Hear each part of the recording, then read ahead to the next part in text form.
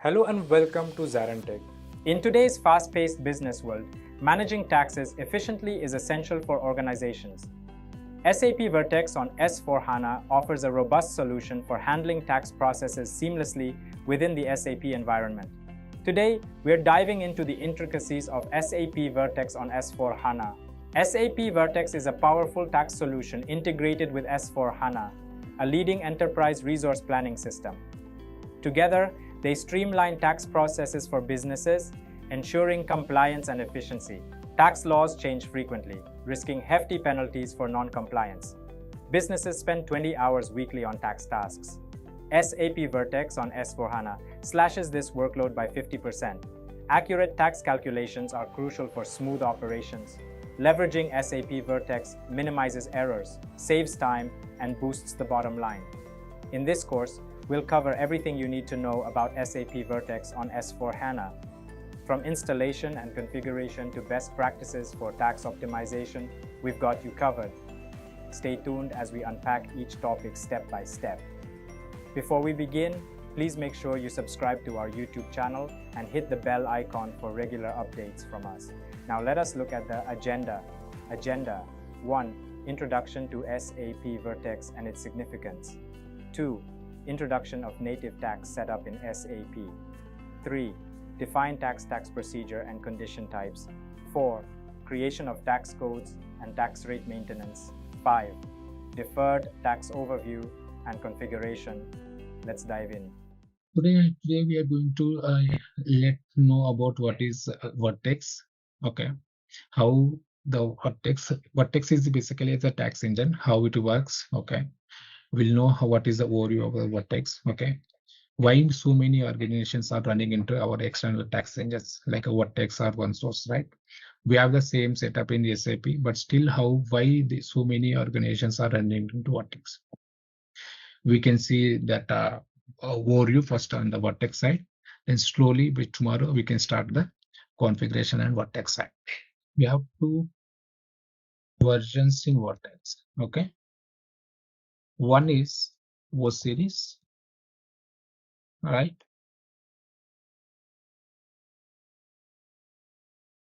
The second one is Vertex Cloud version. Okay, we have two types of versions in Vertex. One is O series version and one is Cloud version. Okay, this Vertex system will provide with very range of tax determinations. For example, you wanted to automate your taxations. You don't want to use your manual process for your tax process. Okay, so Vertex will help to automate your tax determination for any ERPs. Whether you can integrate it with a different ERPs like SAP or Oracle, PeopleSoft, Microsoft Dynamics. You can integrate with any kind of the ERPs. Okay. So and this Vertex system is a very friendly user system. Okay, and you can allow and you can integrate with any of the other organization systems. And this is basically a web application system.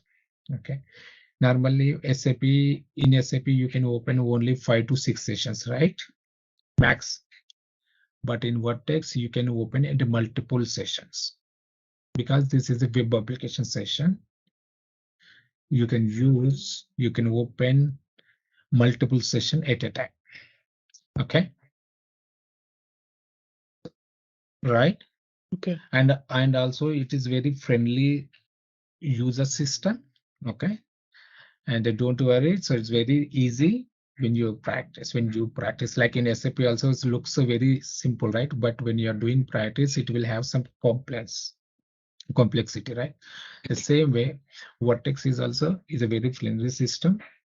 Okay, so you can operate very easily, and the navigation also very simple.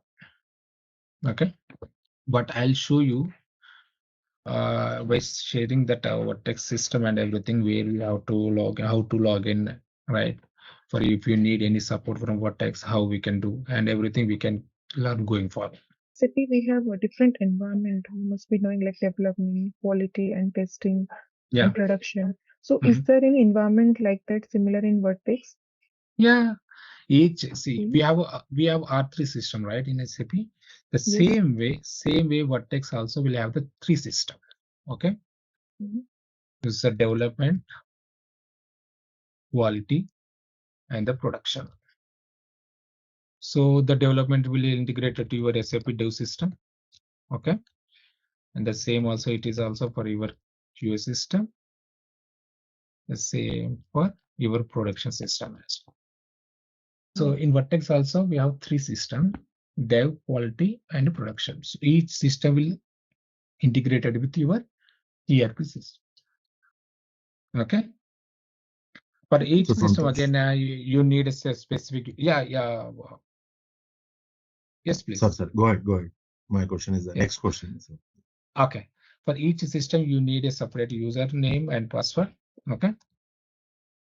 So you can also for the quality as well, say username and password. Yeah, please. And you can ask. Okay, Sure. so you mentioned the O series and the cloud version, right? So what is O series? Is it like a I'll tell you. I'll go to your our full sessions, right? Okay. I'll show you what is O series. See, before O series also we have P series, Q series, and now the latest version is O series, which is 9. I'll show you, okay, what is O series and why we have to migrate from Q series to O series. I'll cover up in our going session. Okay. So Santosh, maybe the fundamental question. Okay. Yeah. Why Vertex? Why Vertex in SAP? Okay. Yeah, that is what I'm going to teach you here. The first thing, to automate your taxation. Okay. To automate your tax determination, we use Vertex. Okay. Because just assume that, for example, you are posting any invoice, for example, a vendor invoice. So if you are using an SAP, okay. So every time you will enter the tax form manually unless your P2P process will use the automate. Okay. Some clients are using, they have not used any condition records on the P2P side. So they want to as a manual thing. Okay. So in that case, they have to select the tax code each and every invoice, right? Each and every line item or header level, right? So those we can overcome with the help of Vertex. So you no need to enter any tax code while you posting any invoice or any sales order or anything on SAP side. The Vertex system can automatically send the tax code and the tax rate to your ERP system. Okay. And one thing to what the tax compliance point of view, we use Vertex. Right? You know, right? So only for US, North America, and Canada. So these are the customers, right? These are the countries we'll use as a Vertex system for the direct tax claims returns, right? For other countries, we will download some VAT reports from your native SAP, means your SAP system, and you will file them. But only for North America and Canada, you will use Vertex for the tax compliance or tax returns. Okay, and also this is a user-friendly system, and which is very simple to operate.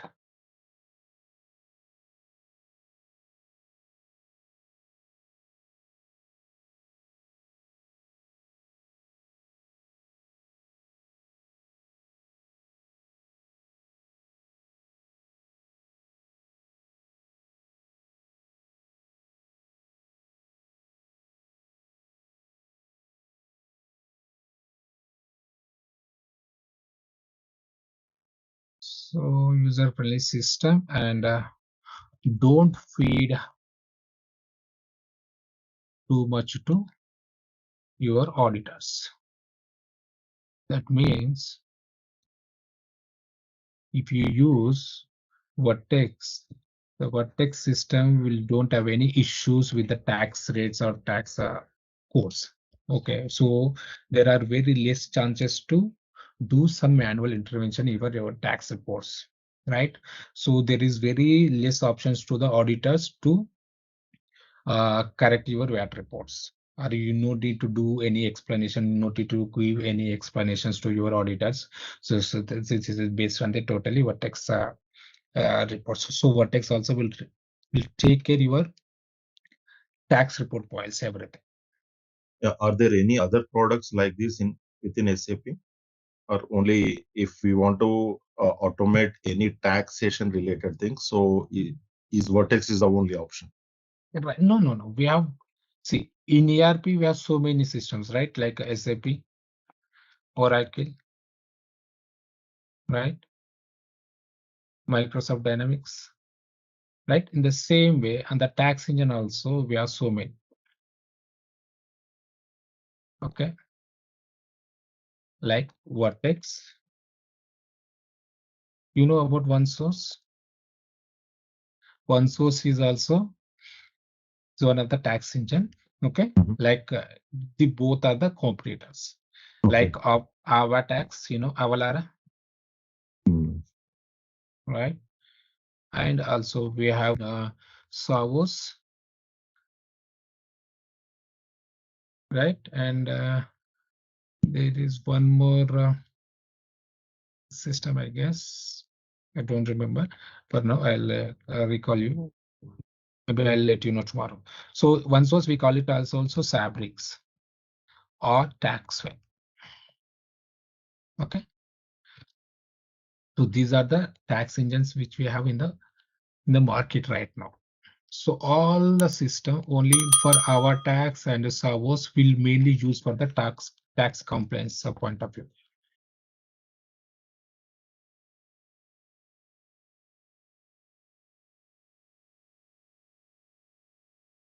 And this Vertex and OneSource will use for your tax determination.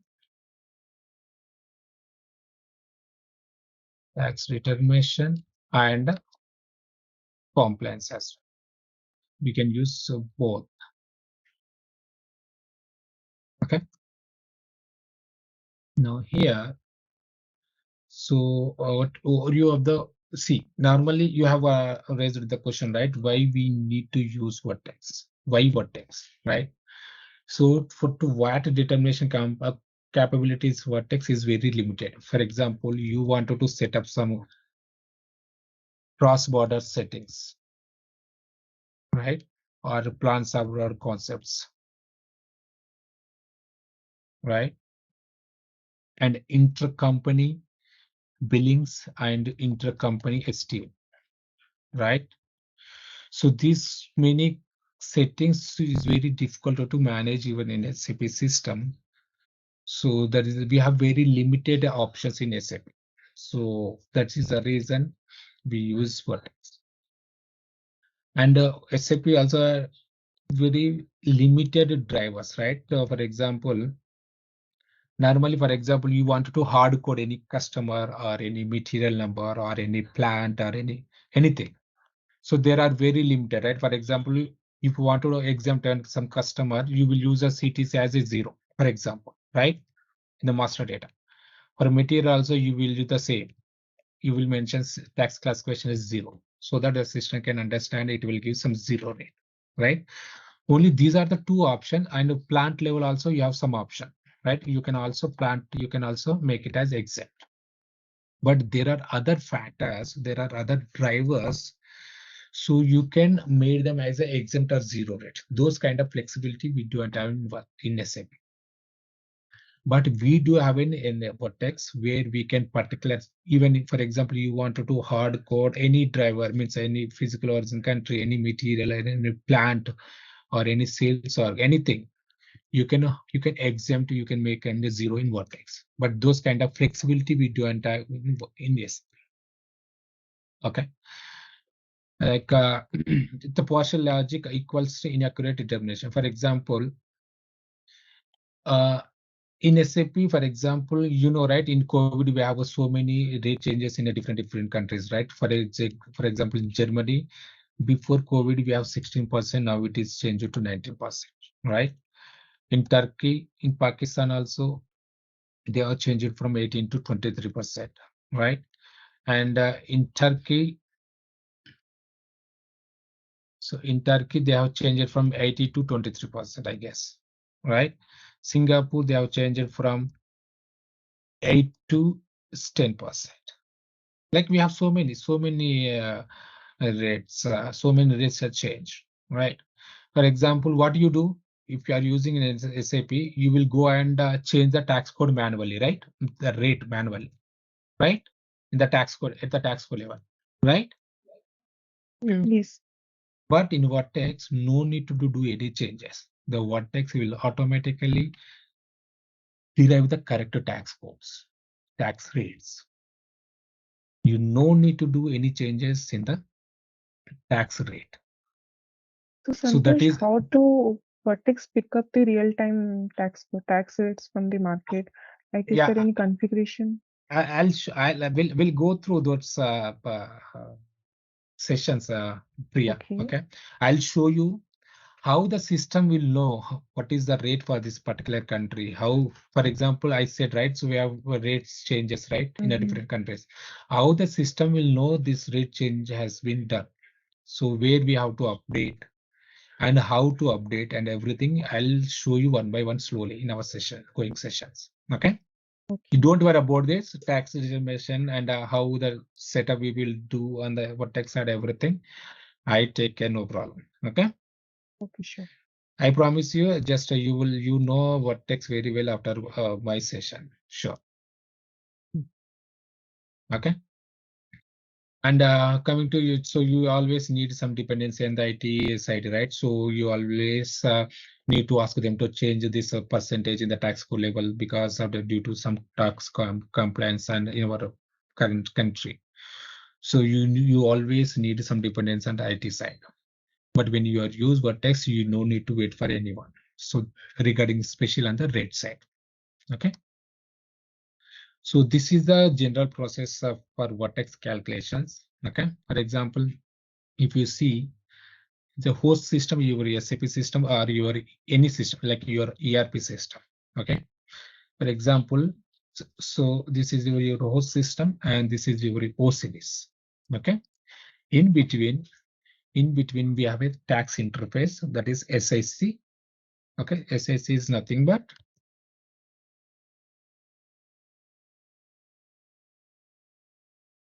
SAP integrate component. Okay. So in between your host system and Vertex, we have SIC. That SIC will integrate each other. So this host and your Vertex system. Right. For example, you are creating any sales order or you're creating any vendor invoice, right? Normally you will pass some basic inputs, right? For example, company code, right? Or vendor number or GL number. If you are using a GL posting, you will use the GL number or you will enter the PO number, right? And along with the NPO, you have different material number, material code and everything, right? Material number or material code. And also you will send the destination countries as well, right? So this kind of data you will enter from your host system, right? From here. Once the data is received by your SIC, right? Here in SIC, we have some Java component. I'll show you in the next diagram. Okay. Once the SIC will receive a data, the data will goes to a tax GIS. GIS is nothing but geographical information system.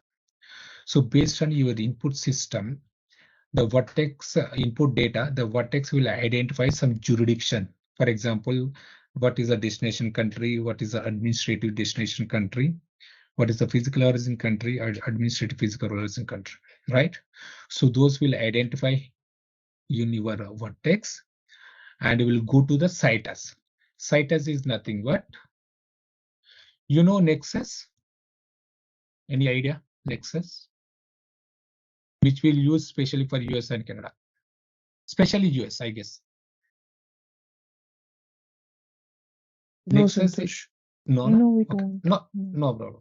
Nexus is nothing but Nexus will tell you where to collect the tax, right? To where to collect the tax. Like in Vertex also we have the Citus. Citus will tell you from which point of view, from where you have to collect the tax. So based on the Citus only your tax determination will happen. How that Citus will determine, okay? This is a predefined setup, okay, in Vertex, but I'll show you. I'll show you some transaction. I will post some transaction in Vertex, and I will show you how that Citus will trigger and how it will determine your tax rate. Okay. Once the data will goes to Citus, and Citus will determine your tax calculations, right? So means it will tell you the system. So this is a place you have to collect the tax. Once the Citus is decided, that will go to your tax engine. Okay. And your tax engine will read all inputs, and it will read the Citus, your sending seller buyer details and sender details. Okay, your tax countries. So based on the country, it will determine, it will pick the rate, and it will send the data to your ERP system again with the help of interface. You know, right? In interface, we have some RFC connections, right? You know what is RFC? RFC is nothing but it's a remote function call. So that will help to send the data from one system to another system. Okay. So that will goes to your ERP system, and you can post that your invoice into your ERP system. And the same time also, for example, you are using the tax Vertex for especially for US and Canada. Along with your ERP system also, the same task means that the same posting transaction will posted into your Vertex database as well. Because end of the day, end of the month, you have to return your files, right? So you will report, you will pull the reports from your Vertex system. So that is the reason it will post in your database, in Vertex database as well. So this is the process how you will input data will go to Vertex and how it will determine a tax rate and everything in Vertex. So here, if you see, I said right. So we have a ECC, and I'll show you. You know what is the tax link areas in the SAP? Any idea? What are the triggering points on SAP? Like we have FI, SD, MM, and CRM, right? So these are the tax link areas, because these are the modules which will involve your tax, right? So you're talking about Vertex Accelerator and Vertex CFA? No, I'm not talking about accelerator. I'm not talking about the CFA. Just I'm telling, for example, generally I'm talking. So what are the triggering points? So like what are the modules which will cover for the taxes, right? So SD will come, for example, if you are doing if you are selling anything to the customer, right? Obviously the taxes will come to the picture. So that's your sales is one of the tax link area. Am I right? Yeah. Like in the sales, MM also is one of the tax link area, because you do some purchases from the external vendors, right? So in that case, you have to pay some taxes to the vendor. So MM is also one of the triggering point, right? And coming to FI, right? When you do, for example, for some countries, okay, when you do some down payment also, and the down payment also, you will pay some taxes, right? When you do some clearing, documents clearing also, that time also you will pay some taxes. So again, your finance is a tax link area, right? So yeah, so we have an SAP system, your ECC or S4HANA system. Within that, we have a tax link area. Tax link area is nothing but your FI module and SD, MM, CRM. Okay, so these are the many means majorly tax link areas in SAP, right? Once. So in between, you see here, this is your SAP system, and this is your O series system. In between, we have SIC. SIC is nothing but your SAP interface component. So this interface component will help to integrate your SAP and Vertex, right?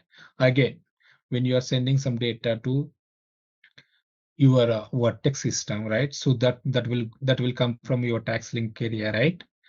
So and that will goes to your SIC, and within SIC we have some Java components. Those Java components will help to change your input data into XML.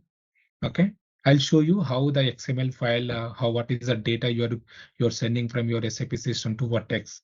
Okay, I have some this thing. I'll show you that. Okay, so that will go to your tax engine. Again, your tax engine will read the jurisdictions and your input data, and it will capture some rates based on your input data, and it will send it to your SIC, and SIC will send to your SAP with the help of RFCs.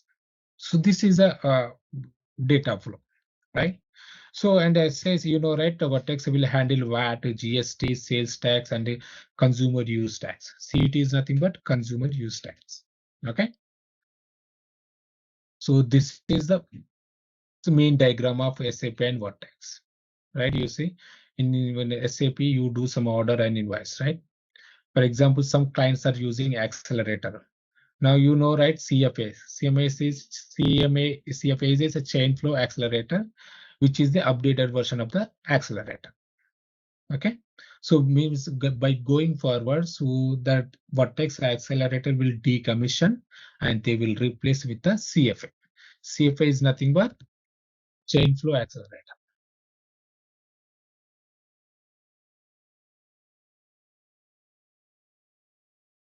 I'll show you how that Vertex accelerator system. Okay. Are you using accelerator or a CFA? I guess you are using. We use both. CFA, because yes. I know the CFA and Vertex, I mean accelerator in Eclipse, because I'm the one of the person implemented both CFA and this thing.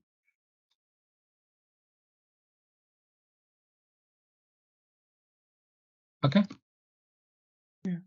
So CFA, once, for example, if you observe in your system, the accelerator part will more cover onto AP side only, more into AP side, accelerator. But if it comes to CFA, it covers both sales and purchases. So here, CFA cover both sales and purchases. But if you see Vertex accelerator, it will more into purchase side only. You can go and check your new system. Okay. So in the accelerator, we have the tax link areas, and this RFC's gateway will help to send your input data to SIC, right, with the help of RFC. You see in SIC, we have the Java component. JOC is nothing but it's a Java component.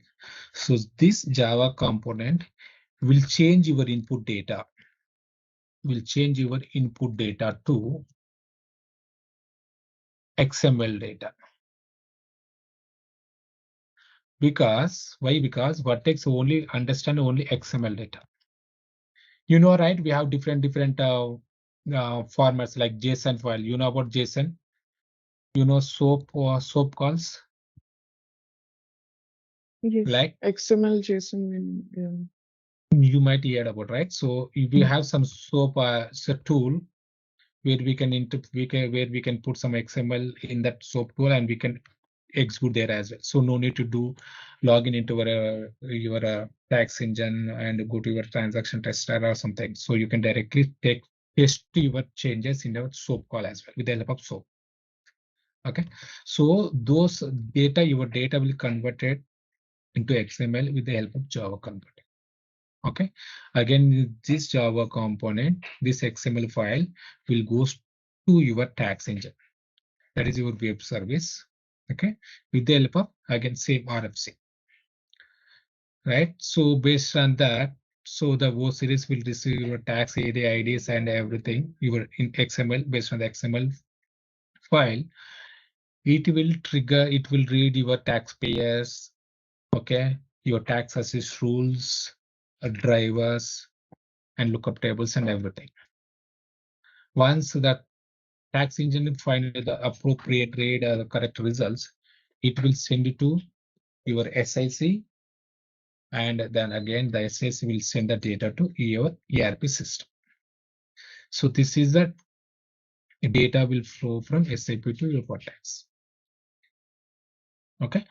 I know this is a little bit What is tough. JDBC, which is going from O series to web service? What is J? What is JDBC? The interface is there in Vertex O series. Yeah, you mean you are referring this one? No, GOC? no, no, not JC? JOC. We know that from Java it is going to SIC. Then after that, SOAP is there, which is sending to web service. Yes. And then we see JDBC. What is that? This is your general database components. This is your database. Okay.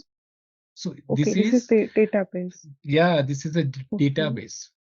So if you see here, within SIC we have the Java component, right? This Java component will help to convert your input data into XML. Okay, because Vertex system can only understand the XML data and it will not understand your raw data. Okay. Okay. Why? Because which is totally purely designed and some if conditions and some logical, some OR gate and AND gate in your this one, right? So based on that, it will read only the XML data. It will not understand your raw data, what you are exactly sending from your SAP system. So those data will convert it into XML with the help of Java component. And again, I said, right, so this Java, this data will goes to Vertex with the help of RFCs. And again, in RFCs, we use some TCP and IP, right? Internet protocol or transfer communication, some program is there, right? So with the help of those internet protocol, it will goes to Vertex. Once Vertex is determined your rates and everything, for US and other regions, I said, right? So at the same time, your invoice will be posted into your SAP system and along with your Vertex tax database as well. Because you have to report, you have to do your file return at the end of the month, right? Okay. And see, if you see here, this is clear. You're Priya, right? I guess. Yeah. No, I'm Lipsa. Yes. Oh, Lipsa. Yeah, this is clear. Yes. How data will flow from SAP to your Vertex. So this is your login page to Vertex. This is a version 8 series login page. Okay. This is O2 series page. All right, let's test your knowledge. Here's a question for you. What is SAP Vertex primarily used for in S/4HANA? Option A, data migration. Option B, tax calculation and compliance. Option C, performance optimization. Option D, user management. Take a moment to think, and when you're ready, choose the correct option. Remember, each choice holds a key to unlocking the answer. Good luck. Type the correct answer in the comment section. Hey there! Want to become a whiz at managing supplies? Our SAP Vertex on S/4HANA course is here for you. You can learn at your speed on our site. In this course, you'll master SAP Vertex on S/4HANA. It's like a toolbox for planning stuff, ensuring we have enough products and getting them where they need to be. Our course covers it all, from basics to pro tips. It's made by experts who know their stuff. Your teachers are pros with tons of experience. They're here to help you learn and answer any questions you have. And guess what? Our students love this course too. Folks just like you have found it super helpful. Best part? It's affordable and won't break the bank. Ready to become a SAP Vertex on S/4HANA Pro? Sign up now. For more info, visit ZaranTech's website. So if you know the SAP taxation, okay, configuration, how to configure and all, so that will help more easy to understand Vertex. Okay. So what I'm planning to do today, so we don't have access to Vertex right now, right? So in the meanwhile, I also talked to Richard, so he will try to get somehow today mostly what Vertex access. In the meanwhile, what I'm trying to say here is we can cover it our SAP native taxation. how the tax will set up on SAP side first. Okay, we can understand how we can do the native taxation, and after that we can go through that Vertex stream part. Is that okay? But this is very, very important. If you know that the tax configuration on SAP side, that will be very helpful. So that is my this one. And before we start, guys, just to give me some what you know about taxes. I thought as per study call, I understand you have some limited knowledge. I won't say you don't know. I understand that you have some limited knowledge on the taxes, right? So just if you know what is tax, why we need to pay tax, you know, what is output in direct and indirect tax, right? So you have some idea, understand, right? So can anyone tell me what is a taxes, means direct and indirect tax? Why we have to pay the tax to the government? Just one word answer also is it's fine. Can anyone? No problem. Yeah. See, as I know, taxes are mandatory for in any country. Yeah. To pay as per the country legal requirement. Okay. So there will be taxes two types, like maybe sales tax as purchase tax. Let's say, okay. So maybe it's called direct or indirect tax. I don't know that term actually. Okay. So this is a mandatory for the services as well as the products which we manufacture or which we give the services. So we'll collect vendors the taxes and we'll pay to the government later. Okay. If it's a sales tax, again we'll deduct from the customers, then we'll pay to the government. So both ways. As an organization, we need to do that. Yeah, you are almost correct, but let me do some small corrections. Yeah. So now, for example, so each country have their own tax requirements, right? For example, in India we call it as GST. Before GST we have SIN, right? Country version India, right?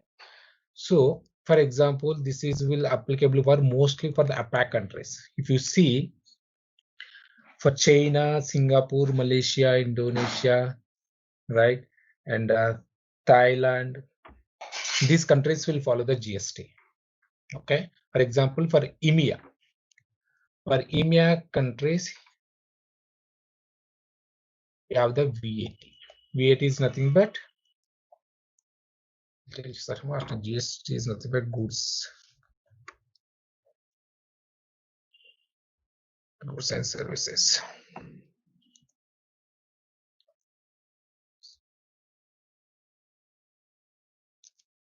Goods and services tax, right? That is nothing but value added tax. We have some other fees as well. Okay, so I'll tell you those as well. So for US and Canada, for US, we have sales tax and use tax. That is, we call it as SUT, right? Sales tax, use tax.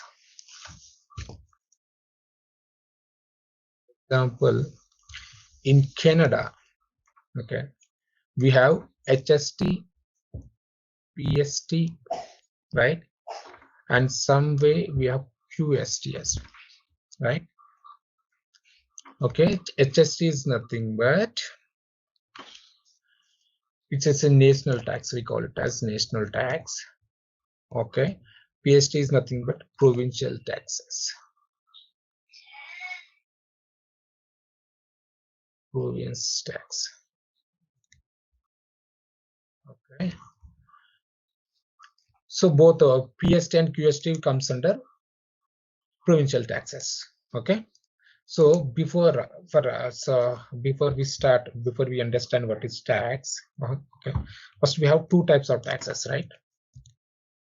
One is direct tax.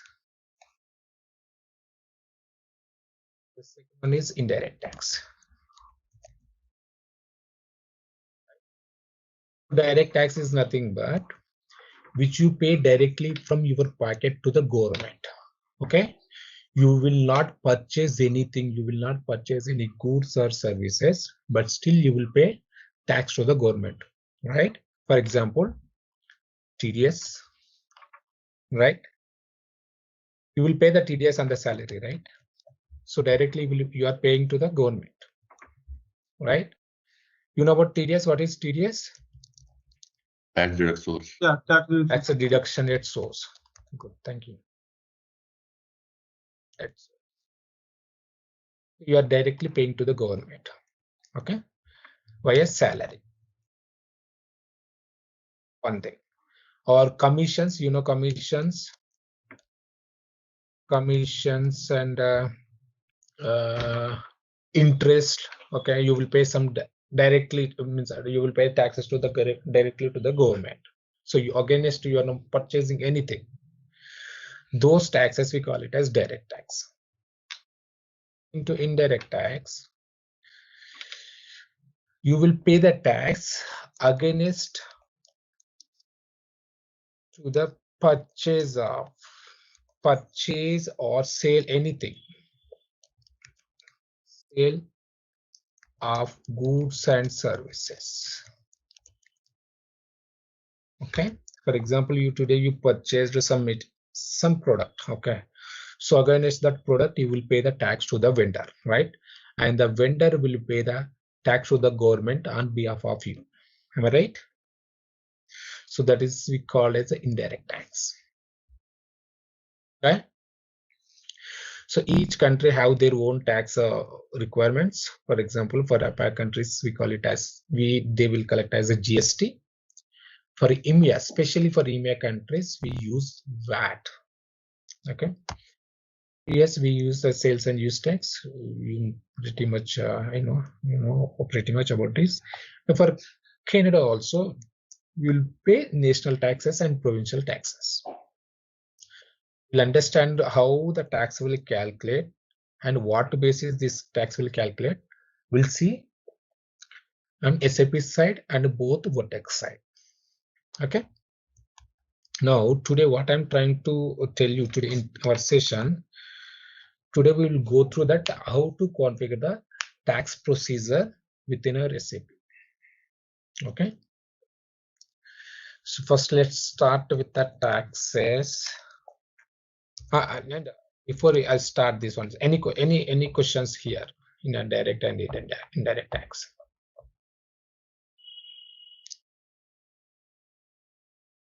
So Santosh, those taxes like GST, VAT, SUT, they will all come under indirect, right?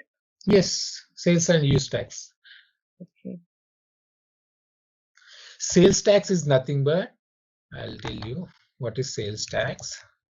Sales tax is nothing but when you are purchasing any goods or services, like goods or services, or any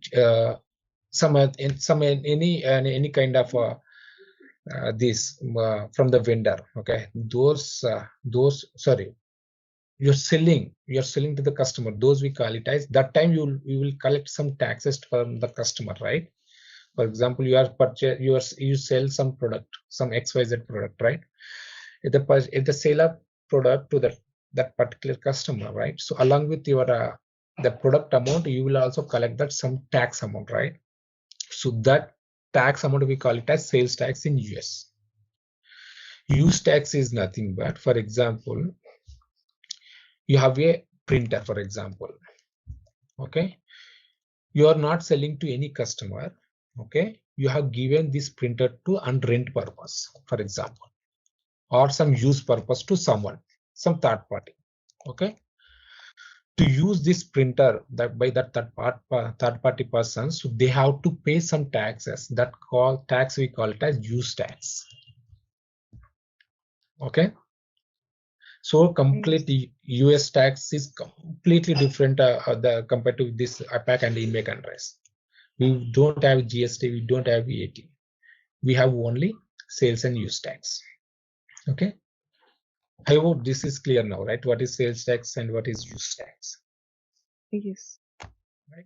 You know about VAT. VAT is against that purchase of goods and services. You will pay the tax. The tax we call it as VAT in Europe countries. Like GST is also same, right? You know what is standard rate Okay, zero rate, exempt rate, reduce rate, reduce rate 1, reduce rate 2, reduce rate 3. Some countries also have reduced rate 4, and we also call it as super reduced rate. Okay. What is standard rate? Okay, for example, and also I have one more this.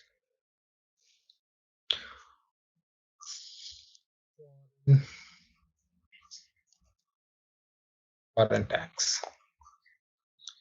You know about RCM? RCM, I'll tell you one by one. Okay, RCM, recoverable, non-recoverable, right? Deductible, non-deductible.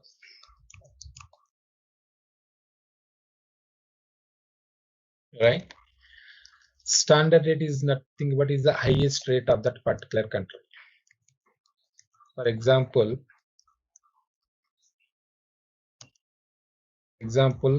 you made some purchase or sale, for example, in Netherlands.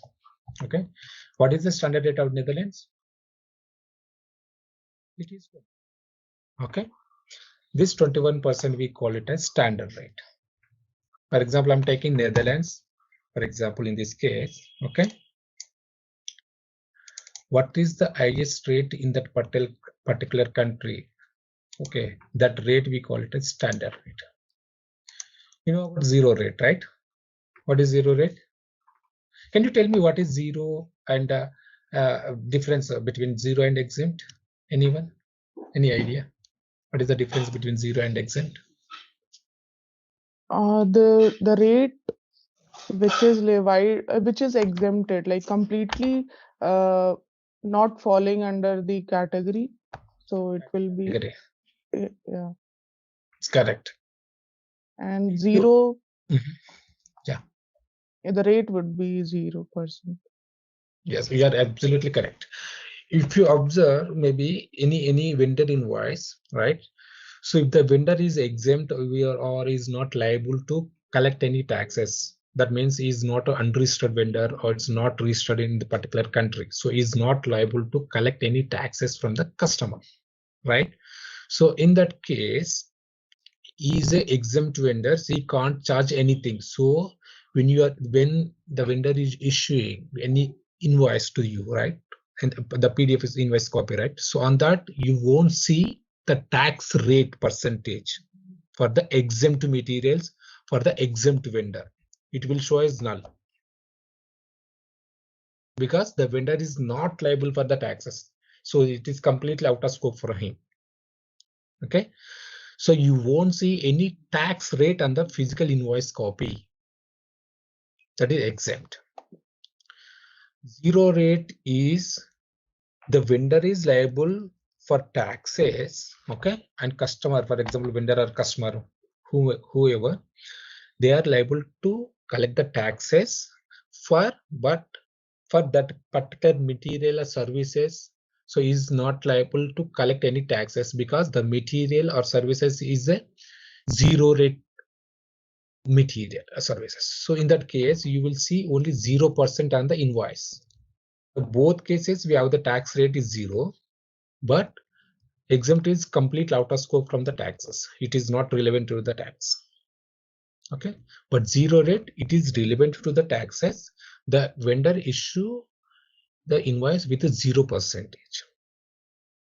Okay, so for example, I am taking the same country, right? Here it is not applicable actually.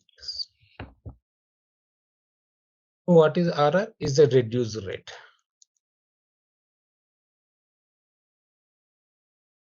Reduced rate is nothing but the below the highest rate. For example, in Netherlands we have 21%, right? And below that, what are the rate you have? That rate we call it as reduced rate. For example, in Netherlands we have 9% is a reduced rate. Correct me if I entered the wrong percentage, but I'm sure this is the correct percentage. Okay. So this rate we call it as reduced rate. Again, for reduced rate 1, so again it is a 6%, I guess, for Netherlands. Different countries means each country have their own reduced rates. Okay. So for example, I'm taking Netherlands. So there's a reason I'm using these numbers. Okay. It may vary, depends on the country. Okay. So reduced rate 2 is again different rate. For example, I'm using some 3% or something. So super reduced rate or reduced rate 3, you can use the lower rate, for example, which is not more than that reduced rate 2. Okay. So foreign rate, what do you mean by foreign rate? Foreign rate is nothing but, for example, you have a company. I'll tell you just a second. For example, you have company ABC in Netherlands. Okay. And your vendor country, for example, your vendor, just a second. This is a vendor country. Okay. The vendor registered in Germany. For example, XYZ is a vendor. You are purchasing some ABC products from this German vendor. Okay. Okay. And the same time, just the same time, your ABC company have registration in Germany. Okay. So you have some German registration number in Germany. Am I right? Right. Normally, just you tell me, generally, for example, you don't have any registrations. For example, you don't have any registration in German, for example. Okay. Normally, this transaction we call it as import. Yes or no? What is import? Purchasing goods from the country. Purchasing goods from country means I can purchase from the within Netherlands also I can purchase, right? No, from National boundary. Yeah. Outside. When the both the physical origin country and the destination country belongs to two different countries. Okay. So in that case, when you are purchasing from the supplier, third-party supplier, right? So those transactions we call it as import. So you are importing from the different country to your hometown country, right? That we call it as import. Then what is import? Purely on the purchase side. Just remember this. This is purely on the purchase side. Okay. Then what is export? When Opposite to that. Opposite sales. Opposite. So you are exporting from your country to different country. So this is purely on the sales side. Right? Right. So now here, just remember this one, especially for Europe countries. Europe, we don't have import and export scenarios. Did you see anywhere import and export in your current project? It is everything is intra-community. Am I right? Yeah. Yes, because we have a special treatment for Europe countries. Within Europe, we don't have any import and export scenarios. It is purely and intra-community. Okay. So now coming to the foreign currency tax, for example, your ABC have the registration in Germany. Okay, for example, some DG number or something. Okay. So what is happening here? Generally, tell me just where we can collect the input tax and output tax. This is very important first. And what basis, on what basis you will collect the input tax? Input tax is nothing but your purchase tax, right? Yeah. Right. Okay. So on what basis we will collect the input tax?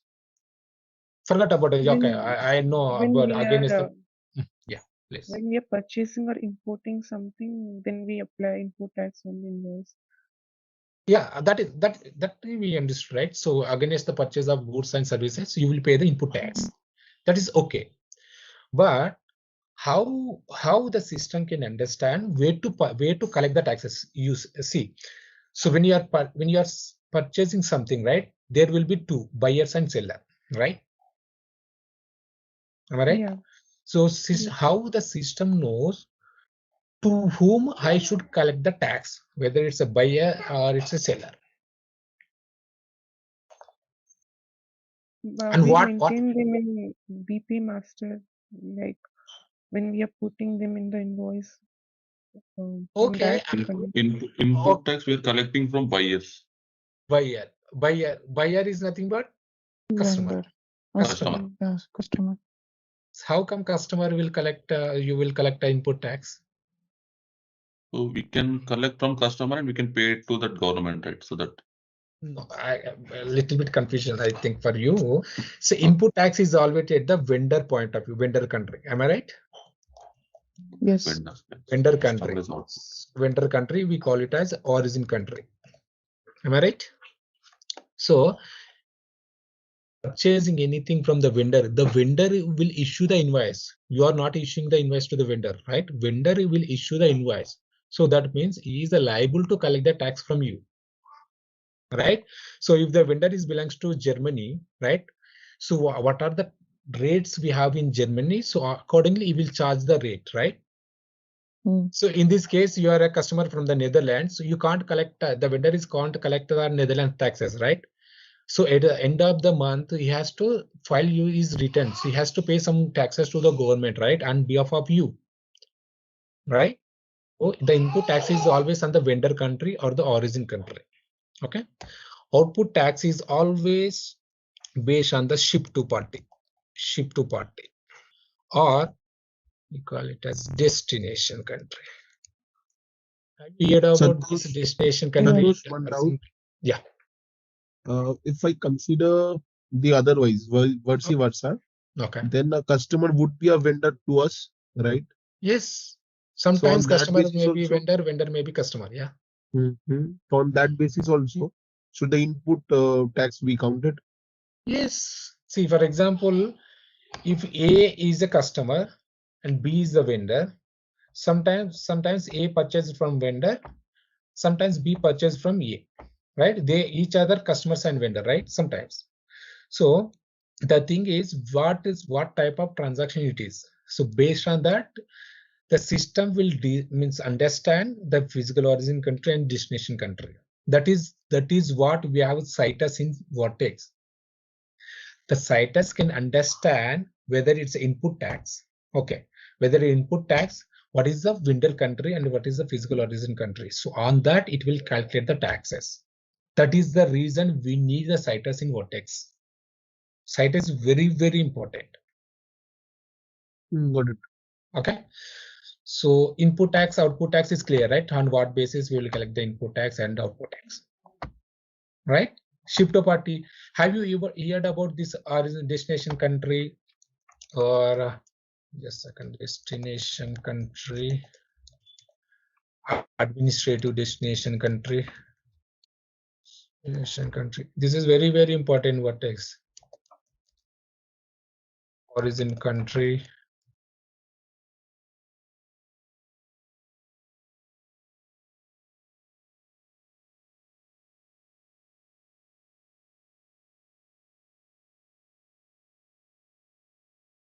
Origin country. Have you heard about these countries? These four? Administrative, not sure. Only two we heard, Santosh: departure country and destination country. Yes. No, see, departure and destination we have in the SAP. Okay, Correct. right? Yeah. But I'll tell you what is departure and these countries, the difference. Okay, departure and destination countries we have in SAP.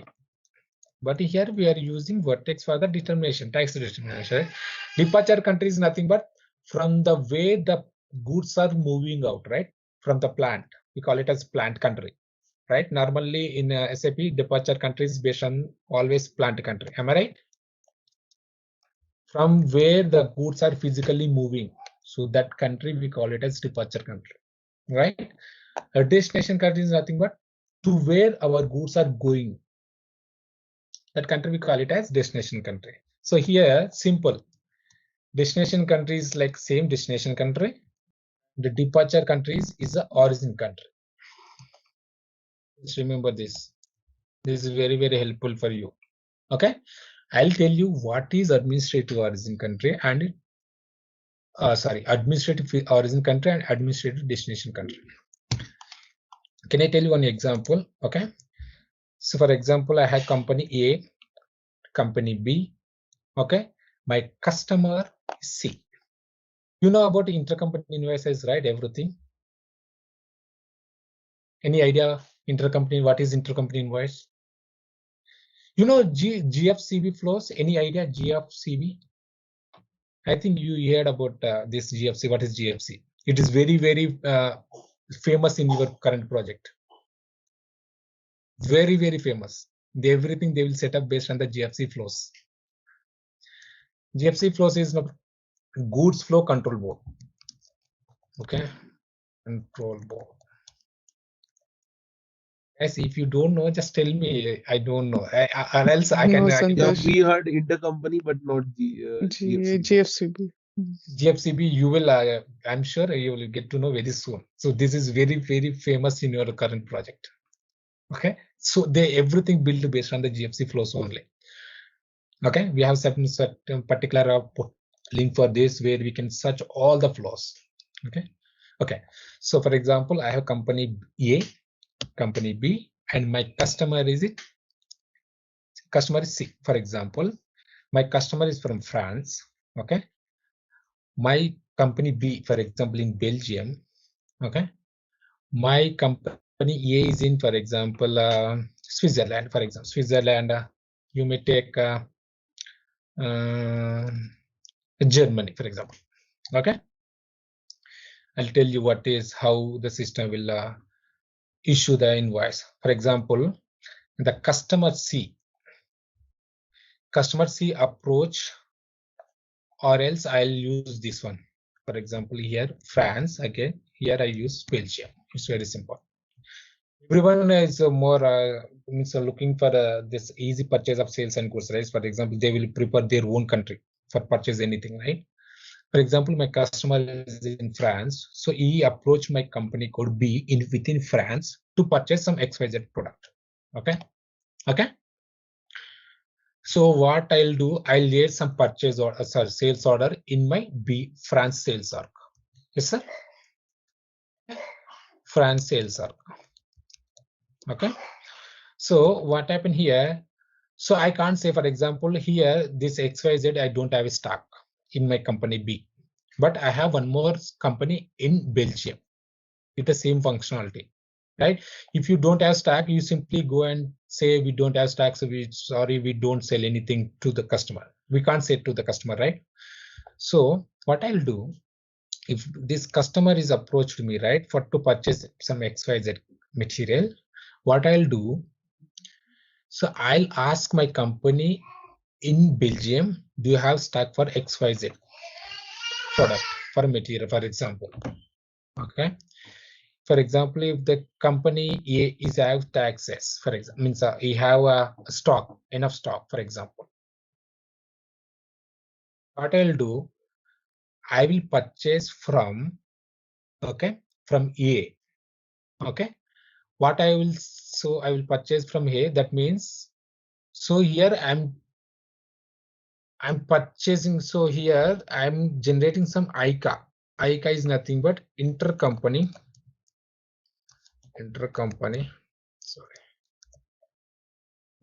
acquisition. Purchasing from company A. So here company A will issue ICS invoice to the company B. ICS is nothing but intercompany sales. Yeah, sales or Supply. whatever. Yeah, supply. So this is very, very important in your this one. So most of the issues will come only for the intercompany. I know. So ICS will issue my company A will issue the ICS to the company B, and company B will purchase from company A. So that time it will generate B will generate some ICA invoice to the company A. So here, so in between A and B, we have the ICA invoice, right? And ICA and Santosh, yeah. sorry to interrupt. So B will generate issue invoice to company A. You're saying? You mean A will issue invoice to the B. Yeah, So yeah. in B we call it as ICA, intercompany acceleration. So because Yeah. B is acquiring some product from company A, right? Right. Now again here, only both ICS and ICA will issue by only company A, because at the same time it is selling the goods to the company B. So that time it will raise some sales order in their sales order. Okay. So here company B purchasing from company A. So they will post some Myro invoice. Okay. They will post some Myro invoice in company B. That is, we call it as ICA. Okay. So here, so this, right, in between these two legal entities, right? So this flow, we call it as intercompany sales or intercompany purchase. So what I'll do here, if for example, if you assume that B company could have their own plant in France, what they do, directly they will send the goods from France plant to customer in the France. So they won't, for example, if they don't have plant in France, what they do, they will send the goods directly from their own country. For example, in Belgium, they have one plant. So they will send the goods to customer in France directly. So they won't send the goods to France. It's like a company B, again company B will send the goods to customer. It won't be like that. So they will directly send from plant to the direct end customer in France. This flow we call it as intercompany sales or intercompany acquisitions. Right. So Santosh, with understanding, goods are going from directly A to C to save time or effort. Yes. But this happens every time, or it's just an agreement? Mostly, mostly. For example, if you assume that my company don't have any plant in Belgium. For example, I don't have any plant in Belgium. I have plant only France. Okay. So in that case, this is a different, right? Directly they are sending the goods within France only, right? This depends business how they are expanded, right? So how based on the business requirement, right? If they have the plant in the Belgium, directly they will send from the Belgium plant to end customer in France. For example, they don't have any plant in Belgium, or else they have plant in a different country, for example, Netherlands, right? So they will send the goods directly from Netherlands to France. This scenario, we call it as plants abroad concept. This is a plants abroad concept because here we have three different countries. My customer is from France, my sales arc is from Belgium, and my Belgium having its own plant. Belgium is having its own plant in NL. Okay, that means in ABC don't have any company code in NL. They have only plant in NL. Okay, so whatever the sales is happening, they will send the goods from NL plant to other country, like customers. So this scenario we call it as plants abroad. Little bit confusion here, but you get to know where is means going forward. Yeah. Yeah, I got confused here. Like both the company A. Yeah, both intercompany for plant plants. Okay. Yeah, you go ahead, Priya. Yeah. Okay. For company A, if we say it's BE10, then its own plant it's in Netherlands, BE20, you mean? Hey there, want to become a whiz at managing supplies? Our SAP Vertex on S4HANA course is here for you. You can learn at your speed on our site. In this course, you'll master SAP Vertex on S/4HANA. It's like a toolbox for planning stuff, ensuring we have enough products and getting them where they need to be. Our course covers it all, from basics to pro tips. It's made by experts who know their stuff. Your teachers are pros with tons of experience. They're here to help you learn and answer any questions you have. And guess what? Our students love this course too. Folks just like you have found it super helpful. Best part? It's affordable and won't break the bank. Ready to become a SAP Vertex on S/4HANA Pro? Sign up now. For more info, visit ZaranTech's website. And not Sorry, for example, my company is BE10. Okay. Okay. For example, I have a company called FR10. For example, my customer, some XYZ customer. Okay. My customer belongs to FR country, and this FR01 belongs to also same FR. Okay. My another company is in Belgium. Okay. Now, the customer XYZ approached my FR company code to purchase some XYZ product, some ABC product. Okay. What I'm telling here, for example, unfortunately, I don't have that particular stock, particular material or services. I don't have stock. So I checked with my BE company code. They are saying that we have enough stock. So here I can't lose customer, right, by saying that I don't have stock. So it will be a revenue, it's a revenue loss for us, right? What I'll do here, I will raise a sales order in my FR0 sales order. Okay. Okay. I'll create a delivery and everything in my FR only. Okay. In billing and everything. Okay. Right. I'll issue the invoice to customer with my FR company code only. Okay. So what I'll do in the back end, I'll purchase this XYZ from my BE company code internally. We have an internal sale. So this sale, we call it as flash sale, right? You know about flash sale? Flash sale or title sale, we call it as. in background, whatever we are doing to maintain. Forget about this BE company code for as of now. No, this intercompany is clear, but for this plant abroad, you mentioned. I'll tell you. What is this? Okay. So intercompany is clear? Yeah.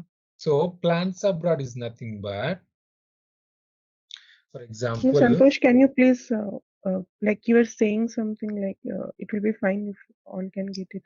Like you were saying that again, like FR10 delivery, and we all did for like from France to Belgium. Like it is flash or title sale, right. which we call. Can you please continue from that? With the same discussion you want. Okay. Yeah. So the first customer is approached only my FR company code. So forget about this BE company code. This came later, right? Forget about this company code. Here, what I'll do, I'll issue sales order to the customer. Okay. And delivery and everything and billing with my sales or company code. Okay. So this is clear. Still, we have done the end-to-end process, right? What I'll do here internally, I'll purchase from BE company code. Here I will generate some intercompany acquisition invoice in my company code. I'll pay some invoice myself in my company code. Okay. Like same way, BE selling goods to FR10, right? So in BE company code, they will post some ICS invoice, intercompany supply, because they have a sale, right? So they will do some sales invoice. Okay. Here, for example, BE having plant in FR. I'm telling BE having plant in FR. Okay. Right. So what I'll do here, I will send my goods from plant to end customer in plant directly within the country. So this flow, we call it as intercompany, right? So coming to the plants abroad, it's very similar, but we have some small difference. Okay. But here I'm saying that I'm having the plant in FR, right? Along with also, I have some registration in that particular country. some registration. We call it as foreign registration. Okay. So I have some registration in the plant. I have some physical territory. That means physically I have some company code or plant setup. Okay. Legally. Okay. So in that case, if the goods are selling from that particular plant, that sale we call it as plants abroad sale. Here everything is same. Everything is same, but the thing is here BE will have the foreign registration in FR, and it's having its own physical entity, physical territory in that particular country. Okay. You know this IC STO. What is STO? Is STO generally stock to order, right?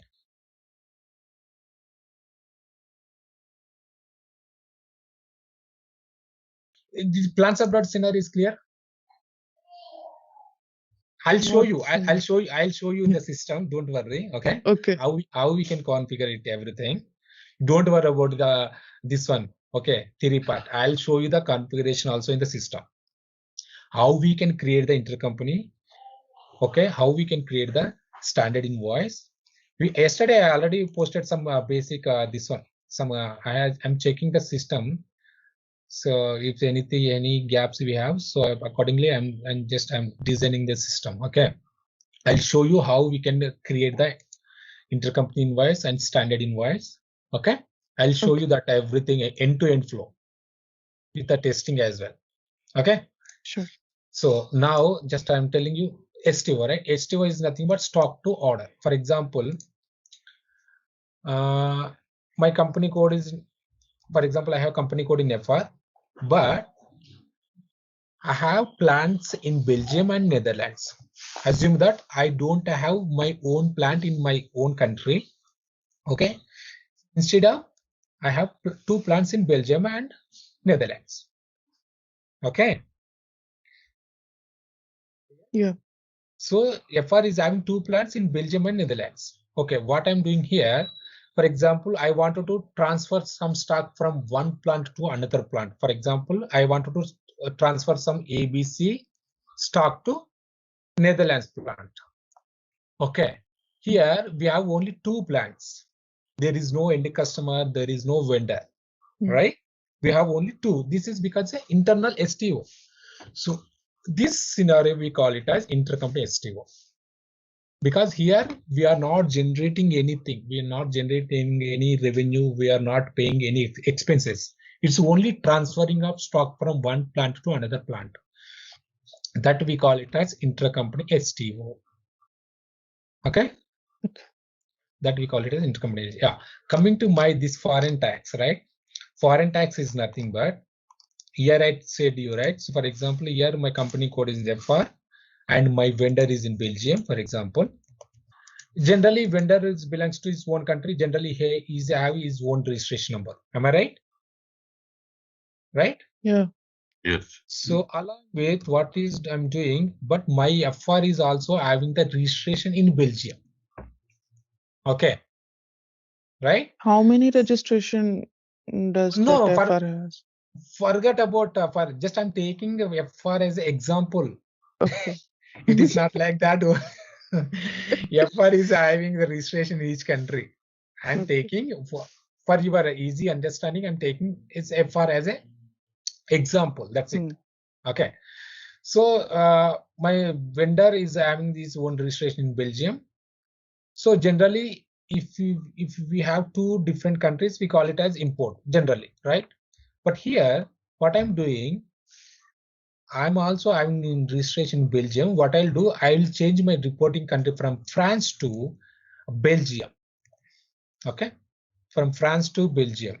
So why I'm doing here because sorry, why I'm doing here because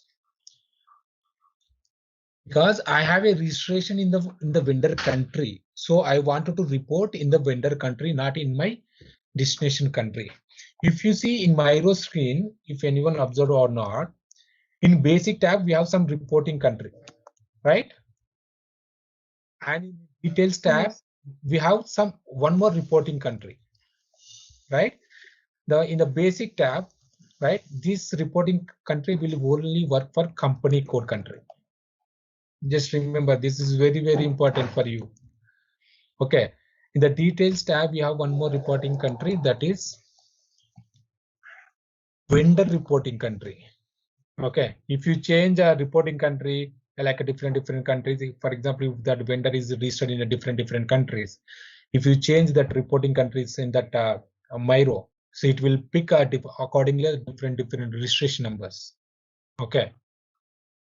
So vendor country. Okay. So what I'll do here, my FR is having a registration in Belgium. So I wanted to report in Belgium, not in France. So in that case, so I'm reporting in the France, in the foreign country. So I'm reporting in foreign country, not in my physical origin country. So those kind of sales, we call it as foreign sales, and we will collect. So vendor will collect the foreign VAT. This is purely foreign VAT, only will work for only purchase side. Okay, sorry, purchase side, only input. Tax. You won't find on the sales side. Okay, right? So coming to RCM, RCM is nothing but, what is RCM? Reverse charge. Reverse charge. Reverse charge mechanism. Yes, you are correct. Reverse charge mechanism. What is reverse charge mechanism? Have a seller and buyer, right? Like recipient. So I'll use this one. Seller or buyer, for example. Seller. Buyer is customer always, right? Seller is vendor or supplier, right? What a reverse charge mechanism is, for example, when you are purchasing something from the vendor, right? Generally, you will pay the tax to the vendor. This is a standard flow. General, it's common known thing, right? But here, for example, you assume that that vendor is not registered vendor, okay? Not registered vendor, okay? Or is not liable to collect the taxes, okay? Is not liable to the taxes. What I'll do on behalf of vendor,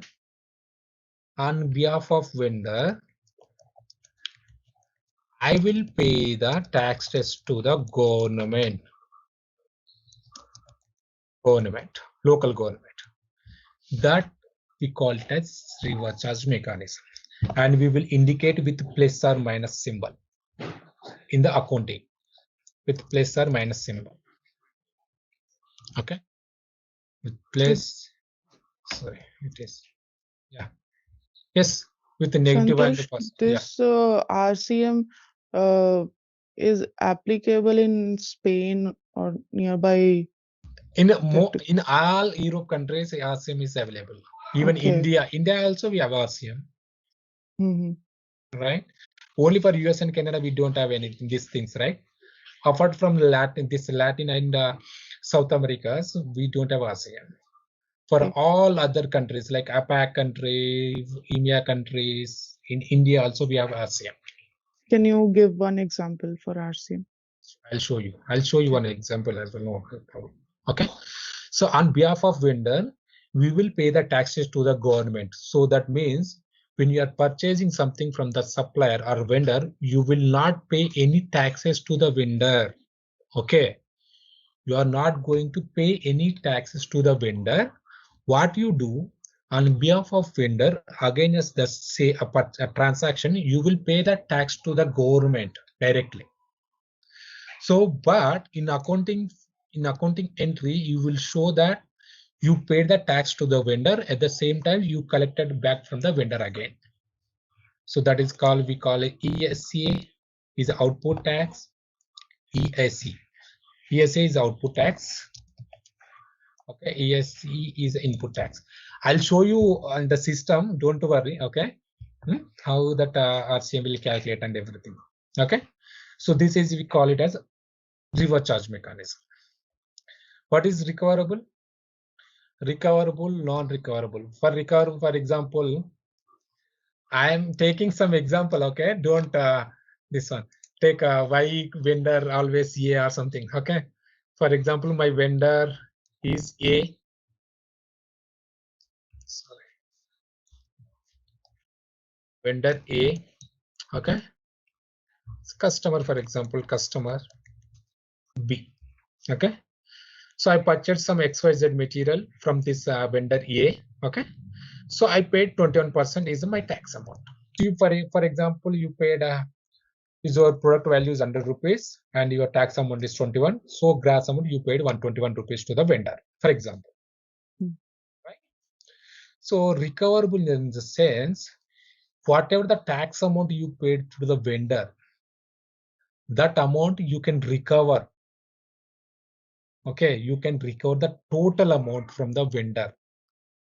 That means at the end of the day, you will pay 100 rupees to the customer there. Okay. At the end of the day, you will pay only 100 rupees to the vendor because you already recovered this 21%. Okay. Recoverable. We have these scenarios in Europe countries, huh? Why we have to recover and why we have two types of scenarios, like a standard one recoverability. Why recoverability is in Europe countries? Because this is based on this country tax means legislation, right? So yeah, their laws. So accordingly, you have to recover the tax amount. Is it for only EMEA countries only, right? It is not India. Like in India, there is no recoverable and non-recoverable, right? But we have a deductible, right? Deductible and non-deductible. In India, we have deductible and non-deductible. That is the reason. So that is the reason they have introduced in non-deductible and deductible as well. These four, recoverable, non-recoverable, deductible, non-deductible, will all looks similar. It's almost same. But if it's recoverable, why we are paying at first time? That is what that is a scenario we have to show me. I'll tell you. Normally, what you do here, when you're purchasing something, you will pay the tax to the vendor. That is a general flow. That's okay. But the vendor is a recoverable vendor or is a non-recoverable vendor. So we have some listed as specific vendors for the deductible, non-deductible, and recoverable, non-recoverable. Okay. These vendors are not as per the regular vendor. You know about one-time vendor, regular vendors? One-time vendor. Yes. Yeah. One-time vendor won't have any master data. Am I right? Yeah. Yes. Yeah. Regular vendor will have that particular master data. Yes. So they exist in particular country. So they both become same, right? So one-time vendor will not charge any taxes because he's not a registered vendor in that particular country. So he can't liable to charge anything from the customer, right? So where we have some scenarios in Europe countries where we have some recoverable vendors and non-deductible, deductible vendors. So accordingly, you have to set up your system. Okay. So here, recoverable in the sense, whatever the tax amount you paid to the vendor, you can recover 100%. 100% you can recover. For example, you paid 21 rupees as a tax. So at the end of the transaction, you can collect the total 21 rupees from the vendor. Coming to the non-recoverable. Non-recoverable is quite opposite. You understand, I think, now. What is non-recoverable? You won't collect, you won't recover any amount. That is non-recoverable. So how these will be settled? I'll show you the system. Okay. I'll show you in the system. Everything I'll show you in the system. Okay. Okay. How, for example, we have some scenarios, non-recoverable. For example, your rate is 21%. Okay. So in the where we have some scenarios, you wanted to pay only 16% is a tax amount. The rest 5% you don't want to pay to the customer. So 5% is a non-deductible or non-recoverable. That means, for example, you tell me in 100 rupees, 21 is your tax amount, right? What is 16% of 21? For example, 21% you paid, right? Okay, just a second. 16%, what is the 16% of 100 in 21%? I'll tell you in a second. So 21, 16. Sorry, 16%, which is 16 rupees. 5% is non-deductible, means you will not pay this 5% to the vendor. You will pay only 16 rupees as a tax amount. Okay, this 5 rupees will adjusted into your revenue or expense account. Okay. Expense or revenue account. So at the end of the day, your net amount is 100 rupees, right? And you are paying. We know 21% is a tax amount, but this vendor is a non-deductible vendor. So non-deductible vendor, accordingly, for example, how much is he can charge? We have some certain percentage for the according to the vendor. For example, this vendor is liable to collect only 16% as a tax amount. For example, you paid 16%, right? But here in the accounting, what you will show up in the accounting, you will pay tax 16 rupees as your tax amount, and 5% means this 5%, right? It's deductible or non-deductible. This first 5%, 5 rupees will adjusted into your net amount or your expense amount. So here 5% is a non-deductible account, right? Now you tell me, end of the transaction, what is my gross amount? Gross amount would be 121. 105. 121 only. 121 only. But this non-deductible don't generate any separate line items. I'll show you. So here, what will happen? This 5 rupees will go and added into your net amount. So it will become 105. So end of the day, means end of the transaction, your gross is same, but that 5% non-deductible account will go and adjusted into your net amount. So you would pay only 16 rupees tax amount to the vendor. So these scenarios we call it as recoverable, non-recoverable, or deductible, non-deductible. Like same, almost same. Deductible is nothing but same thing. Like as it is, like recoverable, how recoverable works and how non-recoverable works, it will work same both. And we use the same setup also for both the transactions. But if you are using some Vertex, I'm sorry, SAP, we have some, you know about NVV account key, right? NVV account key. I heard about this NVV account key here. So we will activate NVV. But for example, you assume that you are not using SAP for the taxation, you are using Vertex. In Vertex, we have some separate rules for these scenarios. Okay. I'll show you how we can set up those scenarios in Vertex as well. Okay. We have some recoverability rules in Vertex under tax rules. Okay. I'll show you how this recoverable amount Vertex can understand. I'll show you these things. Okay. Now I think you have some basic idea about what kind of taxes, what are the different types of taxes we have in different countries, right? At least you have some idea what is intercompany, what is plants abroad, right? Yeah, only RCM example is left. RCM, I explained, right? RCM is, so I'll show you how we will set up the RCM. So on behalf of vendor, just remember that on behalf of vendor, you will pay the taxes to the government. Okay. So you are not going to pay any taxes, input tax to the vendor. Simple. Okay. That scenario we call it as reverse charge, and this reverse charge we will indicate with ESA and ESE. Okay, I'll show you how we can activate this RCM. Okay. Okay. So in SAP it is very simple, but in Vertex also we have some kind of settings on the taxpayer level. Okay, I'll show you how to activate reverse charge on the Vertex side too. So this is clear, right? Overview means how intercompany and RCM and other different type software, right? Yes. I left with only one tax thing. I'll cover up that as well. Then I will close this session today. Okay, because I said, right, so I have to drop. I have some client calls. Okay, I have to drop. So have you heard about triangulation? Yeah. This triangulation. Triangulation happens Like for I knew about in the scenario of Spain, France, and those related Canary Islands. So Yes. Triangulation in the sense is always they have to involve 3 countries. Simple. they are not outside of that country, but they are separate. 3 countries in the sense. Triangulation is something by itself, naming itself is saying that 3 countries, right? Triangle itself, we have to involve 3 countries. One is buyer, seller, or the destination or the physical origin country, right? They belongs to 3 different countries.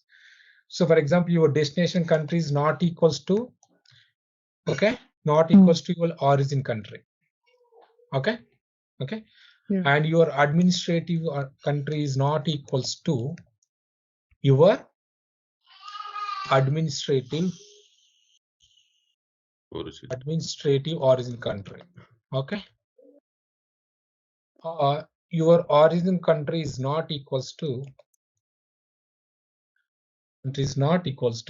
your destination country. It's the same thing, opposite. Or else we can add like this as well. Like your origin country is not equal to your administrative origin country also.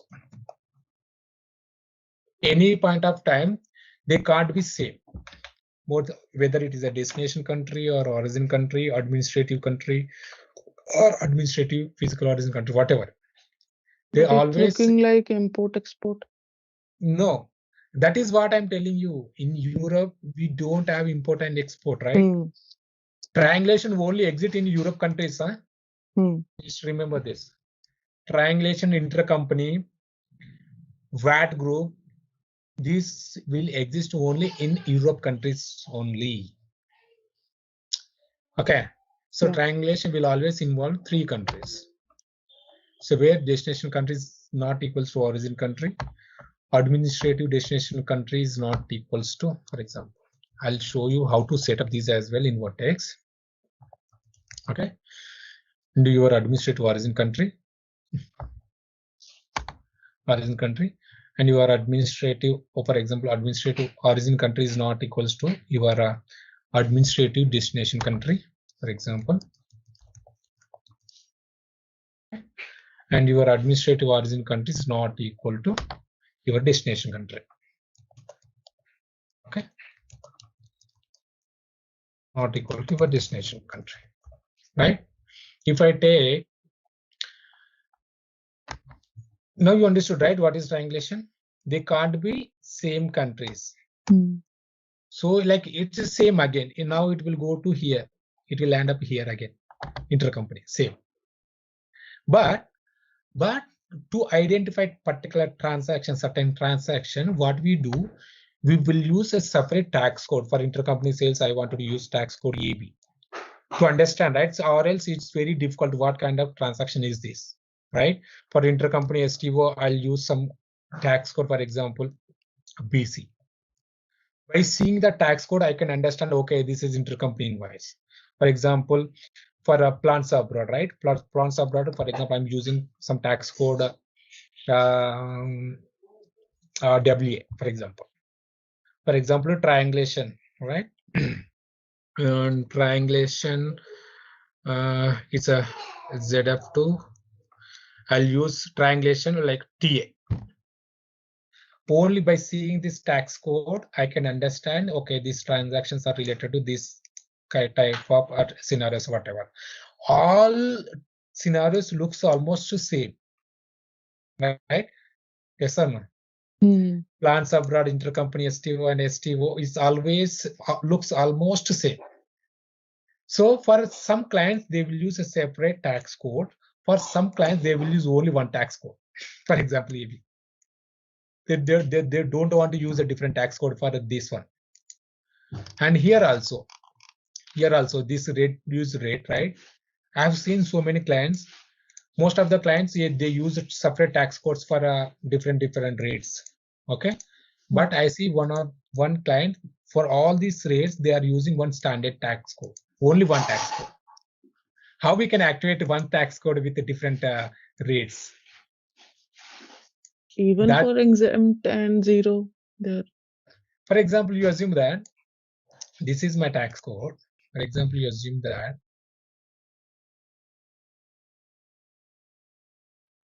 for example, my country is D. For example, I'll open some A1 tax code. Okay. Now you see A1 is the output tax code, which is 19%, right? I said just now, right? The one client is using one tax code for all the scenarios. So you wanted to activate deductible as well. So for example, you assume that he activated deductible here. He maintains certain rate under NBB, or he maintains some certain rate in ESA and ESC, right? So how to set up these scenarios? How the system can, we are activated multiple conditions in one tax code, but how the system can understand which tax rate it has to pick. Yeah. This is a challenge, right? We have to like Yeah. activate the So, account key, like from that it can pick up. okay, you are saying accounting key, for example. So VST is the input tax, right? Right? Now ESA is the input tax. Yes or no? ESA and NBB, these are the input taxes, right? Now you tell me, when you are posting any vendor invoice, are you passing any accounting key? No, we don't. You won't pass an accounting key, right? You pass only vendor details and the GL details and everything, the PO details. But how the system can understand? And there are different account keys But also. The same. conversion sales order we give condition type, no? Like ZWST or ZTXC, or like here it is MWS. So from there also Just tell me, input taxes will calculate based on what? Tax. Like when we, I'll tell you. Input tax is always work based on your tax procedure. Remember this. Okay? Based on your tax procedure, how you define your tax procedure. This is your tax procedure, right? This part, the whole part, right? So accordingly, it will calculate your input tax. But coming to output tax will work based on your pricing procedure. When you are creating any sales order, right? Show you one sales order I have just created yesterday.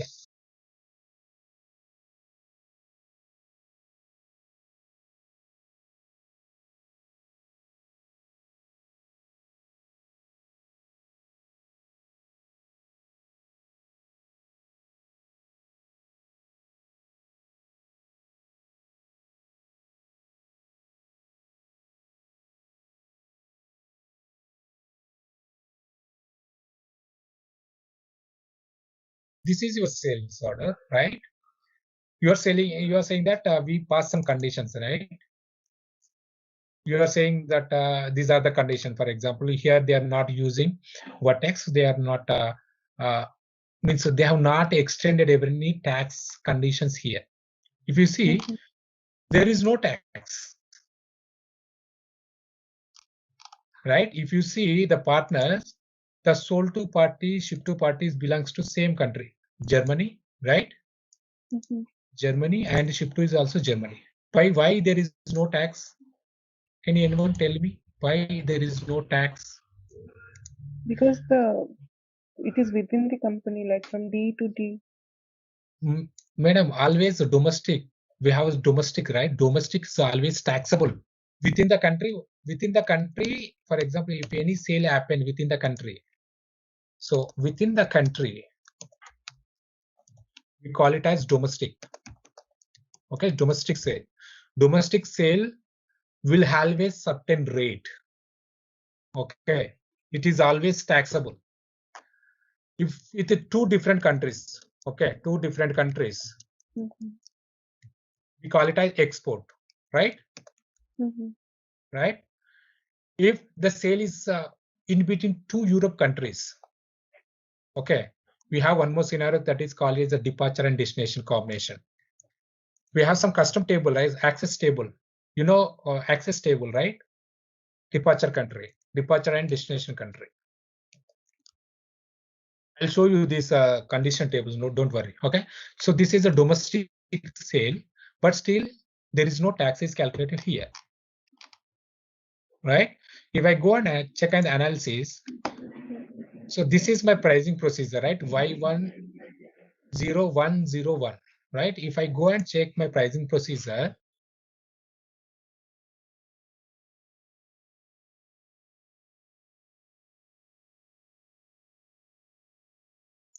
if you select this pricing procedure, just click on the pricing procedure. Here you see we have so many conditions, right? But in that pricing procedure, we have not extended. We have, I'll show you. You see that TTX1. TTX1 is your tax condition type. Okay. When you are creating a tax condition, right? This one, the MWBS or MWS.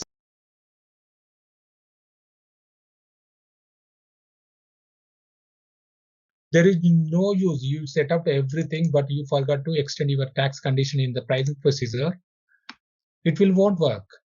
So I'm using the Germany card, right? So I'm using the German tax procedure.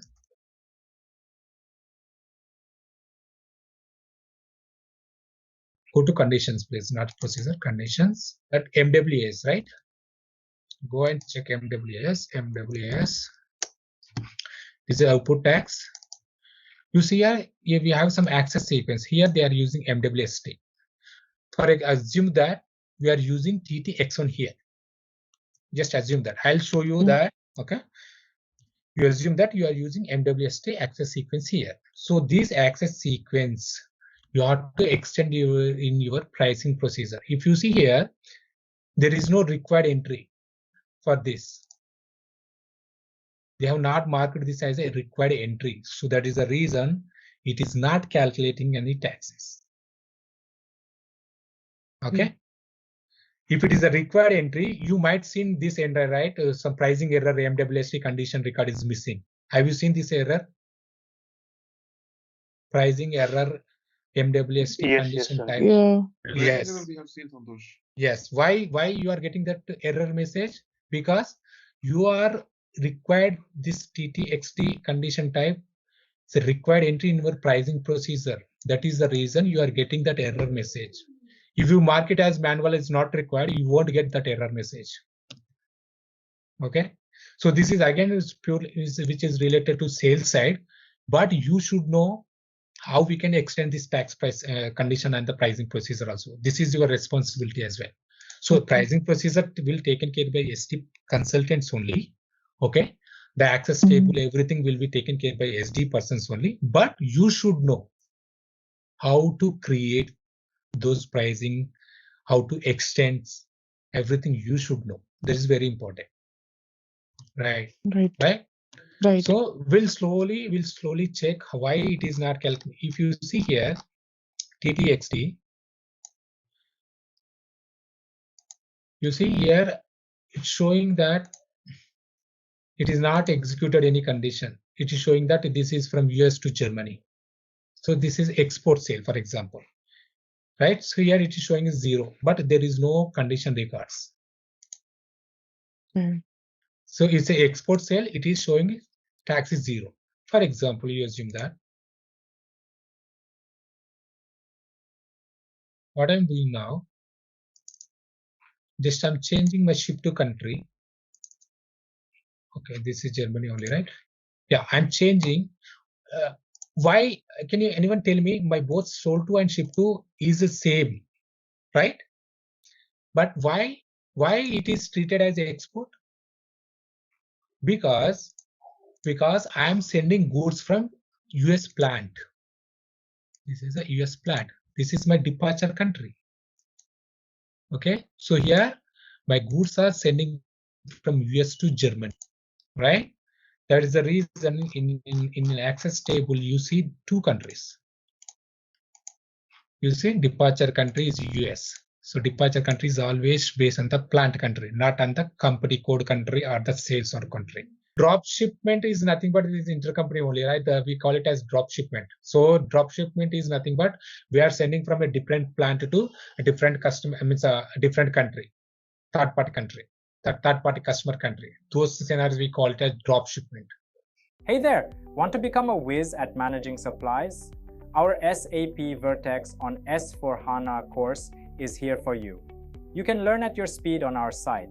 In this course, you'll master SAP Vertex on S/4HANA.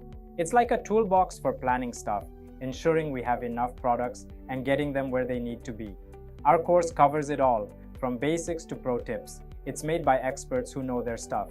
Your teachers are pros with tons of experience. They're here to help you learn and answer any questions you have. And guess what? Our students love this course too. Folks just like you have found it super helpful. Best part? It's affordable and won't break the bank. Ready to become a SAP Vertex on S/4HANA Pro? Sign up now. For more info, visit ZaranTech's website. So basically, we have to do some major steps. We have some, right? SAP is everything is in a sequence, right? You have the proper company code set up, right? So you can able to post certain transaction. If there is no company code set up, right, you can't post any transaction in SAP, right? The same way, so if you want to define any tax procedure, right, you need that particular country to be created in that company, in that system, in ERP, right? Like taxes is always on the country level. Am I right? Country level. It's not it's company code level, or like it's a vendor level, or it's customer level, which is always it's country level, right? So in SAP, we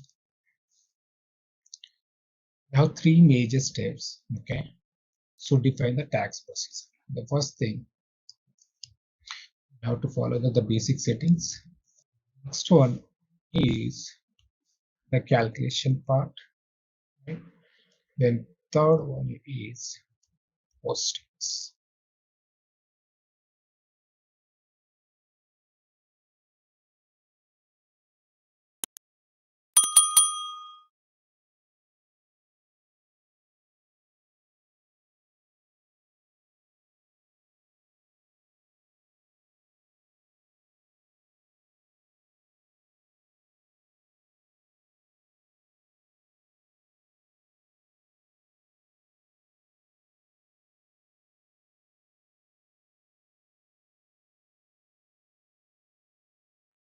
So in SAP, we can go in two ways, right? Either we can use a transactional code or we can use the path. Am I right? Yes, Andhra. Access.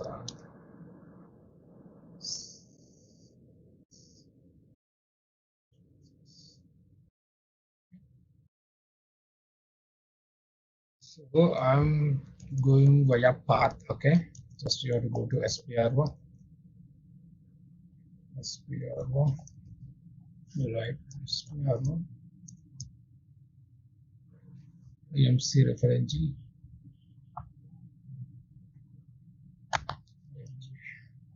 Okay.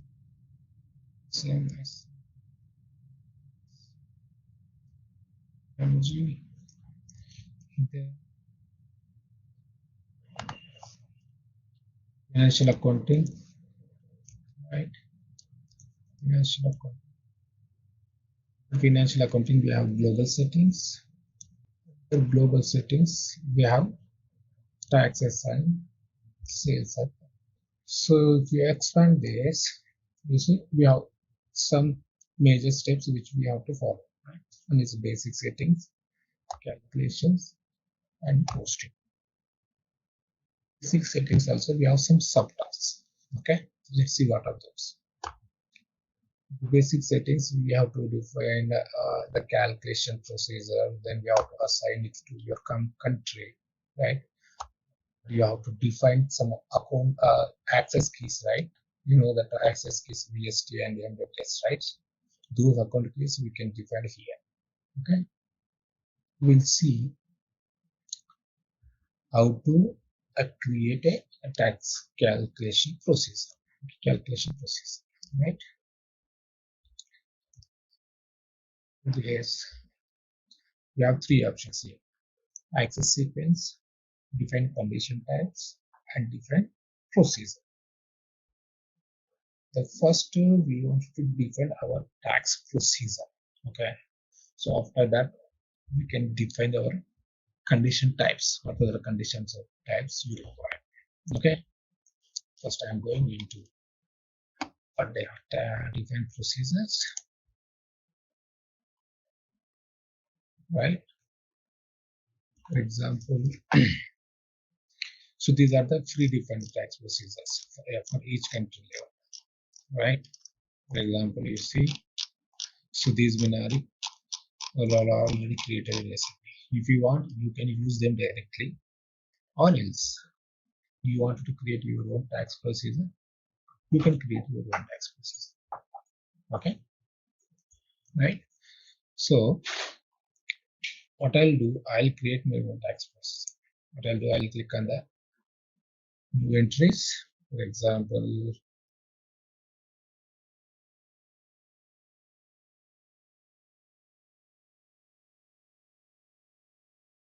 tax.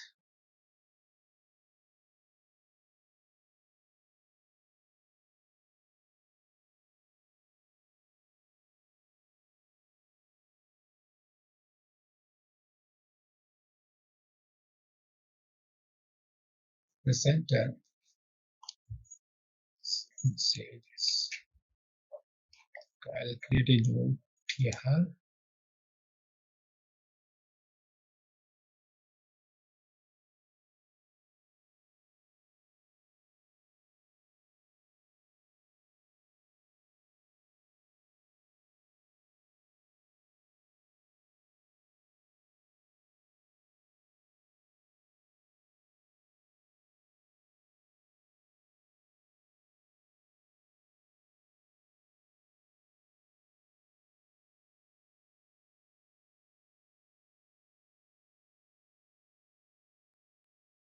Tax procedure for German, right? So your tax procedure is defined, but in your tax procedure you have not created anything. You can't see anything in the control data.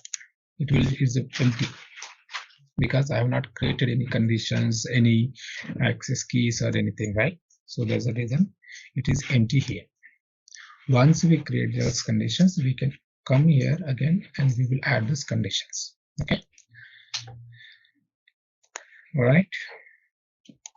So Santosh, here we can see it is written usage A above and application B. It's maybe tax, I guess. But what is usage A like defines?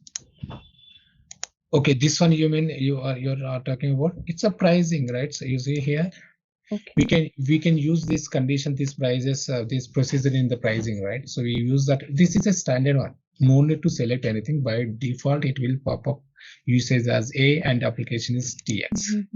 You see here, here is nothing but it's a pricing. I see. Let's close this. Let's go here. With taxes TX, right?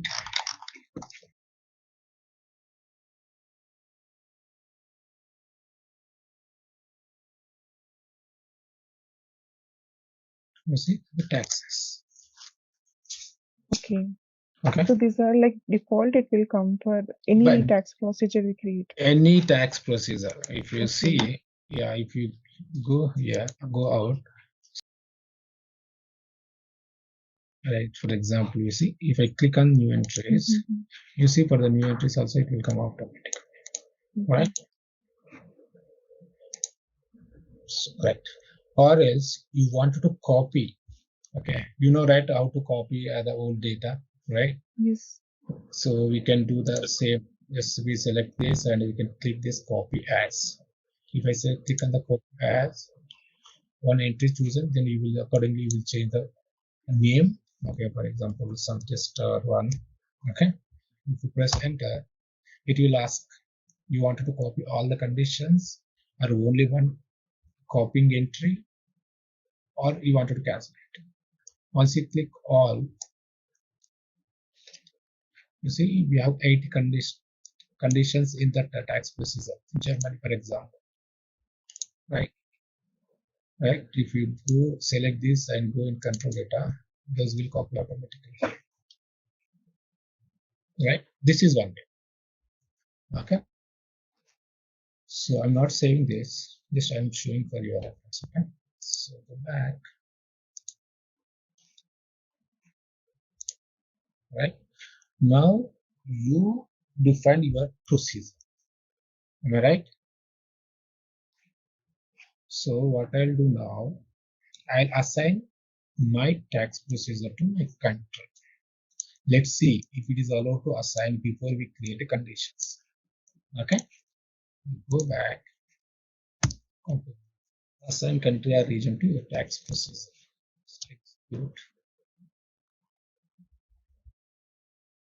Region is Germany. So, with the tax D, right? I guess. So D. Yes.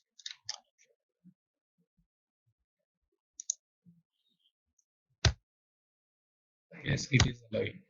You can directly change. Okay. You can, if you want, you can create your different and separate tier for the assignment. But for I'm using only one tier for all the changes. Okay. And so now you have changed your tax procedure for German from tax D to tax D, right? If you see, I'll show you something. You only define the tax procedure and you assign to the country. That's it. You have not created anything in the tax procedure, right? If you see, the system will allow to create any tax code. For example, I'm selecting country D, right? Right. For example, Q1. If I press enter, the tax code Q1 is not defined for country D. Just a second. I think I am in display mode. Sorry. Slash and code. FTXP is for creation. Okay. FTXP is for creation, tax code creation. Okay. It is for a display.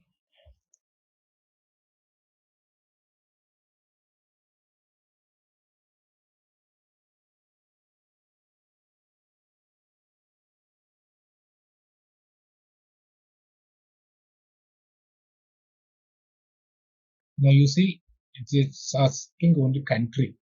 That means it's a country level, right? So I enter in country as D. Right. For example, if I'll try to create some tax code here, any tax code, okay? Let's see what the system throw an error message or not. Let's. It is allowing.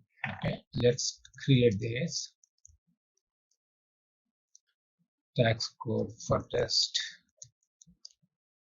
For example, we assume that this is input output tax code. Select A output. Check query, for example. And now you see here is nothing. Until and unless you define those conditions in the tax procedure, there is no use of creating any tax codes. So tax procedure is made because everything the tax calculation will happen from the tax procedure itself. Okay. Right. So go back.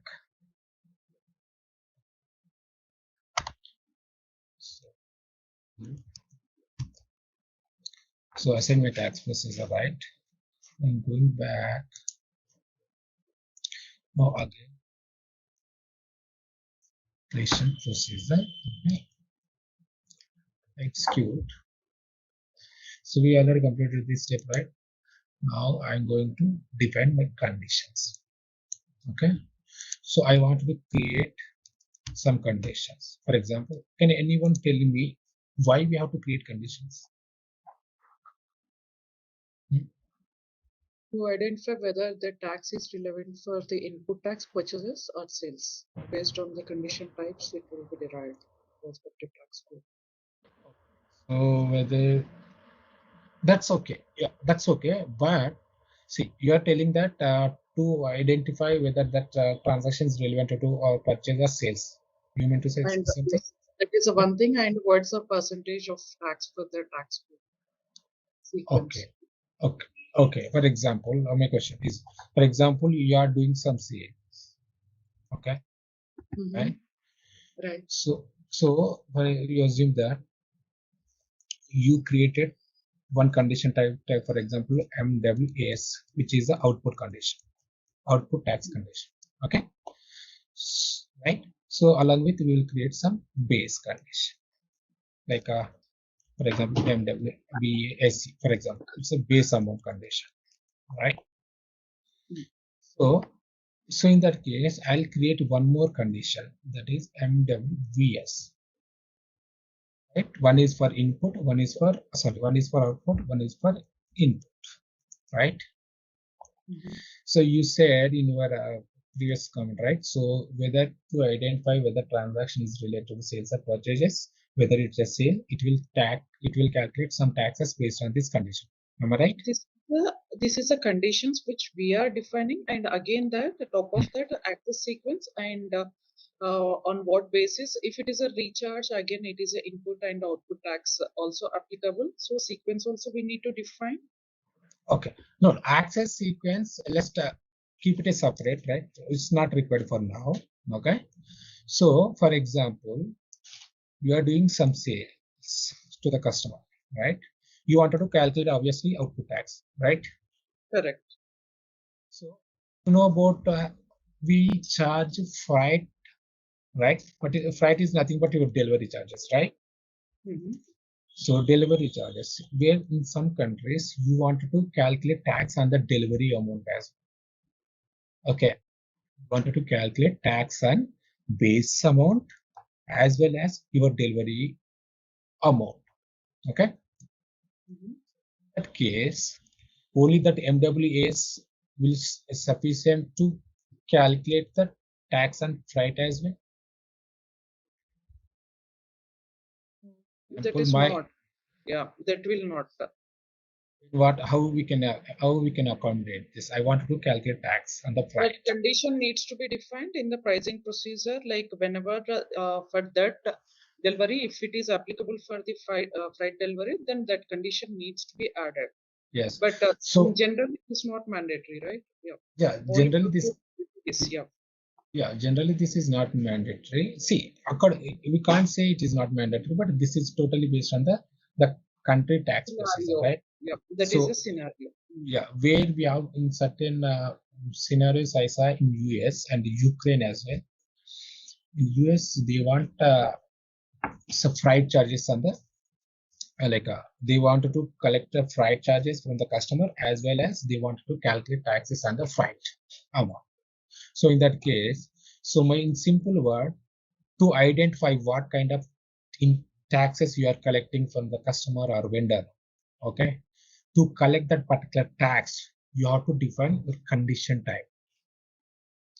Okay, so you wanted to collect a output tax. So against output tax, you have to define a condition type. Okay, you want to collect a tax on the freight, so you have to define a condition type for the freight. Okay, so there's a reason we have to define these conditions. Okay. So what I'll do, I'll create some base amount. Base amount, obviously, you know, right? So to know the system whether this is a net amount, right? So the base condition will always tell to the system. So this is a net amount, and on top of it, you have to collect the taxes, right? So I'll create a base one condition. Yeah. For example, using that, for example, in US we have the freight. They wanted to calculate tax on the freight, right? For example, right? But we don't have same setup in, for example, in Germany. So they don't want to calculate any taxes on the freight amount. So in that case, you no need to create any condition type of freight, right? So that is not required. It's totally based on the country. What are the taxes are existed in that particular country? Accordingly, you have to define each condition type. Okay. Yeah. Right. So normally you will get some price discount as well, right?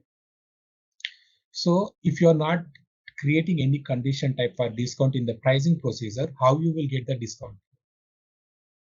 Yeah. Right. So in the same way, you have to define each and every condition type according to the taxes which are going to collect in that particular country. So basically the steps which we include in the calculation we are defining here as conditions. Yes. So we have to define the condition. Then we have to map these conditions in your tax procedure. Okay. So what I'll do, I'll create some base condition and output condition and input condition. Okay. And also I wanted to create a condition for non-deductible, right? MW VN. There one is one for MW VZ. Santosh, sorry to interject, but what is the I'll tell you. full form of MWAS, MWVS, and others? There is no full form. I'm using I'm using some unique name. That's it. Okay. So it basically some SAP standards followed or something? Yeah, I'm following only SAP standards. If you see here, for example, we can use any naming convention. That is not a problem. Okay. So generally, why I'm using, you see, normally these are the known condition types, right? So generally, they use most of the clients use the standard format only. Okay. You see MWS. Why I'm using MW, which is related to your access table. A is output tax and V is input tax. Right. Got it. Okay. Right. Yep. I will use MWVN is non-deductible and the MWVZ is for non-deductible input tax. Both are same, but I'll show you what is the difference between MWVN and MWVZ. Okay. And also I'll use NLXA. NLXA is for a reverse charge. Non-deductible.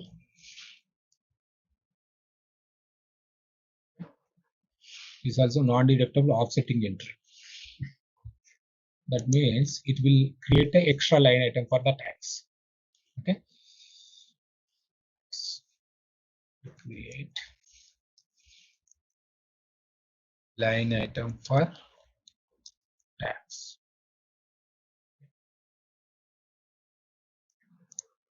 This is for non-deductible again. It won't create any extra line item. Okay. Create any extra line item. So tax line item. Okay.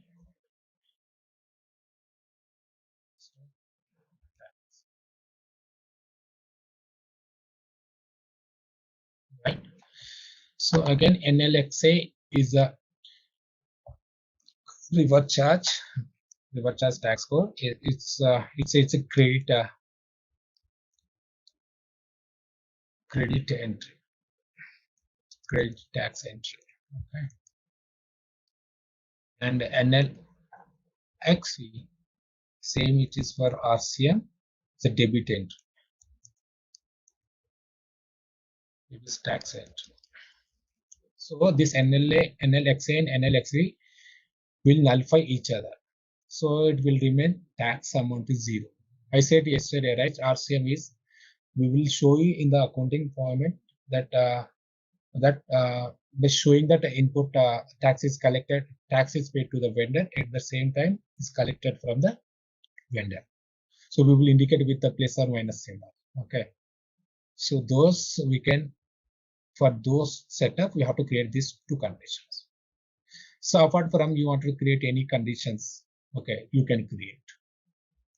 Okay, right? So here they have created one expense. You see the travel expenses is nothing but freight charges. Am I right? So this way, if you wanted to create the freight condition also or travel expenses, so you can create a condition type for that as well. Okay. Santosh, yesterday you mentioned recoverable and non-recoverable also. So those we need to add here are only for EMEA countries. Recoverable or non-recoverable cover up here in MWVZ itself. Not put into only. Yeah, here only. MWVZ will take, yes, MWVZ will take care both recoverable, non-recoverable, deductible and non-deductible. Okay. Yeah. So any conditions you wanted to create, you can create here. Okay. So what I'll do now, I'll create my own conditions. Okay. I'll go to the conditions. So these are my conditions, right? So we have already one condition types created with the base, right? You can use that same condition, or else you want to create your own conditions, you can create condition. For example, I'm creating my own conditions. Okay. Yeah. So here, you know, right, we have two ways. Whether we can copy the existing condition type, right, or else we can use a new entries. So I always suggest you to use the new entries. Okay. Click on the new entries. For example, I'm just giving some any unique name and a random name. Okay. So for example, S base one. Okay. I'll enter so base amount. Now you see access sequence, right? For base amount conditions, we don't use access sequence. Okay. Access sequence will help to calculate the taxes on that particular condition type. But here base amount itself is a net amount, right? Net amount itself, it will not calculate any taxes. So we need a separate condition type to calculate the tax on the net base amount, right? So that's the reason just we won't give any access sequence here. Just we will keep it as blank. Okay. Control data, use the condition class. So condition class is always we use the discount or surcharge. After the discount only, we want to send the we wanted to calculate the tax, right? So that's the reason just we will select only a discount or surcharge, or else you want to use any a condition class you can use here. But the most recommended this one is means not in the most recommended. The generally used condition class is a discount or surcharge. After the discount, we will calculate the taxes on the net amount, right? So that's the reason I select the discount or surcharge. Okay. The condition type calculation. Here, sorry. Yeah. This base amount is a net amount or gross amount? Because it is a net amount. It is a net amount, not as gross amount. There is no tax amount is included in the net amount. Yeah. Okay. On top of this, we are going to add additional taxes, and then we are going to arrive the gross amount, isn't it? Yes. Got it. Is a base amount here. Okay. Tax is our extra amount, right? So it's just a tax amount. So class is net plus tax. Base plus, yeah, base amount, yeah, net plus or tax amount is a gross amount. But here we won't take as a gross amount on the for the net amount, right? Because if you already paid the gross amount, again you are not going to collect the tax amount and the gross amount, right? It is not a proper this thing. So your tax is always on the net amount itself. Okay. So there's a reason just we are using that condition class is a discounts or surcharges. So after, for example, sometimes the vendor will give some discounts to you, right? After the discount only, you will pay the amount to the vendor. So on that amount, you will pay the taxes, right? So that's the reason just you select the condition class is a discount or surcharges. And the condition type is always a fixed amount, right? So condition is always on the fixed amount, right? You won't pay taxes on the quantity or net weight or volume or something, right? So you will pay on the fixed amount, on the net amount, right? So, Santosh, I have a doubt over here. For only creating condition type as base amount, we are using fixed amount, because I saw from the next session, previous session. Base amount is nothing but your net amount. I'll use this one then. Net amount. No. My question is Okay. about the calculation type. We use the fixed amount. Yes. But in the previous session, I saw that there was some calculation type as percentage as well. In which? For input tax or output tax. If we go to the previous session. Previous session. Where you are displaying all the conditions. You mean in the sales order level? This is, we are creating a new entry, but already SAP where entries were there for all the condition types, that I could see somewhere written like percentage in calculation type. I'll show you what is the difference between the base and other condition MWS. You are referring MWS and MWS conditions, tax conditions. I'll tell you. Yeah, that is the reason. For those conditions, we will maintain access sequence. For the base amount, you won't calculate any taxes. You won't do anything. Okay. You are telling to the system, this is my base amount. The base amount is calculated after the discount itself, and the once the discount is given by vendor or customer or whoever, so that net amount will be the fixed amount for your tax calculation. Okay, I got it now. So in conclusion, if we are creating only net amount condition type, we will be using calculation type as the fixed amount, right? Yes. Okay. So calculation type you will use the fixed amount. Here and the condition category, we will use the base amount excluding the tax amount, right? We use base amount excluding taxes. Where is that?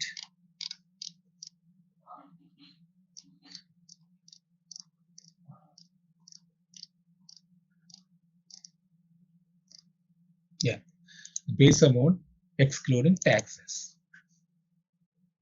The condition category. Okay.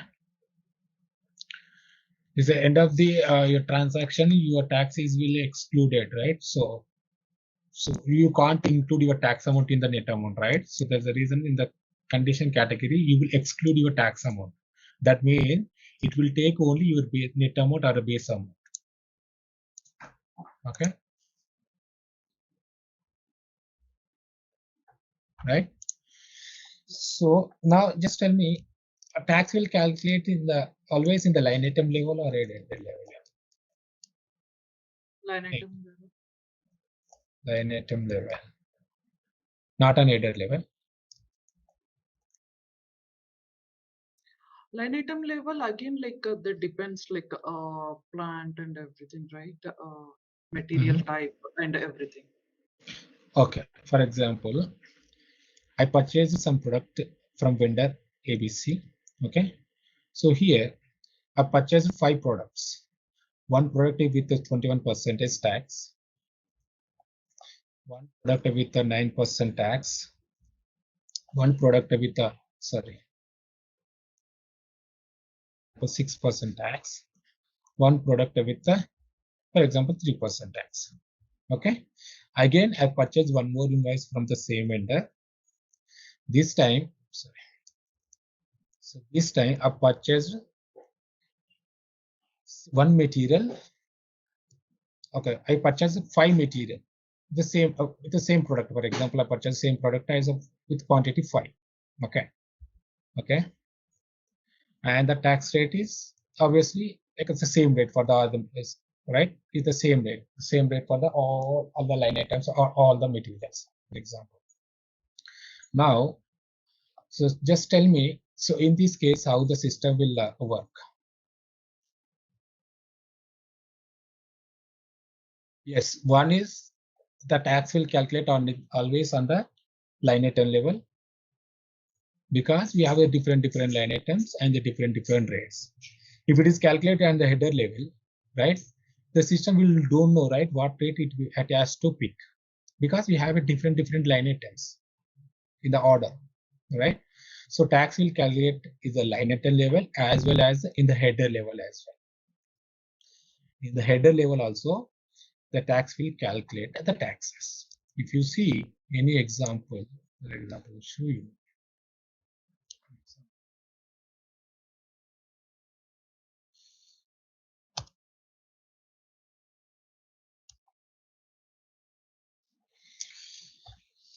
You know, this part is the header part, right? So this is a line item. Right? Take another example where we are having multiple line items. Here we can see only one line item in this order. I think I have created an invoice. Maybe I can show you that. You can add another one also if you want. A second. Another line item. Yeah, let's see if I can.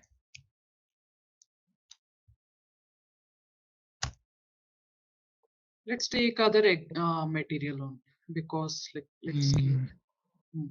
Okay, but just a second, I'll tell you.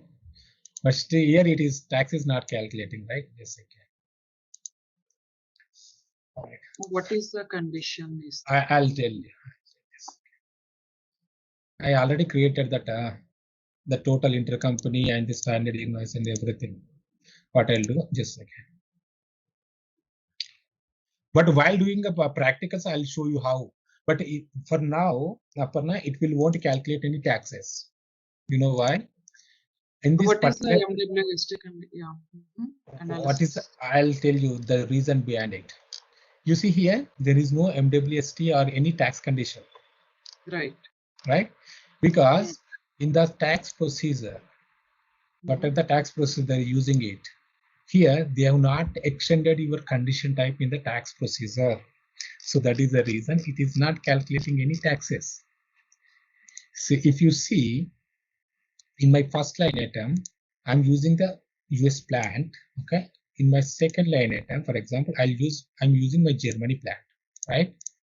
So it is a domestic. Now, yeah, it is calculating taxes. Now you see, yeah, I think I have extended this one in the pricing process yesterday, I guess. I remember now. Yes, I extended this TTX1 in the tax procedure. Okay, so there's a reason it is calculating taxes 19%. So now you see we have two line items, right? In one line item, it is calculating 0. And the second line item, it is calculating the taxes, right? Now, if you go here in the header level conditions, you can see the tax amount here, because there is no, in the header, you can see the whole amount as a net amount here. See, for example, in the line item, the net amount is for the first line item is 17 euros, right? The second line item is 35 euros. But in the header, it is taking both as a net amount, but it's calculating only for one line item. That means the tax is showing up in the header level itself. But it will calculate, but based on the billing document. But see, like we can bill for line item level also, right? It's yes. It's not mandatory that we need to bill at sale order level. We can do it the line item level also, right? It's not a mandatory. Right. Yeah, that's true. That's true. Yeah. But I have one doubt, Santosh. See here, if you look at the first line item, there is no tax conditions. Right. But is in it the first line item? In the first line item. Is it the correct process to have any pricing procedure without any taxes? Because I'll tell you why it is not showing any conditions, tax condition here in this.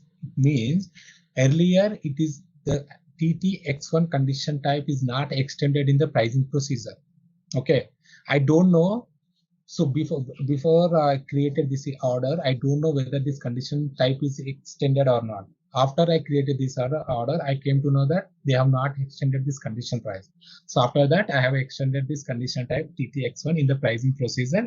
Then I have created with a different order. Okay, Right, that is the right. reason for the second line item. You can see that TTX1 is the output conditions. Okay, Correct. I'll show you that. Yeah, I got that point, but my question is, do we have any pricing procedures without taxes? Because even if it is a 0% also, we should have some tax, right? In the pricing procedures. We don't have any pricing procedure without any tax conditions. Yeah, that is what my doubt. Yeah, we don't have any. If you take any, for example, pricing procedure, right? I'm showing some pre-defined pricing procedure. Let's see the standard one, for example. Sorry, just.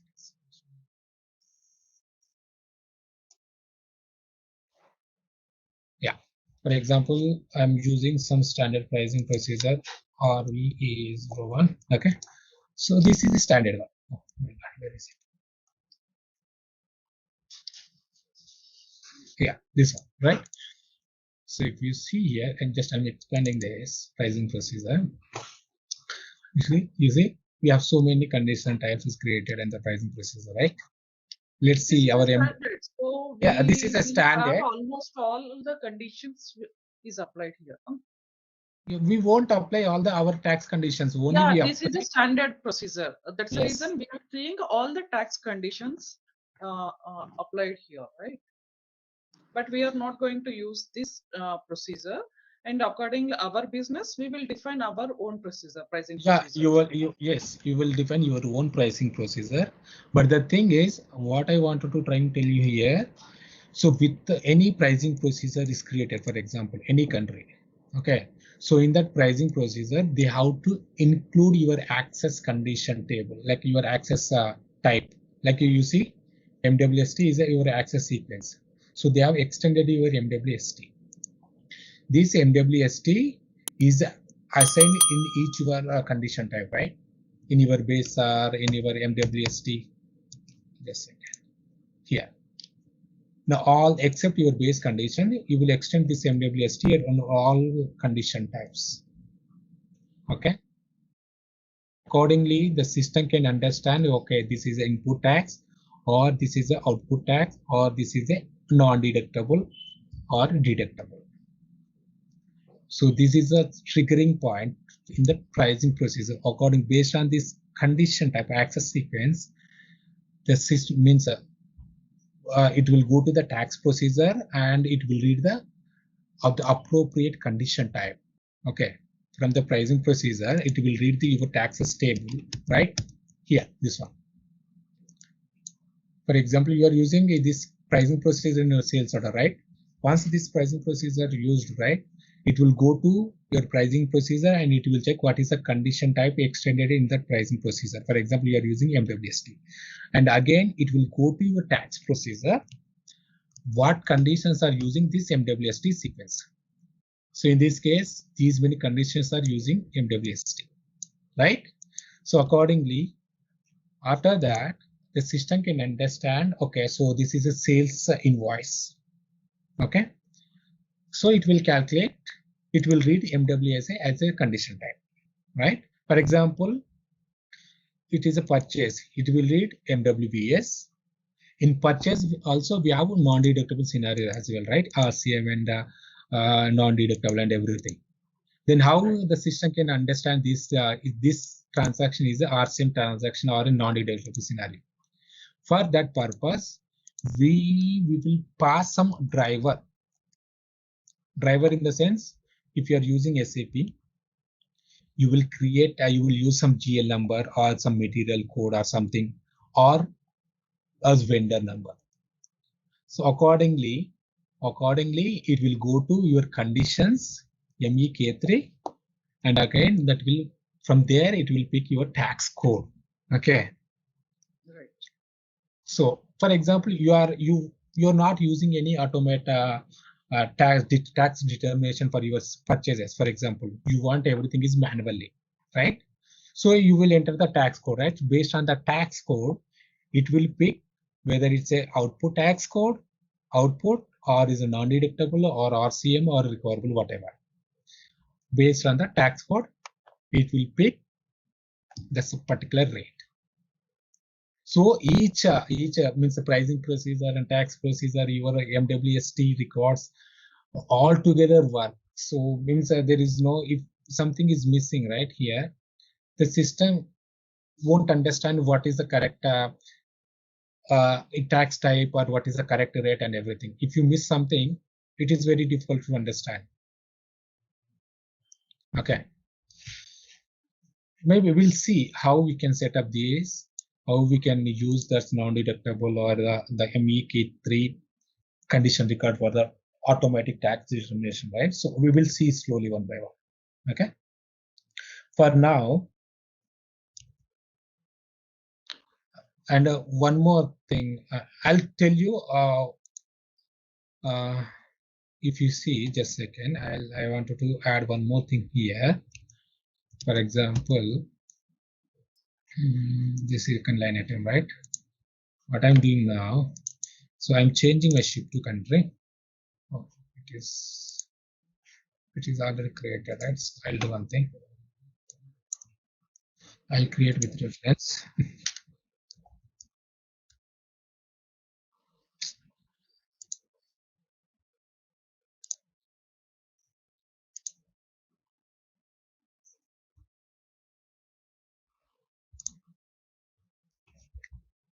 Right. So here, okay. So in the partner, first let's see whether it's a tax is calculated or not.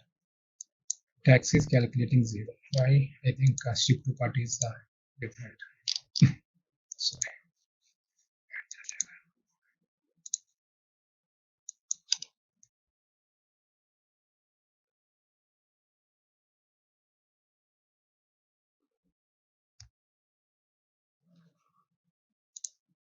Okay, tax is coming now, right? So what I'll do, you see TTXT is coming here. So if you go here, TTXT, so it is triggering domestic, right? So it is finding tax classification for customer is 1 and material for 1. For example, if you assume that I don't have any condition records in VK level.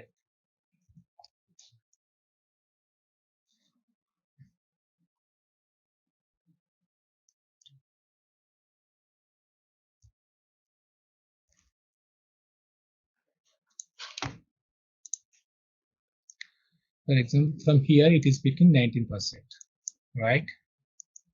For assume that I'm using a different this one combination. For example, we don't have 1 3, right? Okay.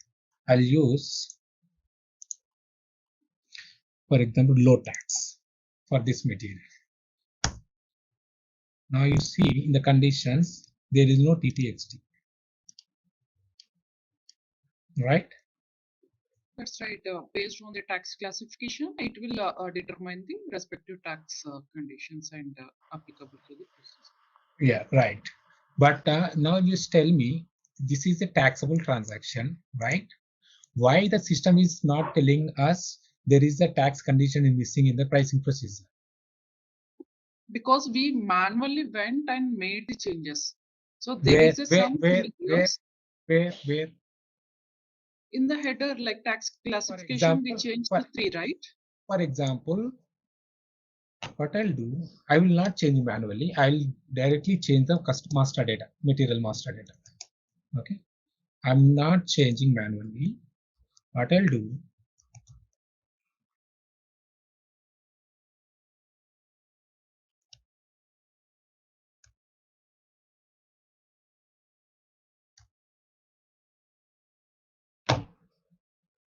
for example, Germany, I'm using 3 tax.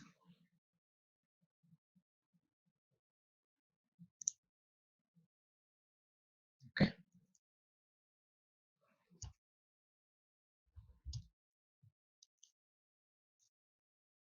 As for Anna, it's not like a ECC. I think we have to confirm our changes as well. Like I'm not sure how the system is designed. Yeah.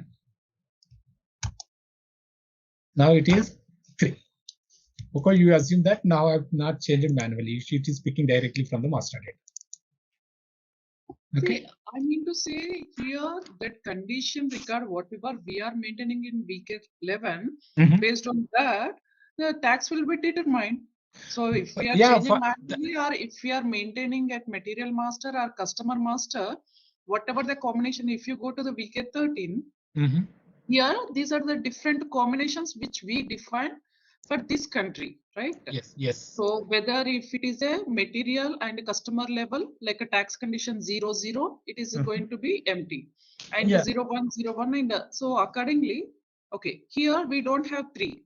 1 and 3 combination, we don't have any record. Okay. Right. Now my question is, we missed the week 11 condition records in the system. Then why the system is telling that there's a condition record missing in the week 11? Why the system is telling that? Yeah. You understand my question, right? For example, so I want this transaction as a taxable. It's clear, right? Now, I know that I have not maintained any condition records in the week 11. Okay. But I want that the system should throw some error message. So in the business side, they'll the only end user, right? They don't know. They simply create the invoice. If they don't comes across any error, they will simply go and create the delivery and billing everything. Once we are giving the invoice to the customer, right? You are collected from the taxes from the customer, but you are issuing an invoice without taxes to the customer. Customer will agree to take the invoice? No, right? No. But tell me one thing, Santosh. Yeah. See, whenever we are defining it, Go ahead. Yeah. Just press enter. Whether, but definitely, as per my understanding, it should pop up an error message saying that MWST condition was missing. Yes. Why it is missing? In the sense, I'll show you now.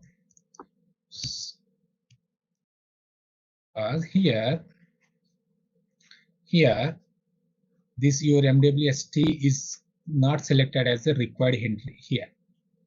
So we are using a standard one. I'll show you the same pricing process what they are using in the order. For example, they are using Y10101.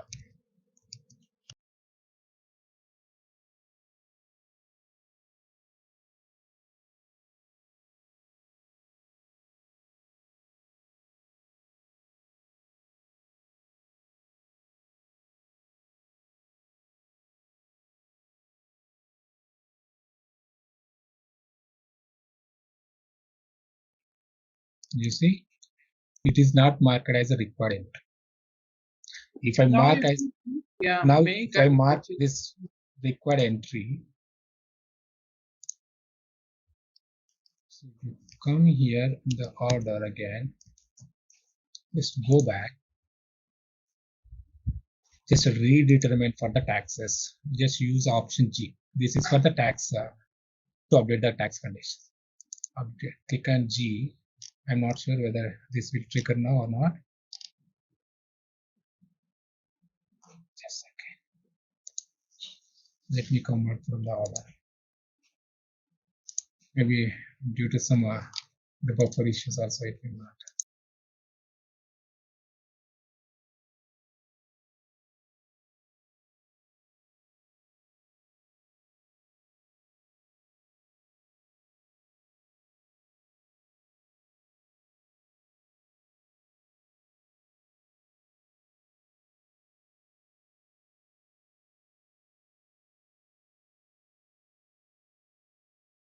Why it is not showing now? Where the changes are saved. Just come out from this screen, maybe. I think it changes. Yeah, it is. It's already saved. It takes some. Yeah, you can save here again. Just go back to procedure, save it again, and come back. Let's see. Completely. No, procedures. Okay. Here. Yeah, save it and just come back. Oh, sorry.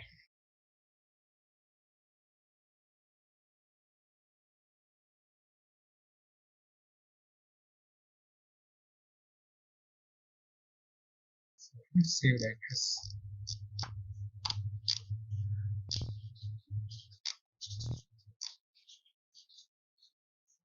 It's saved, right? So now, the reason is that maybe I'm using that reference, this one, right? Because of that, I guess. No, it doesn't matter actually. Let's see. It doesn't matter.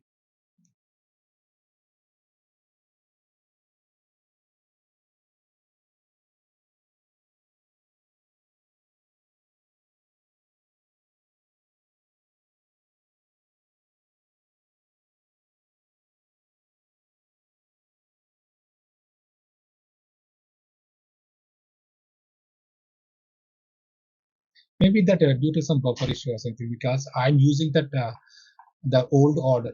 You know, billing and sales order will, for example, even in the sales order, there is no taxes calculated, right? In the billing level also, for example, you are using the same order for the delivery, and from delivery you are creating the billing, right? So in the billing, you want the taxes. So sometimes it will not create with the taxes, means because we have some interlink between the sales order and the billing. The sales order is having the taxes, you can see the same taxes in the billing. If there is no in the taxes in the sales order, obviously, even though there is even the domestic or something, you won't see the taxes in the billing level. So we have some interconnections in between sales order and the billing level. That is a known thing. Now you see, now you are getting that. Now you are, yeah, that is a weird to listen, but that is a fact. So now you say that I have not maintained any condition records. Now the system is throwing that TTX1 is missing. Right?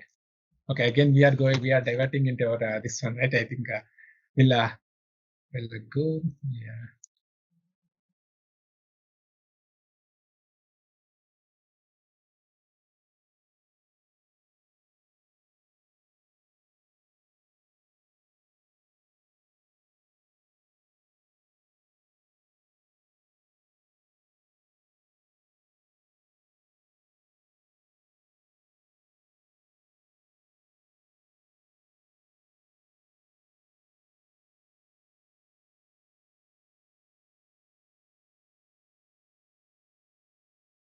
Even though the master data is with 3, but we can able to change the tax classification in the order level.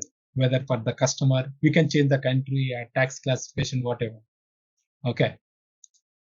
Now you see the TTXT is picking up. And Santosh, one more thing, the most of the time we get this type of incidents where there will be pricing error. Yeah, means the MWST is missing, right? So that time you have to check what is the plant they are using in that order. Okay. If it is a domestic, first you have to do one thing. First you have to go to conditions and go to the analysis. Check what is the access table it is reading in your MWST. For example, you see here, it is triggering MWST. So MWST, what is the combination is coming or picking from the order level? Just see this combination and check your VK30, for example. So we have we are using a different plant departure country. The plant departure country is always based on the plant country, right? Check whether they are using the proper plant country and the material master data. If they are using correctly, definitely there is a gap in the VK11 records. So you have to maintain that condition record. But before you do this anything, you have to take the proper business approval. I think I'm not sure because VAT approval is mandatory. Because we have to follow that GFCB guidelines, right? GFC flows is like it's a goods flow control, right? So you are sending goods from one country to another country, right? So for example, you are a manufacturing company. You do some dangerous material as well. For example, you are producing some dangerous materials, right? For example, guns, for example. Okay, so these are the illegal things, right? You need a proper permission from the government to send these goods to a different country, right? So for that purpose, you will use this GBFCB. For that purpose, you have to follow the GFCB flows. Based if you have a approved flow number, accordingly you will maintain this VK11 condition records. If there is no approved flow, but simply to remove that error, you come here and you maintain some certain entry, for example, without a proper business approval or something. If tomorrow's anything goes wrong, right? They will check who maintained this condition records, and again you have to give some explanation, right? What is the reason you have maintained without proper approval? So just make sure that before maintain any condition records, check whether that is the approved flow or not. Sometimes users also don't know. They can sell these goods to that some XYZ country, right? Because there are the front end users, right? The business users, they don't know, right? Only the tax leaders know that whether we are legally to send these goods to one country to another country, some XYZ country. Only that, like your global process owners, right? They will know whether this is a approved flow or not approved. Okay, so you have to check this.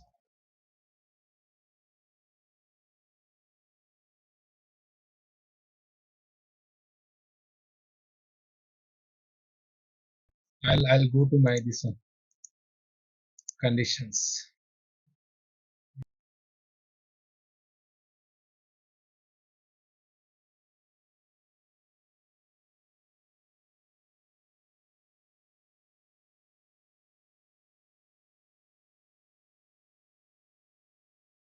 Yeah, access sequence. I explained it right. Now we have to extend your condition type.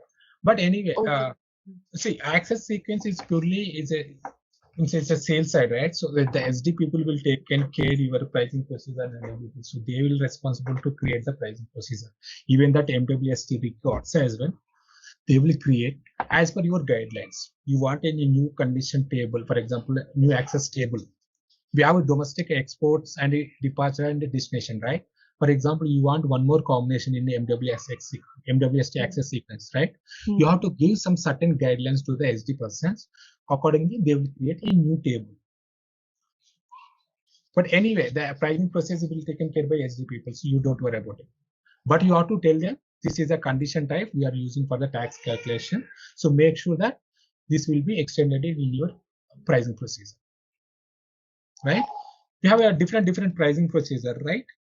For a standard, we will use a standard pricing procedure, right? For intercompany, we have a different pricing procedure. France abroad, we will use a different pricing procedure, right? For online sales, right? For e-commerce sales, we use a different pricing procedure, right? So you have to define in each pricing procedure that make sure that your tax condition type is extended or not. Okay. So that you have to check. Okay. Hey there, want to become a whiz at managing supplies? Our SAP Vertex on S/4HANA course is here for you. You can learn at your speed on our site. In this course, you'll master SAP Vertex on S/4HANA. It's like a toolbox for planning stuff, ensuring we have enough products and getting them where they need to be. Our course covers it all, from basics to pro tips. It's made by experts who know their stuff. Your teachers are pros with tons of experience. They're here to help you learn and answer any questions you have. And guess what? Our students love this course too. Folks just like you have found it super helpful. Best part? It's affordable and won't break the bank. Ready to become a SAP Vertex on S/4HANA Pro? Sign up now. For more info, visit ZaranTech's website.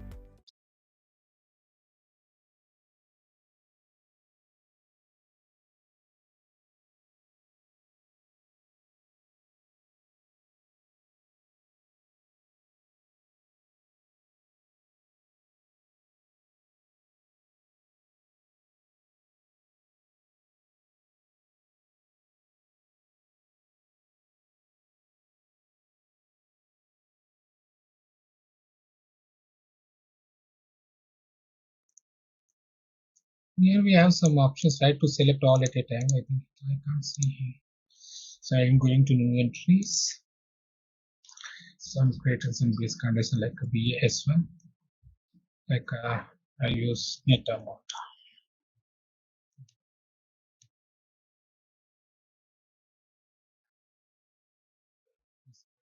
surcharge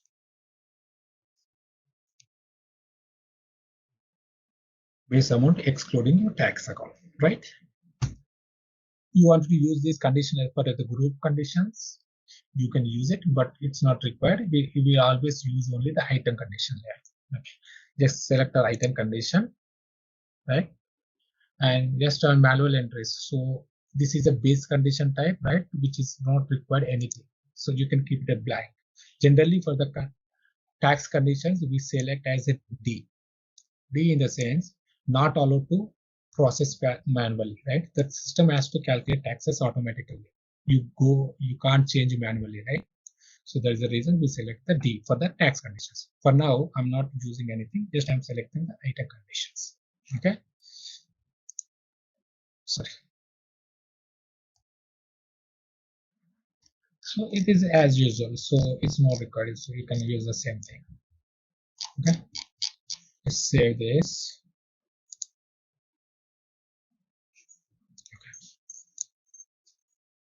All right.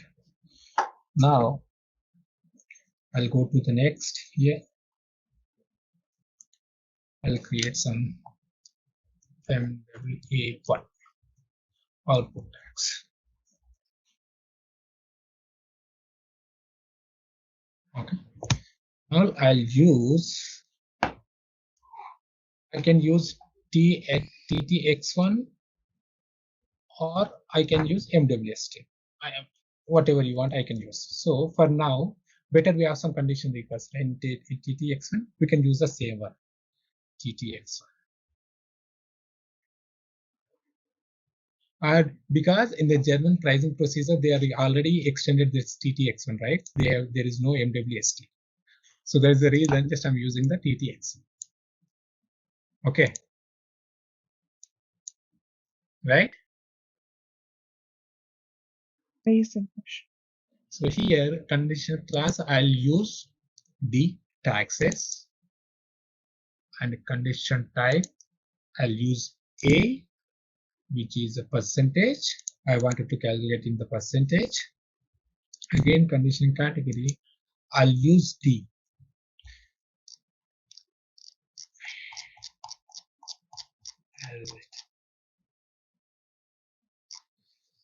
Confirm and the purchase net price. And the net price, I wanted to calculate tax. Okay. I'll use D. The same way. Again, in the manual entries, no, I won't allow manual entries. So there's a reason I'm selecting the option D. So not possible to process manually. So let system to calculate the tax. And select that item condition. If you want to activate, you can activate header as well.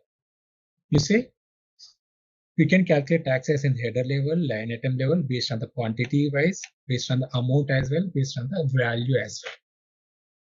But generally we use only a header on the line item level. Mostly in the line item level we will use. Okay. Just TTX1 is not defined. Or else I'll use MWST. TTX, why I'm getting this error?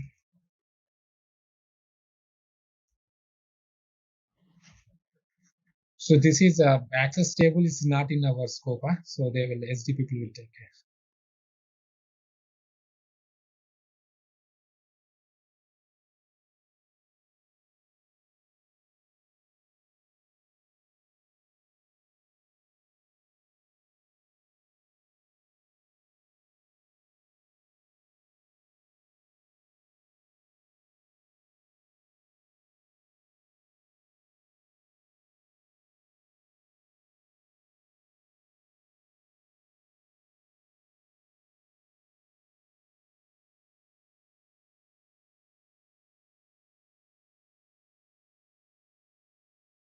It looks like it is TTX1 is not defined in the table, I guess. Let's see.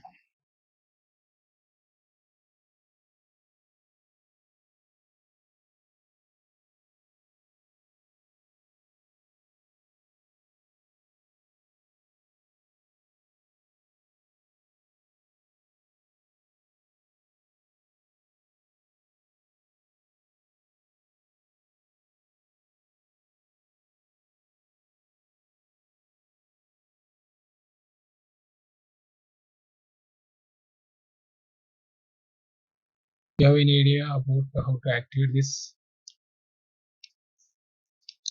Or else I can use that MWST. Okay, use that MWST, the standard one.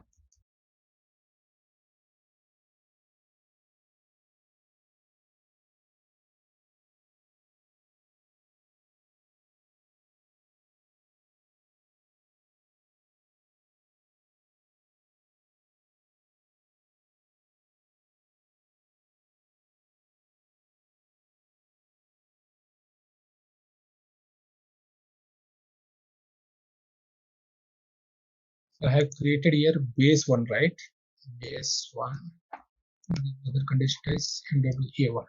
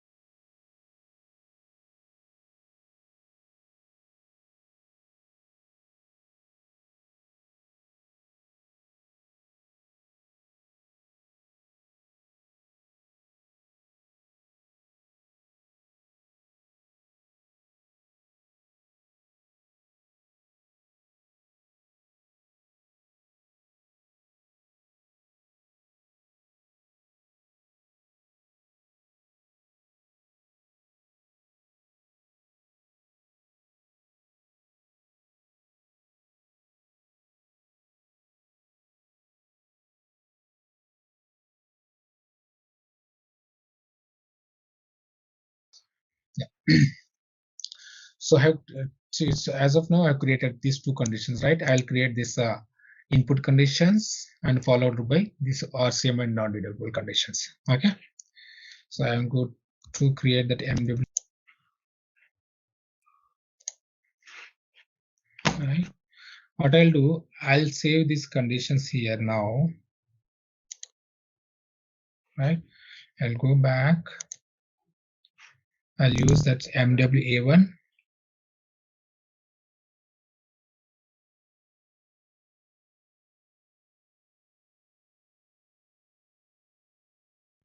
So I'll copy this.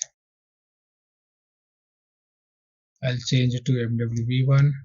Input tax.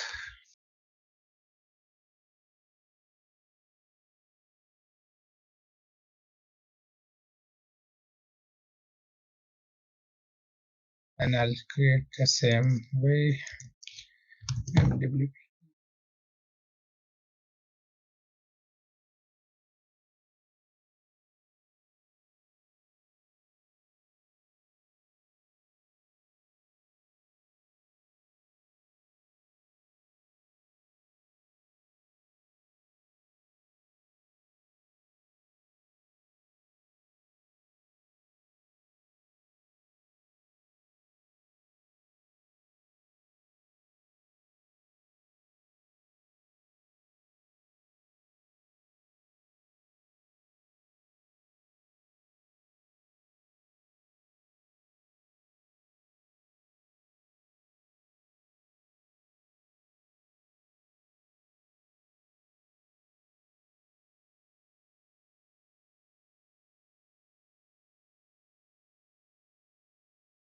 For now, so I've created my conditions type.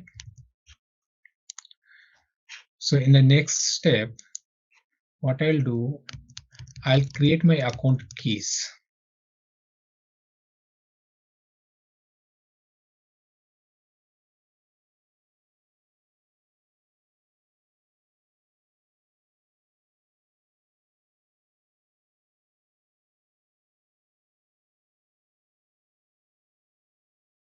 Generally, we use MWS as a account key, right? For here, I'll create my own account key like a MW1. Okay, sorry, not here. So here, MW1, and for this, I'll use VST, right? VST. 1. It's NAV, right? So I'll use NA1. It is NVB, right? So I'll use NV1 NLA.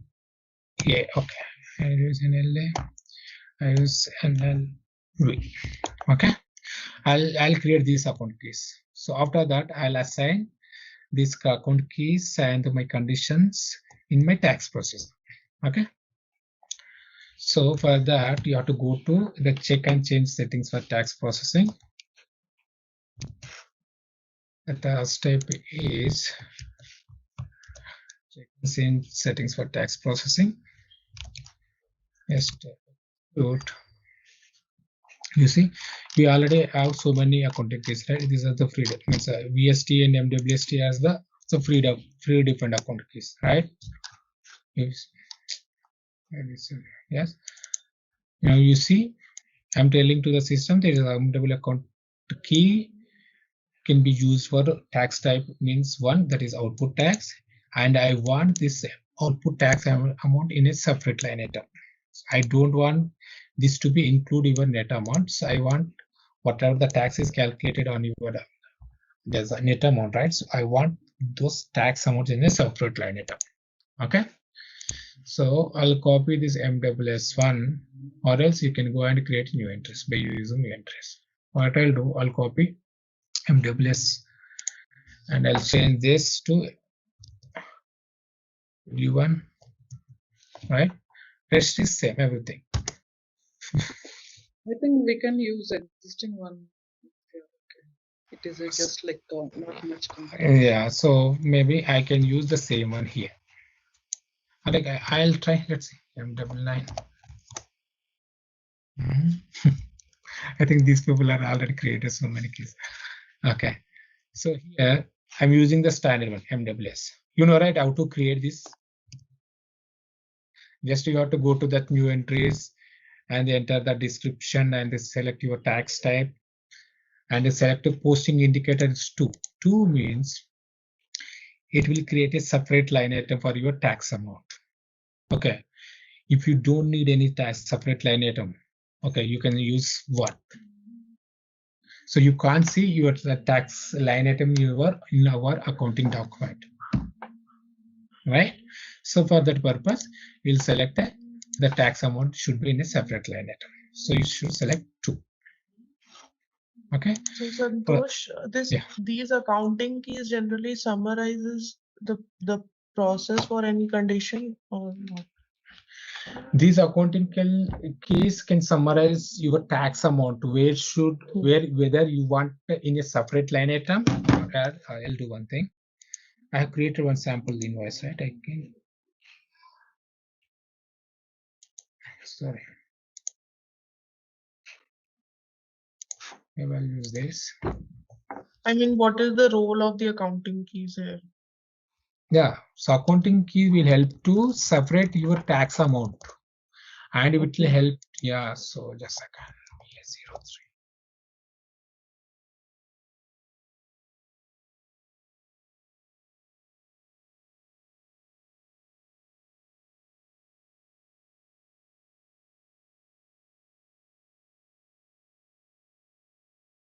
So this is a document flow. For example, this is my standard invoice. So this is my general entry. Let me open this. Yeah, I think there is no TTXT is selected as mandatory in the pricing procedure. There's a reason there is no tax here. I think I have to create a new one. So maybe let's see anything we have in the system. No, this is also not. Just a second, let's see in the table level if you have anything.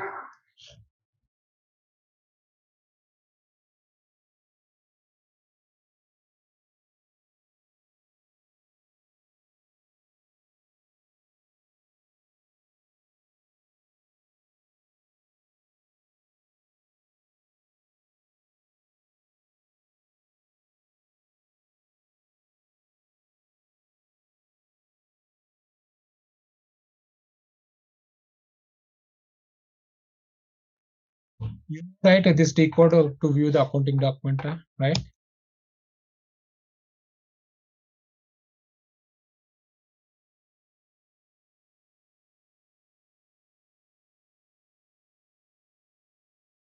So there is one extra line item is generated, right? Third one, the third line item.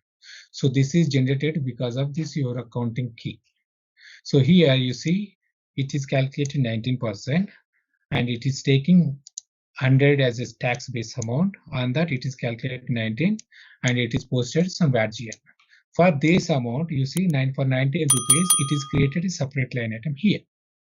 So for that purpose, okay, you will use this posting indicator in the accounting level.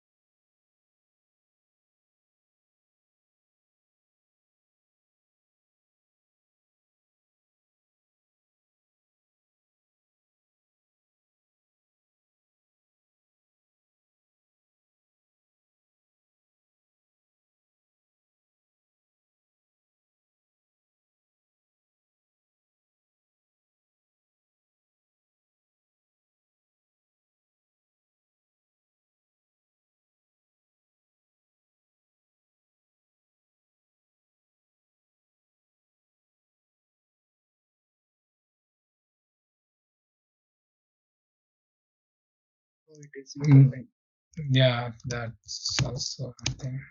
But it has to show up here, right? Accounting key. No. Or else this is input, right? It's an input.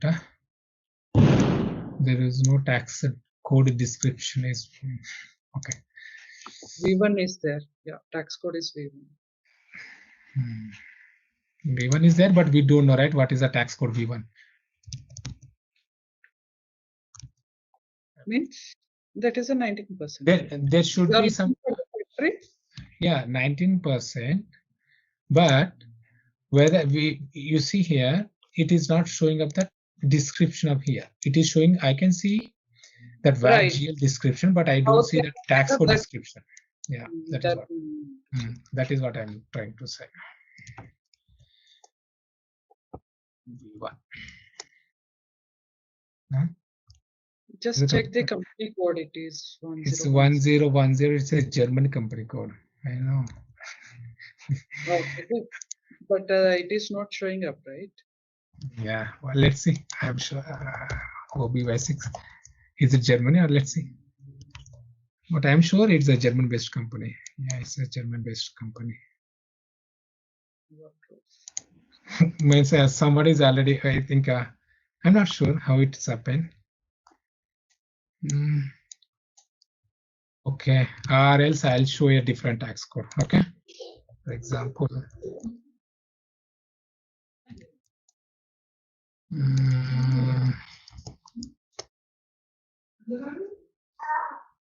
Yeah, the reason is that I've changed the tax procedure, right? From tax D to DE in my initial configuration. So that is the reason you can't see this. It doesn't matter, right? Because at no, country level, yeah, if there is no proper no, just a second, I'll show you. OBBG. Let's see the procedure. I got your point. Procedure which. But in my tax procedure, you see, okay, you mean for Germany, it is created under tax D. Okay. Yes, this V1 is created in a different tax procedure, right? So we don't have any new tax codes. Any existing tax code is my new tax procedure, right? So that is the reason it is not showing up. So it is allowing you to create a new one. That's the reason, right? Guys, you understood, right? Why it is showing as a tax code of V1? But this is a very rare scenario, I can say, like who is, I mean, we will change the tax procedure from one to other. Yeah, we are in the training sessions, right? So we want to see. That is true. Like Yeah, in live yeah. systems, it is not. Yeah, it's not going to happen. Once you assign, so no one can change the tax process unless we have any changes in the procedure. Okay, so now I change it to the old procedure. Now I'll go and check my tax code V1.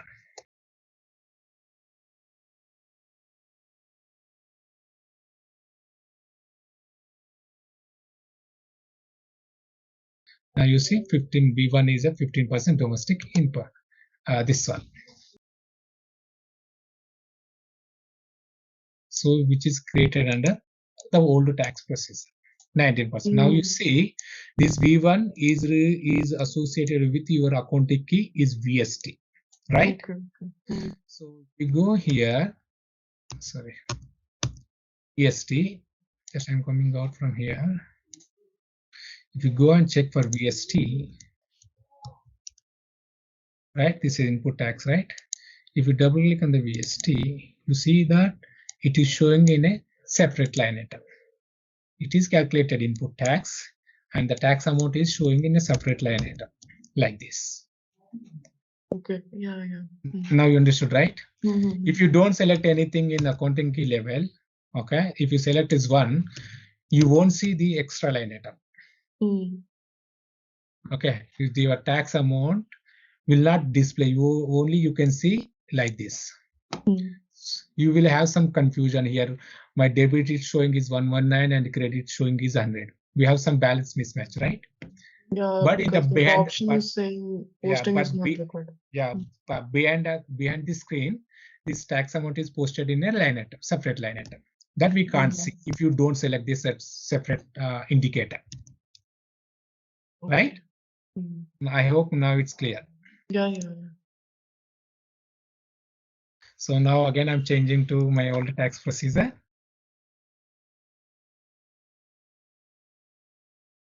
Okay, each time when you are doing anything, so it will create a TR.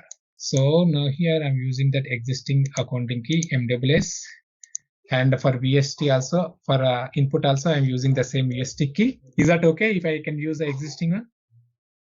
Or you want me to create a new one?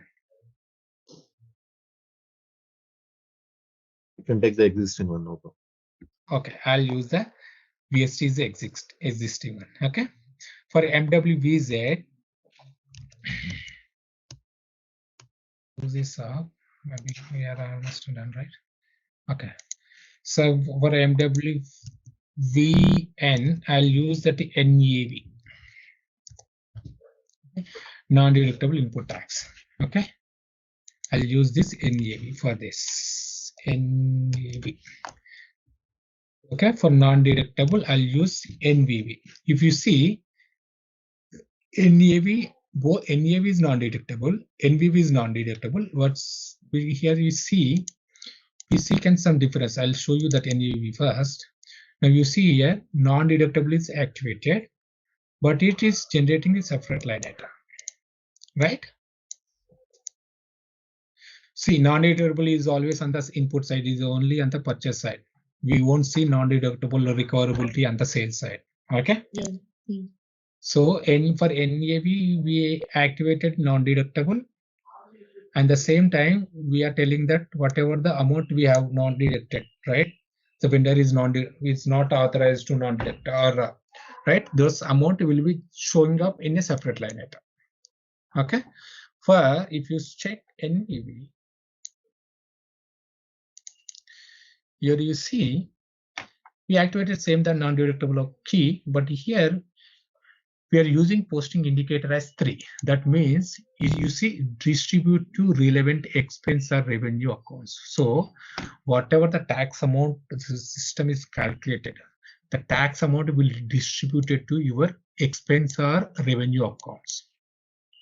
So this is the difference for other means the standard accounting keys and the non-deductible accounting key. Okay. Can you give one small example for this third? For example, First, I should know what is the tax code for non-deductible. I'm changing the procedure. Okay. So now I'm going to tax codes.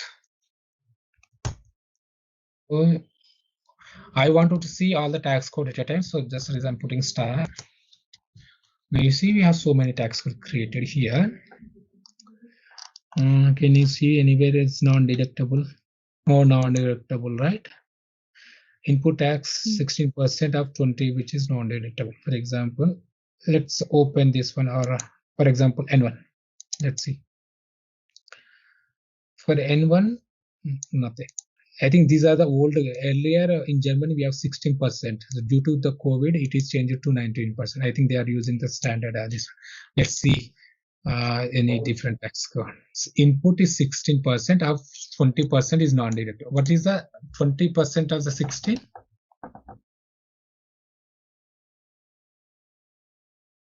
%20 of 12. 16. It's 12.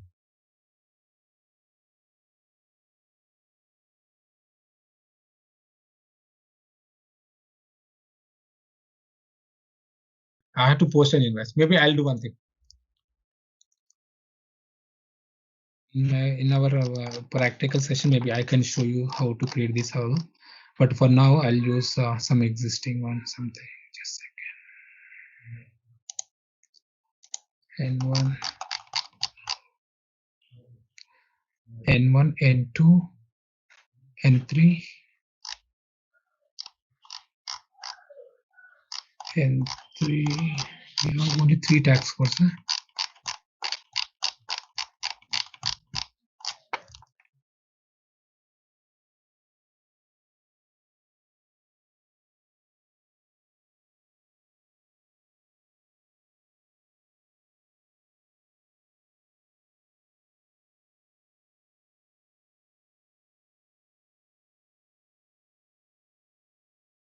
N1.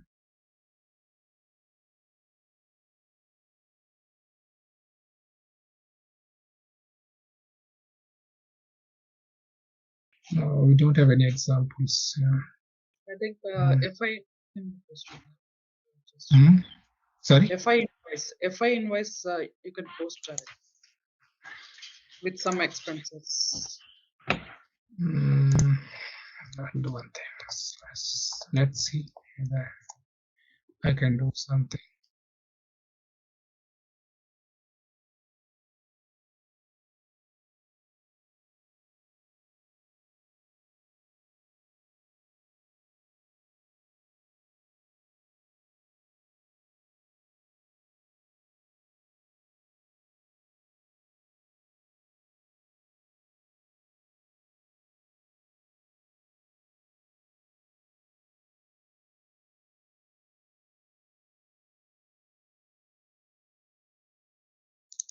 Why I can't see all the tax codes? Have you reset back to this one? DE? Yeah. I changed it to my old tax procedure.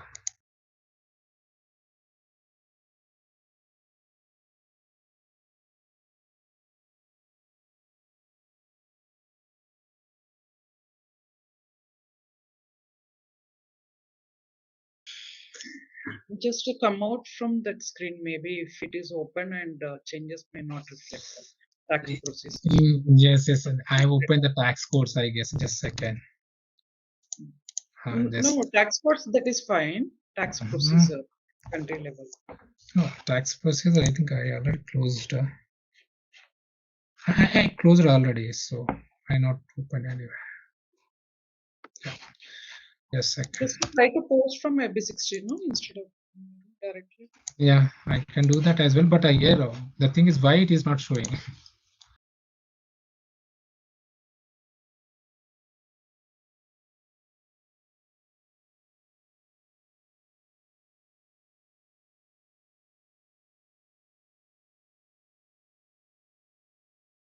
Document type care, enter required header text. It's not enough for tax, please check code. That's okay. I'll use But the thing is, they have not created anything, right? So they have not printed any percentage in the on the tax code level.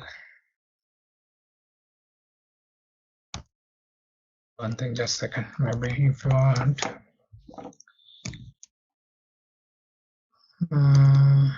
N2, right? Okay. Or N2, what is the 20%? Okay, just a second. Let's change this to 19. Okay, it's 20%. How much it is? 20%? On 60, it is 12. 12%, right? So I wanted to calculate 12% is a BST and 4%, sorry, 19 in not in 16. Yeah, 19. 20% of 19. Yeah. 19 to Right. 20. 3.8. 3.8%, right? So 3.8. I'll maintain 3.8 is non-deductible and minus 19%, which is 15.5. So 15.5 I will maintain here. Okay, right? Yeah. So if let's see YCOA VST. Oh my god, what is the code?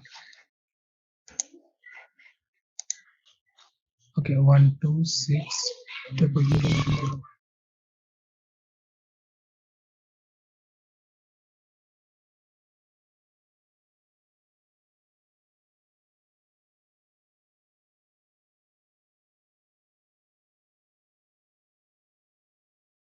Now I'm telling to the system, calculate only 15%, 15.2% as a VST and the 3.8% as a non-deductible. So the vendor is liable to calculate, means collect only 15.2% from you. Okay, the rest 3.8% will go and adjusted into your expense account, right? So now what I'll do, now I'll use the tax code N2 here.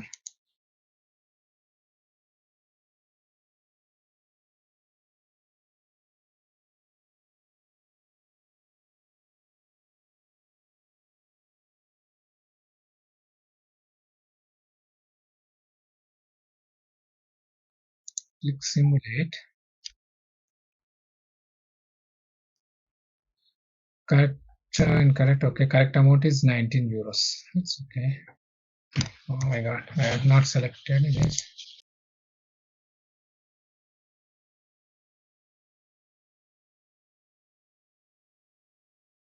GL account in tax code not found.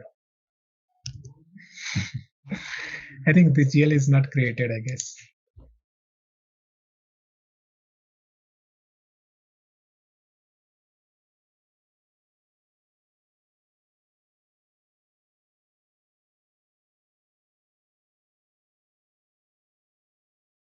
Yeah, this is not created here.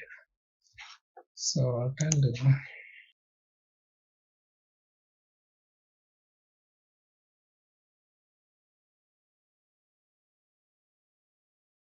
I have to log out and log in. So I think there is a one entry, right, Santosh? You can take the same GL instead of this GL in FTXP. There is a document you open. Yeah, you can just yeah, copy. I taken the same you GL. didn't, because if you look at this one, this company code is 1010. Right. You maintained it 1260100, I think. This is not the same GL in tax code. Oh, a second. Oh my god. It's the same. Okay, let's see. N2. Okay, yeah. Sorry.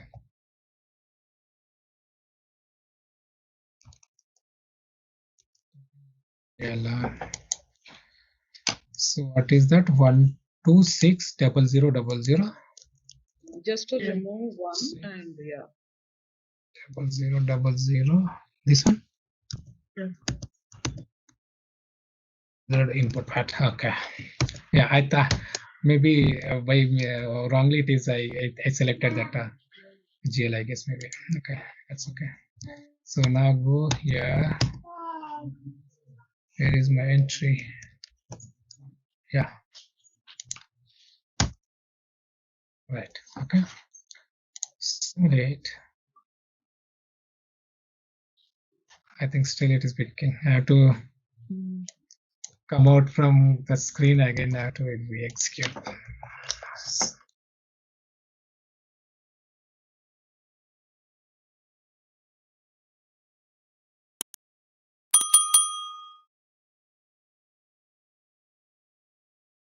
But still, why it is not showing up here again?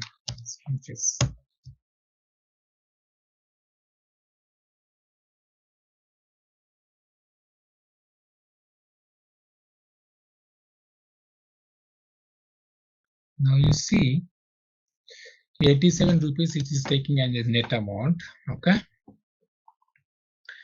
87, I'm calculating my mobile. Okay, 87.23 minus 15.2 is a percent, which is how much? A second, 15.2, right? 15.2. I can calculate 87.23 minus 15. Can you go to taxes tab, please?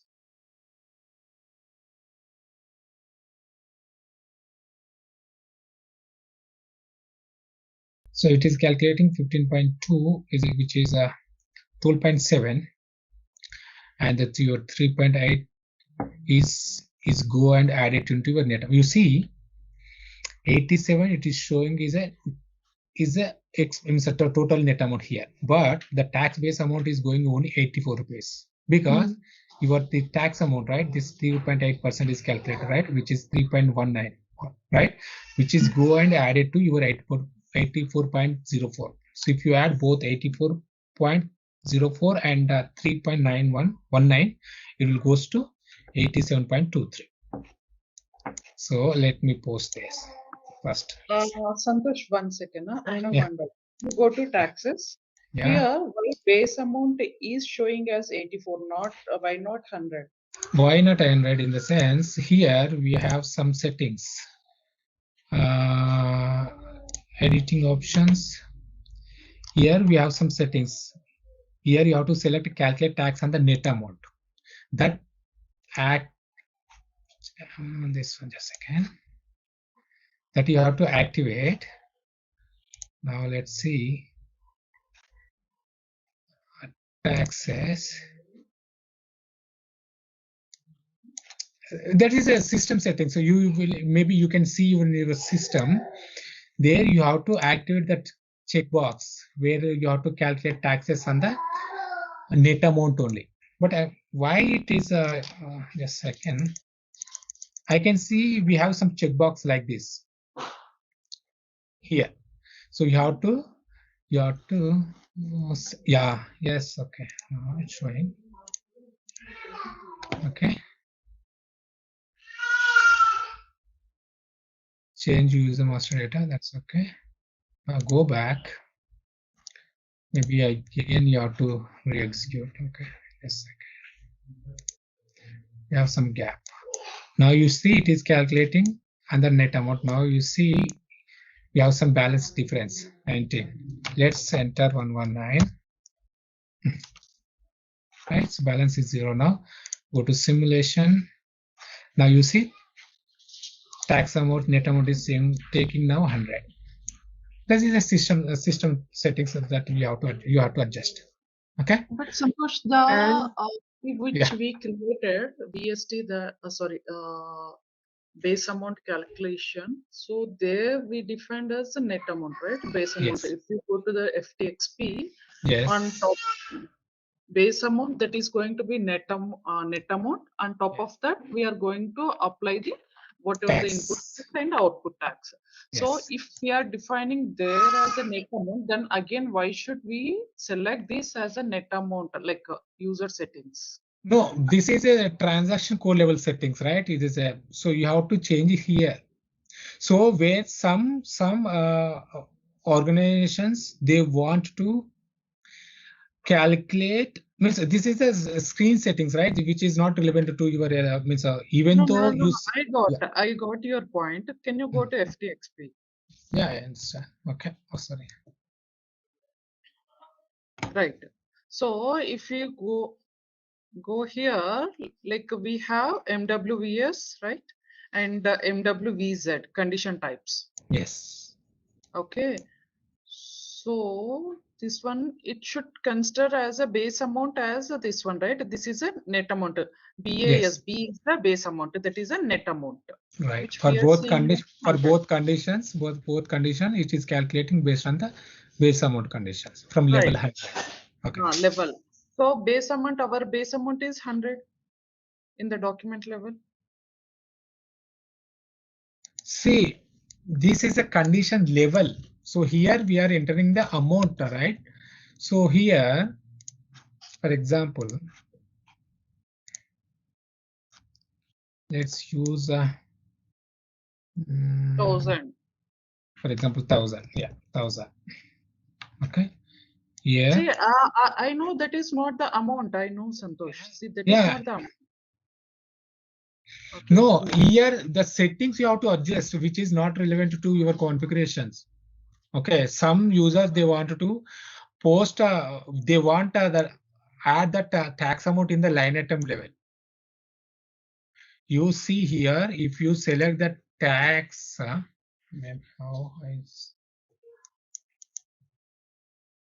so calculate on the net amount, right? So here, if you don't select this, generally you have to select this checkbox. Okay, if you don't select this, what happen? It will take in the line item level, the tax amount is included here. The tax amount is included here. If you select these conditions, this checkbox, okay, it will want to include your tax amount in the line item level.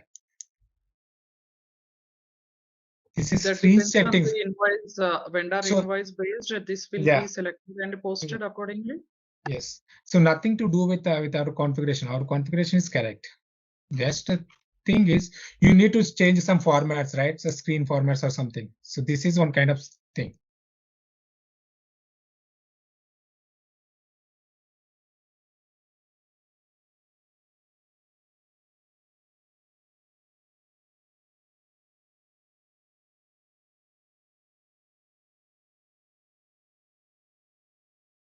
So it's clear now?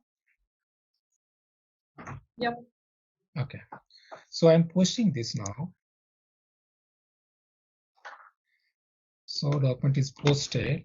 If I go and display my document, the taxes. Now you see my tax base amount is 1000. On top of it, it is calculated 152, which is 15.2%, right? And for the second line item, also it is taking the tax amount. You see, 140 is calculating from 100, which is base amount, right? So it's taking 100 as a base amount. And top of it, it is calculating 3.8%, which is 38 rupees. But you see some difference here. This 152 is go and landed into your VAT GL. You see here, right? But you won't see this 38 anywhere here. Because this is go and adjusted into your net amount, your tax base amount. You see, 138. Here you have 1,000 is a base amount, and your non-deductible amount is go and added into your base amount, and which becomes 1,038. So this is how we will set up the non-deductible scenarios. Yeah, one question, Santosh. Here it is calculating on net, right? Can we do it on gross also? Or always net? We can do. You have to change the conditions, right? If you see, condition only you manage. Yeah, you have to change the base conditions, right? I selected some net right there in the condition. There you have to select the gross. That's it. All right, let's test your knowledge. Here's a question for you. Which module does SAP Vertex integrate within S4HANA to manage tax calculations? Option A, SAP MM. Option B, SAP SD. Option C, SAP FI. Option D, SAP PP. Take a moment to think, and when you're ready, choose the correct option. Remember, each choice holds a key to unlocking the answer. Good luck. Type the correct answer in the comment section. Hey there! Want to become a whiz at managing supplies? Our SAP Vertex on S4HANA course is here for you. You can learn at your speed on our site. In this course, you'll master SAP Vertex on S4HANA. It's like a toolbox for planning stuff, ensuring we have enough products and getting them where they need to be. Our course covers it all, from basics to pro tips. It's made by experts who know their stuff. Your teachers are pros with tons of experience. They're here to help you learn and answer any questions you have. And guess what? Our students love this course too. Folks just like you have found it super helpful. Best part? It's affordable and won't break the bank. Ready to become a SAP Vertex on S4HANA Pro? Sign up now. For more info, visit ZaranTech's website. And yesterday, when I'm posting Miro invoices, right, I think you have raised some concern, right? Why it is calculating taxes and the gross amount. Actually, that is not a gross amount, right, Aparna? So the tax amount is coming and adding into your line of term. Okay, so still, if you say that example, I've taken 100 rupees as a grass in the header, right? And the line item level also I've taken the same amount. But when I simulate it, right? So in the taxation tab, it is showing the the net amount is 84 or 87 rupees. You're right, right? Right. Mm-hmm. So that is it is calculating on the net amount itself, but due to that's option in the options, right? So they have some calculate on the net amount, some options, right? Mm-hmm. Due to that, what is doing that? So that is adding your net amount, your tax amount to your net amount. So that will becomes your gross amount in the both header and line item. So it is not calculated in the the gross amount. If it is a gross, right? So my gross amount is 100 rupees. On top of it, if it is calculating 19%, it becoming 119 rupees, right? But still, sorry, Santosh, sorry to stop you here. So my question is, like, when we are trying to post the vendor invoice, okay, in B60, the tax code in the drop-down box was not showing up. That is what my question. And I was clear on the gross and net amount, or like how it is posting in the vendor invoices, like based on the settings, whatever the user settings, based on that it is calculating. That is perfectly, absolutely fine. Yeah. Okay. So now your question is that why the tax codes are not populating in the Miro screen, right? So in the options, we are unable to see, right? The tax codes. Yes, I checked in the system. So in my yesterday also I checked my system as well. Okay, so where I think this is a defer the system version, I guess, right? Now we are using 2022 system, right? For this, you have to add some tax codes in one of the table. Okay, now I'll show you something.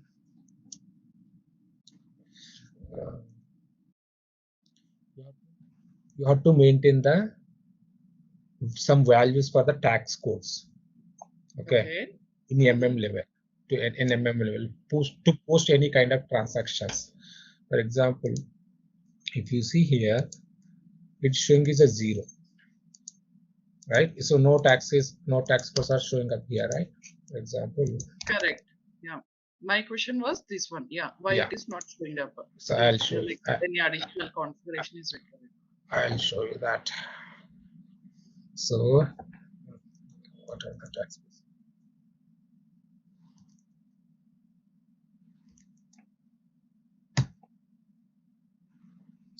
In my new tax procedure, we don't have any tax codes, right?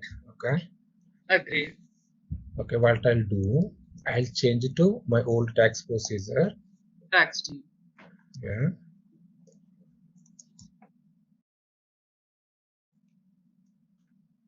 Right. Where you have to go and add some values to your tax codes. Okay, in SPRO. I remember the T code, BZT. Okay, this is a T code, but I'll try to go via path. Let's see. So let's see. SAP reference IMG. And invoice verification and incoming invoices. Yeah. Say the maintain default values for tax codes. Here you have to add your sorry, not this one, not this one, sorry, not this one.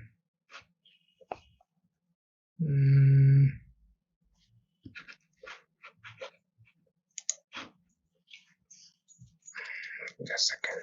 So I guess. Just to add, do we need to maintain it SM34 table, BC T0T0K table, the tax code? No, not there. In OBZT.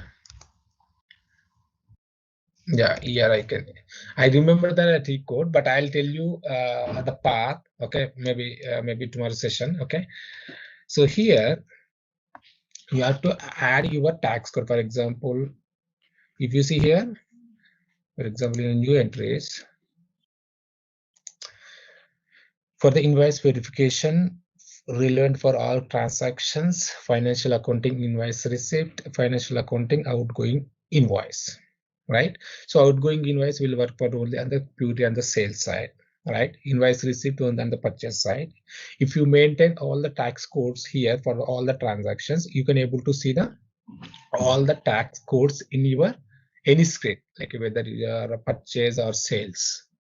Okay, so here I have added some certain tax codes, right? You see, so I have added these many tax codes, right? So if I go to my Miro screen now. But in my 190 version, we have not maintained anything, but still the tax codes are popping up. Yeah, but that is what, because yeah, I never activated any additional setup. Yeah, so yes. Curious to know like why it is so. Now you see the same tax codes, whatever I added here, I can see all the tax codes here. Okay, so you mean to say this is an additional step in 2022 version?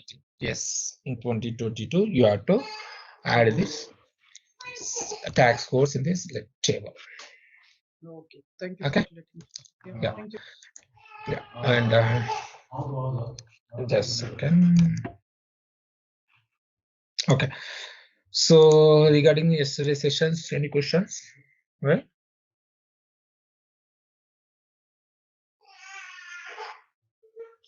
Yeah, you can go ahead with configuration. Okay.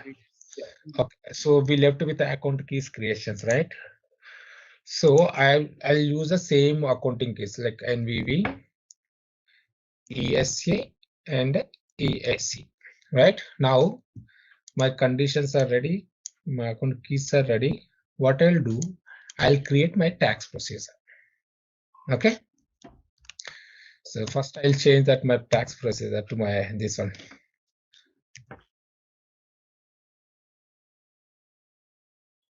Right. So I'll create my tax procedure. Let's go back.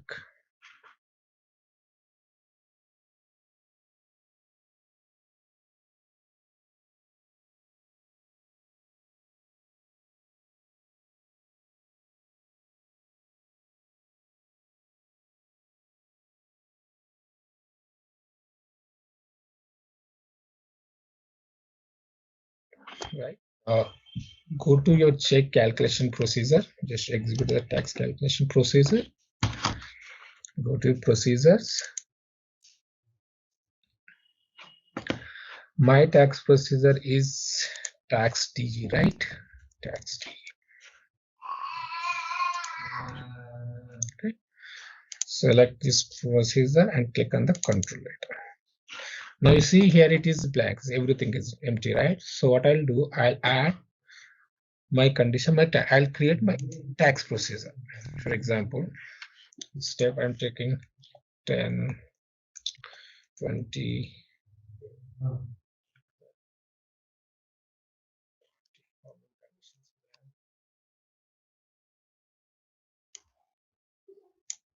7. Okay. Tax process is very important, guys. Okay. So I'll take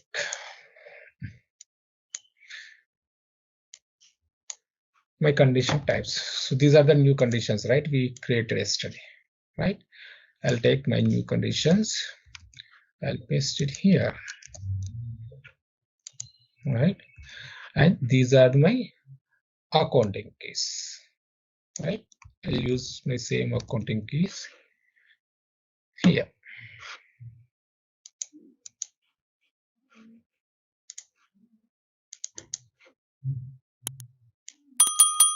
Right?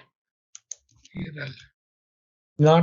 I'm not mapping any accounting keys to the base amount, because only these are the condition types will calculate the taxes, and accordingly it will generate some tax as separate line items.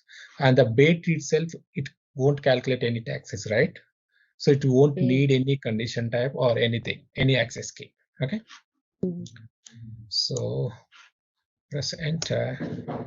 Right now, this from step and two step is very important.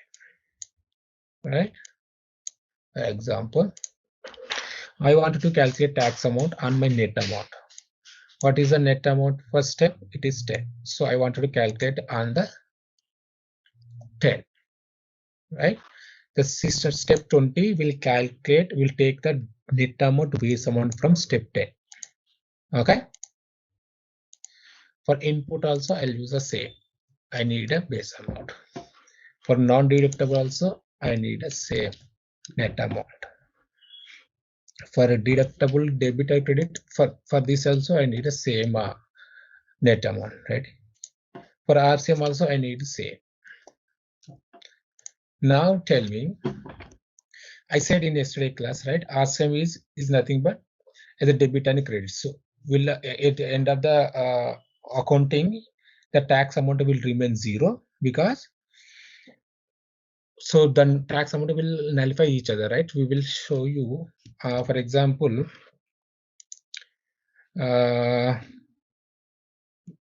I said, right, it's on behalf of vendor, you will pay the taxes to the government, but at the same time in accounting, you will show any entry like that. For example, you are paid to the you paid the taxes to the vendor at the same time, and you collected from the vendor.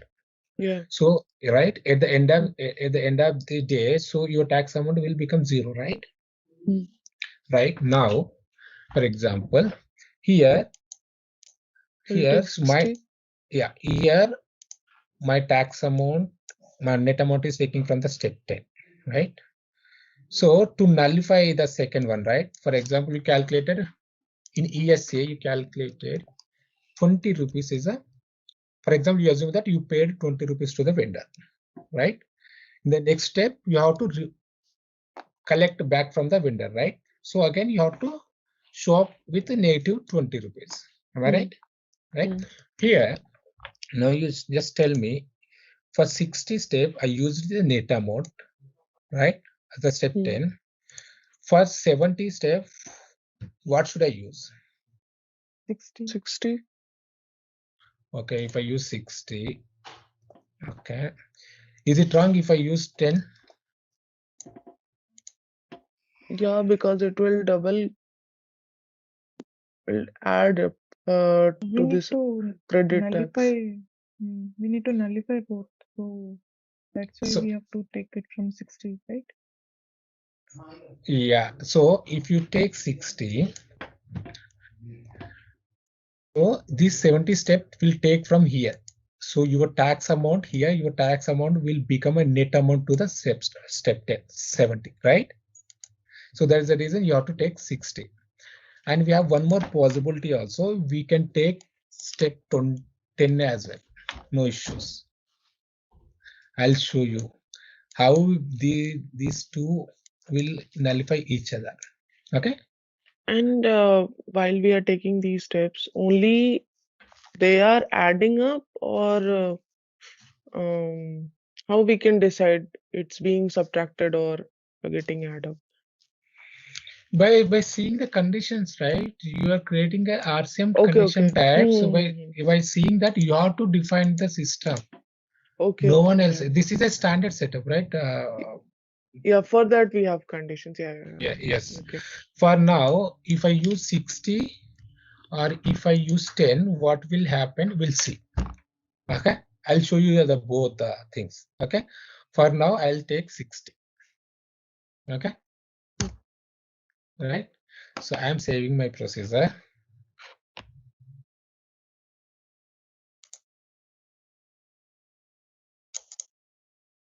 Right. So my my tax procedure is ready now. Right. Now, what we need, so we need some tax codes. Right. So in the basic settings, we almost covered up these things, right? You created a tax calculation procedure and you are sent to the country and you define your own tax procedure, right?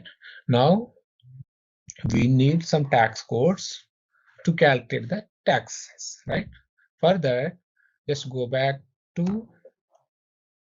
and just come to the calculation part here. So here you have to define some tax code for your sales and purchases. Here under calculation,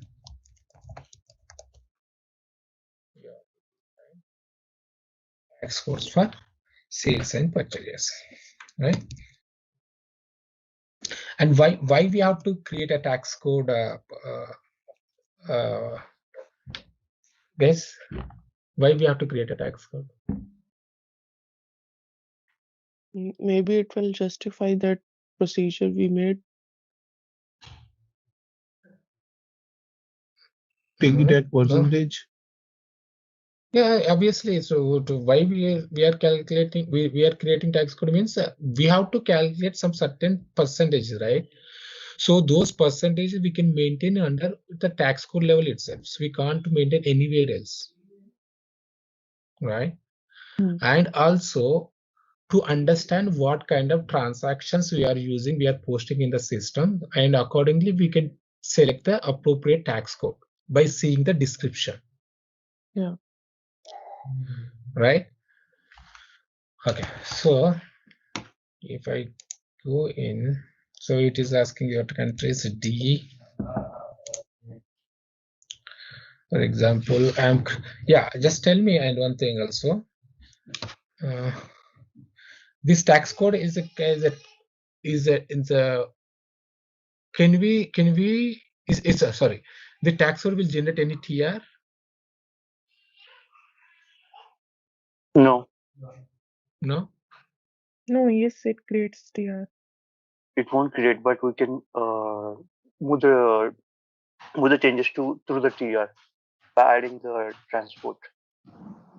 Okay, you mean you have to export the tax codes into TR, then we can move to that? Okay. Yes, we can both we can do in both ways. Without TR also we can create, and the created tax codes also we can add it into your TR number. Okay. Yes. So for example, I'm creating some tax code V0.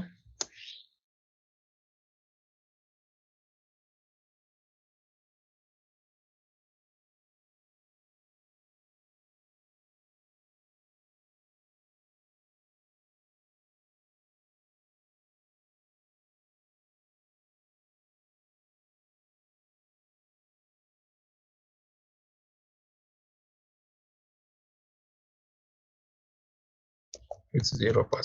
Okay. Tax type will help to identify whether you are creating a input tax or output tax, right? So you are creating input tax, so I'm selecting tax type is V. Is my input tax. Can you check what is the importance of this check ID? Any idea why we have to select this check ID?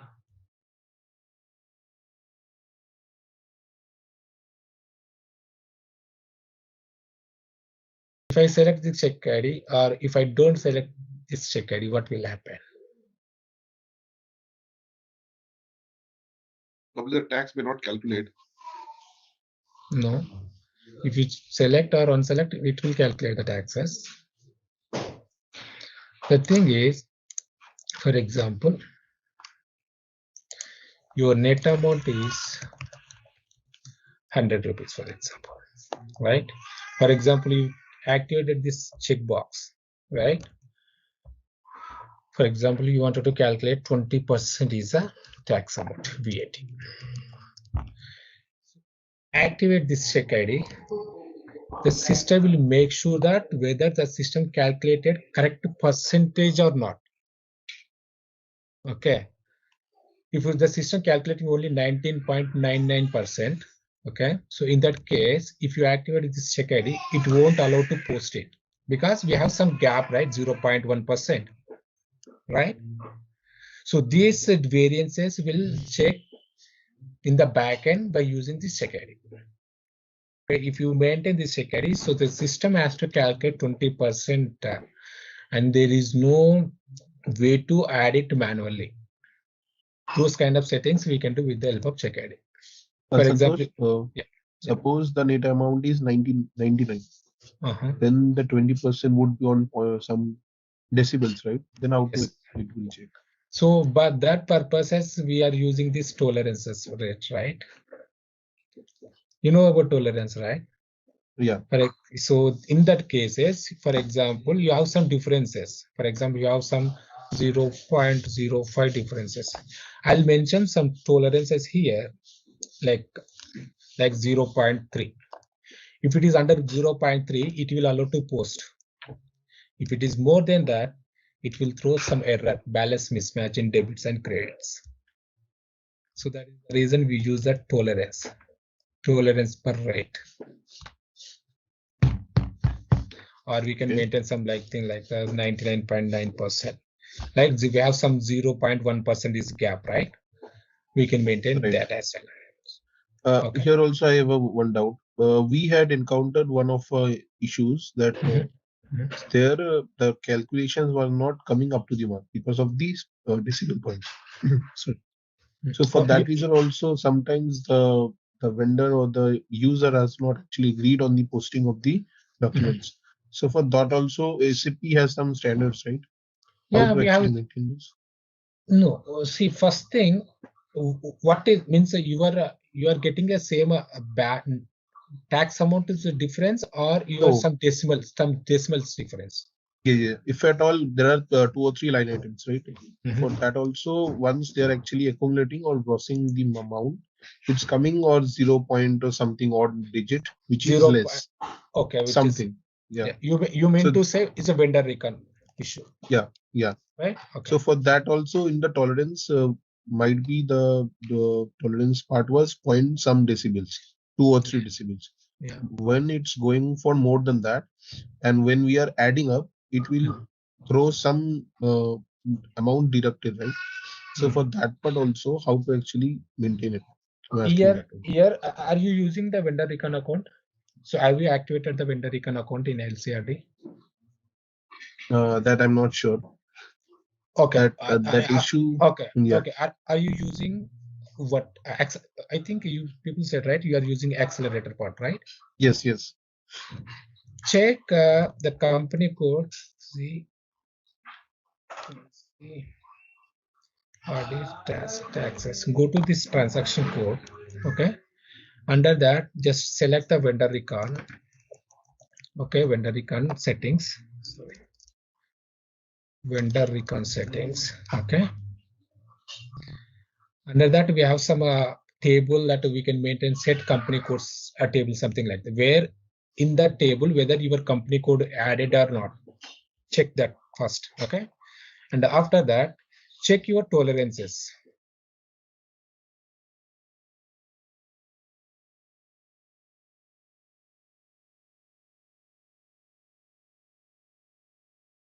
You have some huge differences, right? The difference amount will go and sit in the some small differences account, right? Right.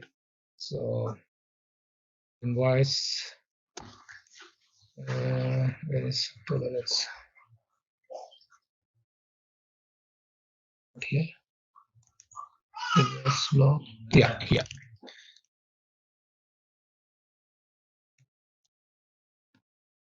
Check for example, my company code is BD1010. Check for a tolerance key is BD. BD is a small differences account. Okay. So here, check what is the tolerance amount they have maintained here. For example, in the system, I maintain 2.56, right? But you are getting that 2.6, which is more than 2.56, right? So in that case, there is no option. They have to adjust the invoice to match the tolerance limit, or else they have to change these tolerance setups here. But this is again, it's a country level changes. Okay, you won't go and simply change the tolerance limit. Okay, it's always suggestible to adjust your invoice, or you can tell to the system. You see, if your amount is 2.56, some differences, right? If you activate this vendor recon, then only it will allow to post with the 2.56 difference. If it is more than that, it won't allow to post it. That is called, we call it the vendor recon account. So you have to adjust somewhere in the line items. Okay, so you have to check both is the check limits and whether this vendor recon is activated for your company code or not. If it is activated, check the limit here, right? In your invoice, you are getting 2.6. Ask them to make it 2.56. There is only 0.4 pennies difference, right? You can tell to that vendor. Right. Okay. So that small differences, it will not any issues. Okay, no problem. That you can check.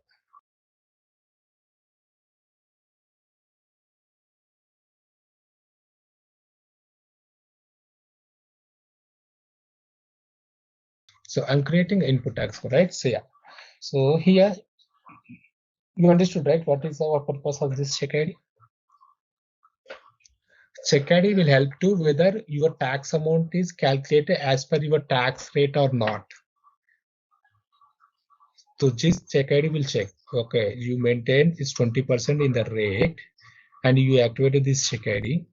Whether it will check whether the system is calculated exactly 20% or not. Okay, so I will activate this check ID. Okay, I'll tell you this EU codes are target codes. You know about the tolerances, right? Just now I told you, right? It's the same thing. Enact is very simple. So if you don't want to use, you can just inactivity here. Okay, I'll tell you these two. What are these two? Okay, EU codes. We have to maintain some EU codes for the RCM tax codes, not for the all tax codes, only for RCM. Okay, and the target tax code. You know about the deferred tax? What is deferred tax? I supposed to tell you in this in an initial call itself, I guess. Deferred tax is nothing but we will pay the taxes. We will pay the taxes to the vendor in advance before we purchase anything. Okay. Before we purchase anything. Anything in a sense, only services. Deferred taxes will applicable only for the services, not for the goods. Okay.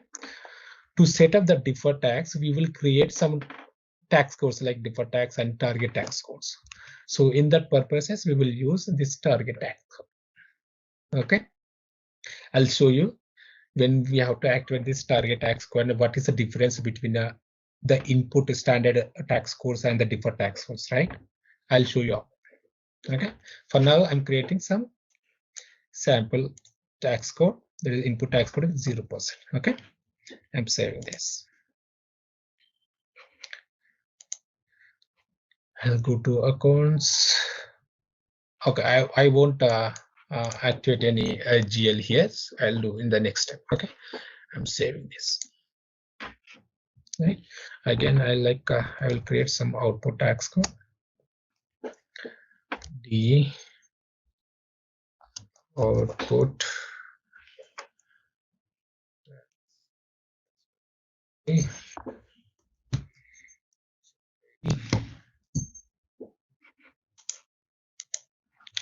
Did you observe anyone here?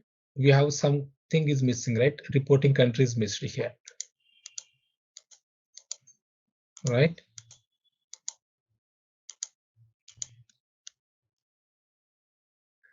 Guys, you there? That is true. Yeah. Why reporting country is missing? Why it is not showing up? Any idea? I'm not sure on this. Okay, But generally, yeah, we will have the like plant abroad. We will create that one, but not sure why it is not showing up here. Yeah, because of the plants abroad only.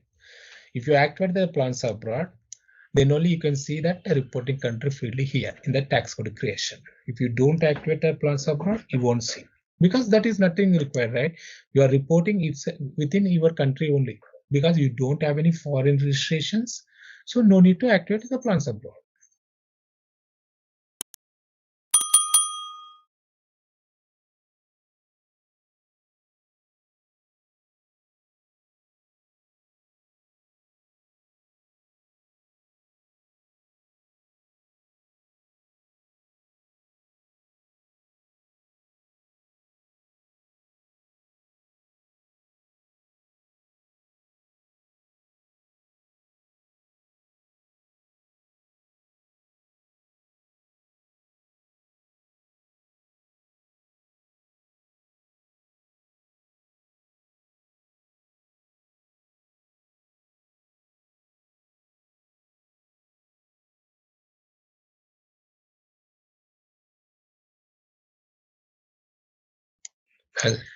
So we can maintain a rates in two ways. With the creation type tax code also, we can maintain the rate, and we have some certain T code for that. From there also, we can maintain the rate.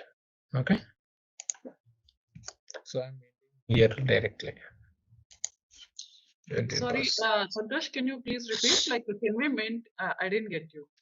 We can maintain the tax rates in both ways. Okay. Okay. One is at the time of tax code creation. The one is by using F11. Right. From F11 also we can maintain the same. Got it. Got it.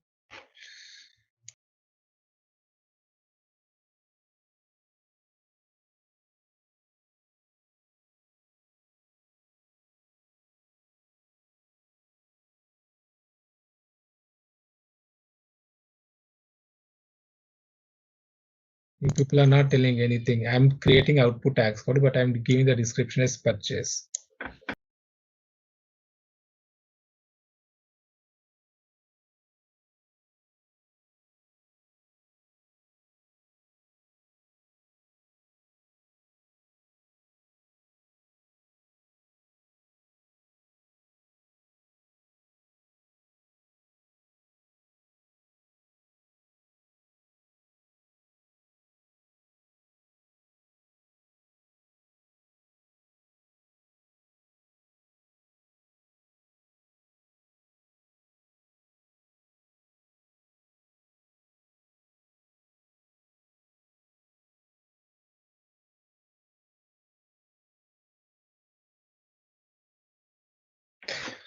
And you know about out of scope tax codes?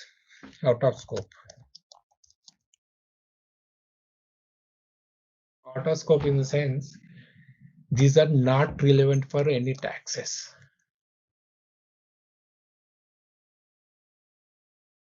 Is it similar to that exempt tax?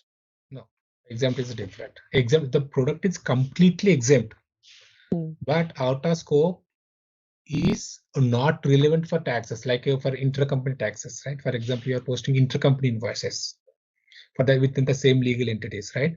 So in that case, within if any sale or purchase happening within the intercompany invoices, right? We won't pay tax, right?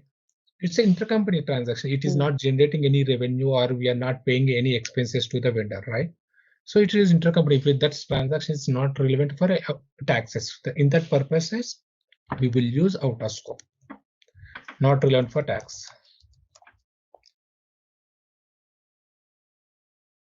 Okay.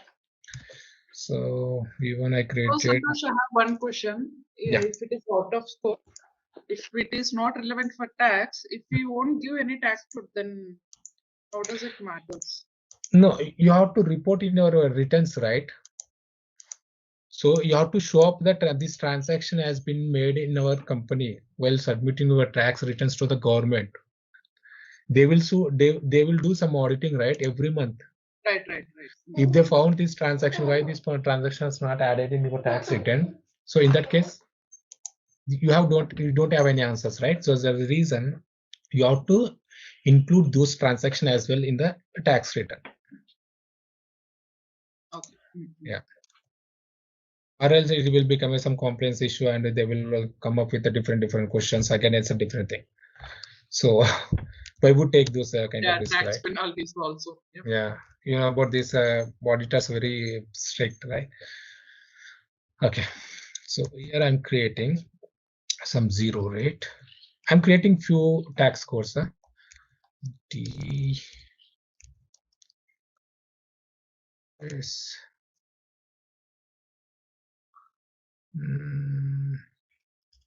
I created zero rate, standard rate.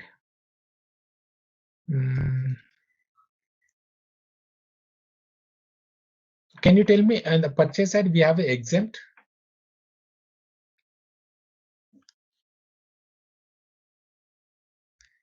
On the purchase side, can we have, on the purchase side, can we have the exempt taxes on the purchase side? Yes, obvious we can have like how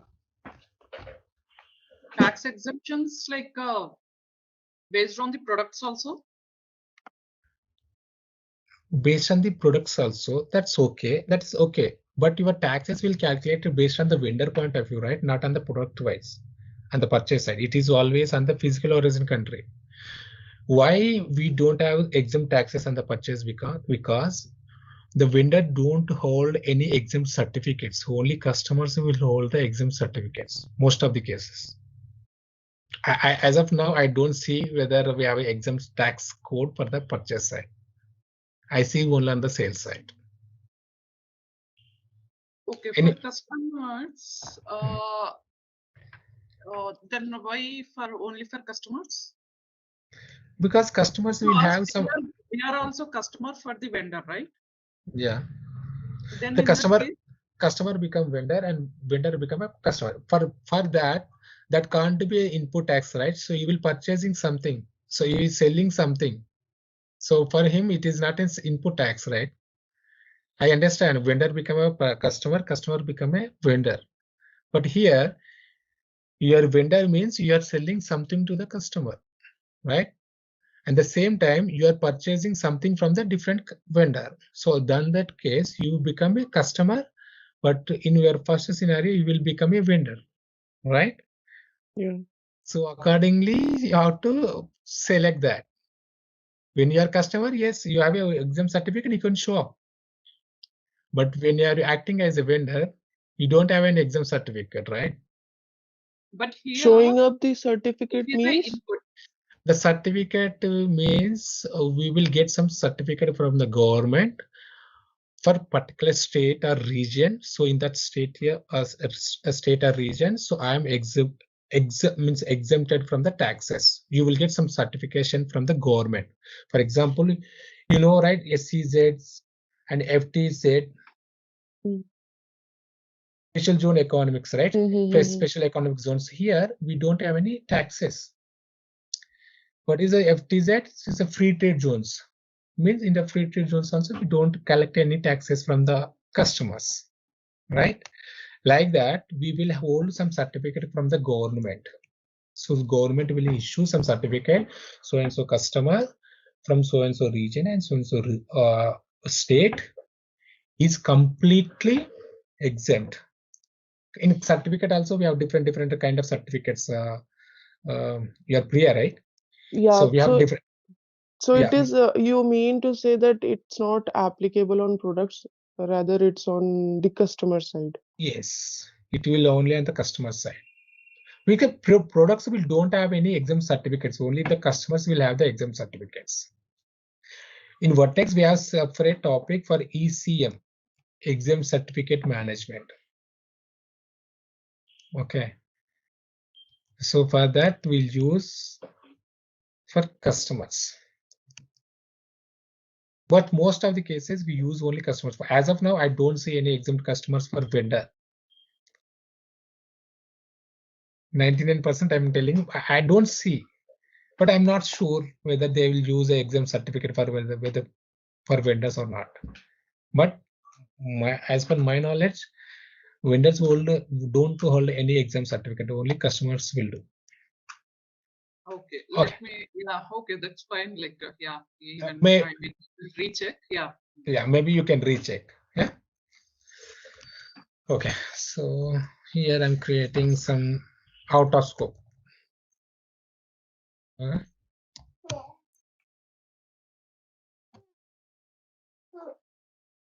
Out of scope is a 0%.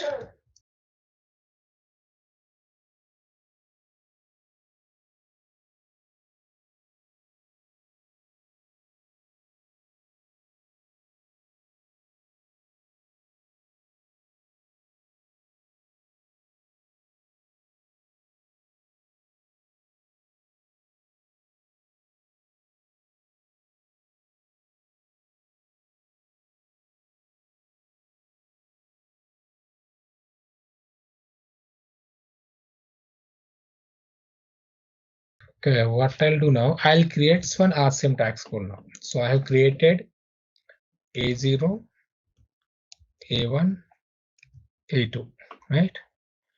V0, V1, and V2.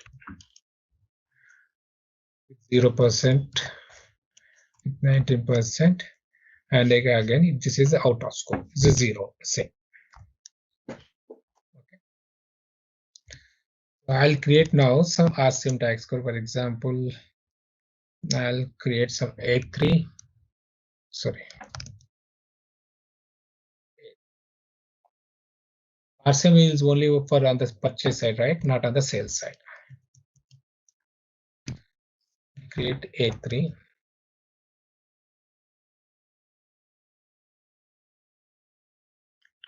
RCM tax code for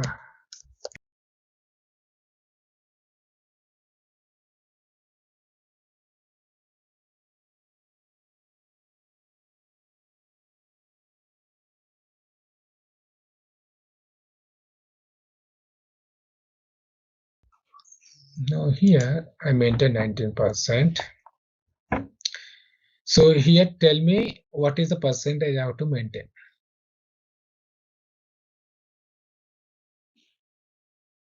Minus 19.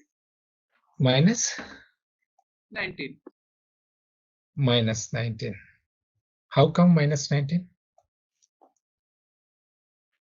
It is a credit and debit, right? Like. Yeah, for example. But it's in. But it's in percent.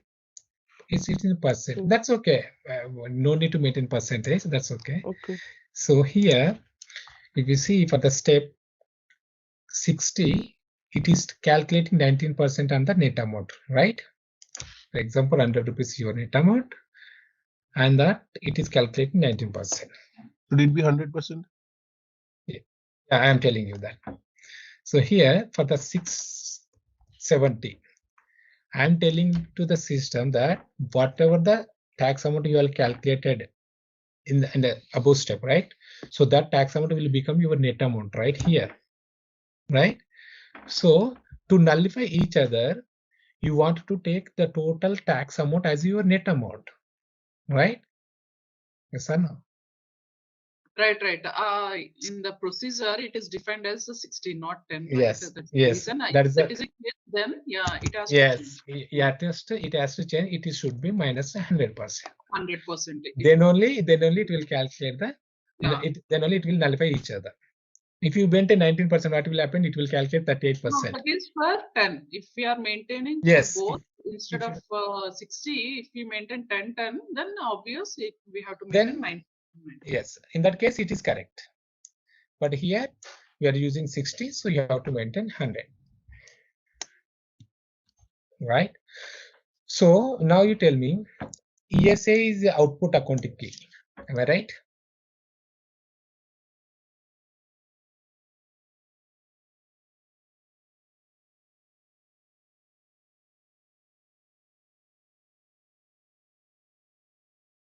is the output account again. You know, you see here I mentioned tax type is output, but I am creating in a here is a input tax, right?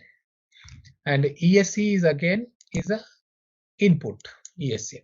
So this is okay. Now on the purchase side, we are posting by using input and output condition types, right? But the purchases only allow only input taxes. Am I right? Yeah. But here, how the system will allow to post with this tax code? Because now you see, if ESA 19% will go and landed into your output VAT GL. Am I right? Whatever the GL you are mapped here in the tax account, the tax amount will go and store your output GL. And this one will go to your input VAT GL. Right? But here we have a two different accounts, input or output coming here on the purchase side. Right? So it will throw that some error, right? Your output GL will only allow the output taxes. For example, let's see. I'll do something. So here, and they activated the check ID, and just I'm saving this tax code. Okay. Save. Right. So my created RCM as well. So this is also done. You want me to create any extra tax code? Any specific tax code? I think that's fine for That's Germany. Because for India, we can have so many scenarios. Yeah, in India, we have so many scenarios, GST, CGS, and different things, right? So it's just a different thing. But the thing is, you should understand how we can set up the tax procedure. So if you wanted to create a tax process for each country wise, right? So we can't do it. We have almost 230 plus countries, right? So the basic is you should understand how we can design our logic according to match the country laws. Okay. So now I've created these many tax codes, right? Now what I'll do mappings to the VAT GLs. Okay. So, and also, and just tell me one thing. So taxes will calculate based on what? And what date? For example, posting date or document date, right? Baseline date. On what date the system will calculate the tax? Or entry date or something, whatever. We have so many these things, right? Posting date. Okay, posting date. You're saying posting date. For example, you purchase the invoice from vendor A on 1st December. Okay, and that time you issued with 20% VAT. Okay, right? And due to some issues or some load work, you can't post on the same day. You try to post on the December 4th. What happened in between 3 days, the government has changed the tax rate to 18. Okay. Now, so you are posting on the 4th December, the system will calculate only 18% because we have the 18% tax rate is come active on the 4th December. But the vendor issued the invoice with 20%. So we have some 2% gap, right? The how vendor will agree with the 18%? No. No, if he won't agree even if you pay $1 less to him, so he won't agree. So posting date is not a correct one. What else? Then entry date. Entry date also is like a posting date, right? On which date you are posting into the system, that date we call it as entry date or posting date. So entry date is also not correct. Okay, so I mean that at the time of purchase or sale. Yeah, whether it's a purchase or sale. Yeah, that's the same example. You take that.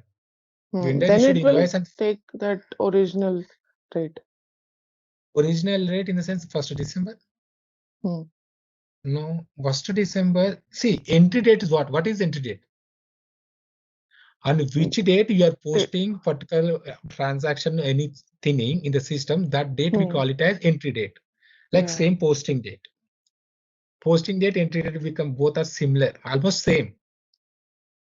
So you are posting on 4th December, and 4th December we don't have 20% is right. We have only 18%.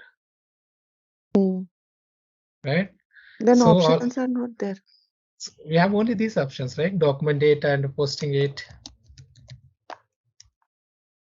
Then I think it will calculate from the baseline. Yeah, baseline date. Baseline date for what is baseline date basically? Baseline date is nothing but due date. Am I right? Yeah, they're mentioning a due date which we can. For example, take the same example. You purchase invoice from 1st December. Okay. You posted the invoice on 4th December, and you paying the invoice on the 9th December, for example. And again in 9th December, we have only 18% is active. This is a no, they will take. They'll take the. Is a base for any calculation, because on that day we are going to be purchased. So the correct answer will be the document date. And you see in my row we have two dates, right? For example, you see invoice date is nothing but your document date. This is your posting date. Yes or no? Right? Can you repeat, Santosh?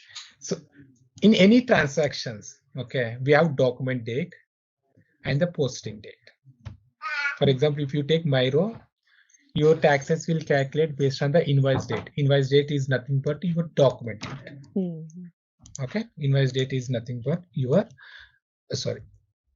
document date. Okay, so here I'll show you one practical example as well over this. Okay, the posting date, I purchased the invoice on the 6th December. I posted on 20 December, for example. Santosh, this invoice date is nothing but the date on which purchase was made? Yes. The date on the purchase was made. So accordingly, on the date only, vendor will have allowed to calculate, take some tax amount from you, right? So taxes is always on the document date. So how the system know, right? We need to activate something, right? To activate to calculate the tax amount based on the invoice amount of the document, right? We have to do that. We have to tell to the system, right? So it should be based on the invoice date or the document date, or else the system will get confused, right? If you see here in the payments, we have the baseline date and the due date. So system don't know which date they have to capture for the tax calculation, right? So for that purpose, you have to assign your company code to the document date. You see here, assign company code to document date for the tax determination. Here you have to activate, but if this is an idea system, this is a dummy system, right? They are not using. Okay, so here you can add your company code. Okay, it is there. Yes, you have to activate this checkbox. So the tax will calculate based on the document date.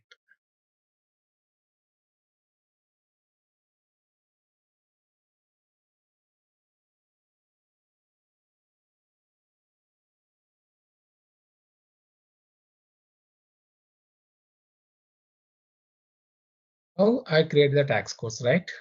Now what I'll do, I'll maintain VARGLs.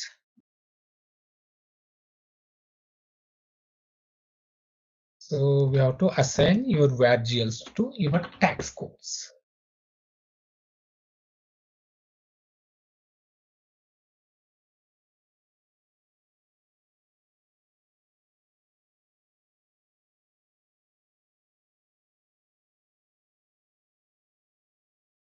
Your GLs is always based on your accounting key. Okay. So here we have created this tax codes, right? Where's my tax codes, right? Yeah. So input I have activated MWS, right?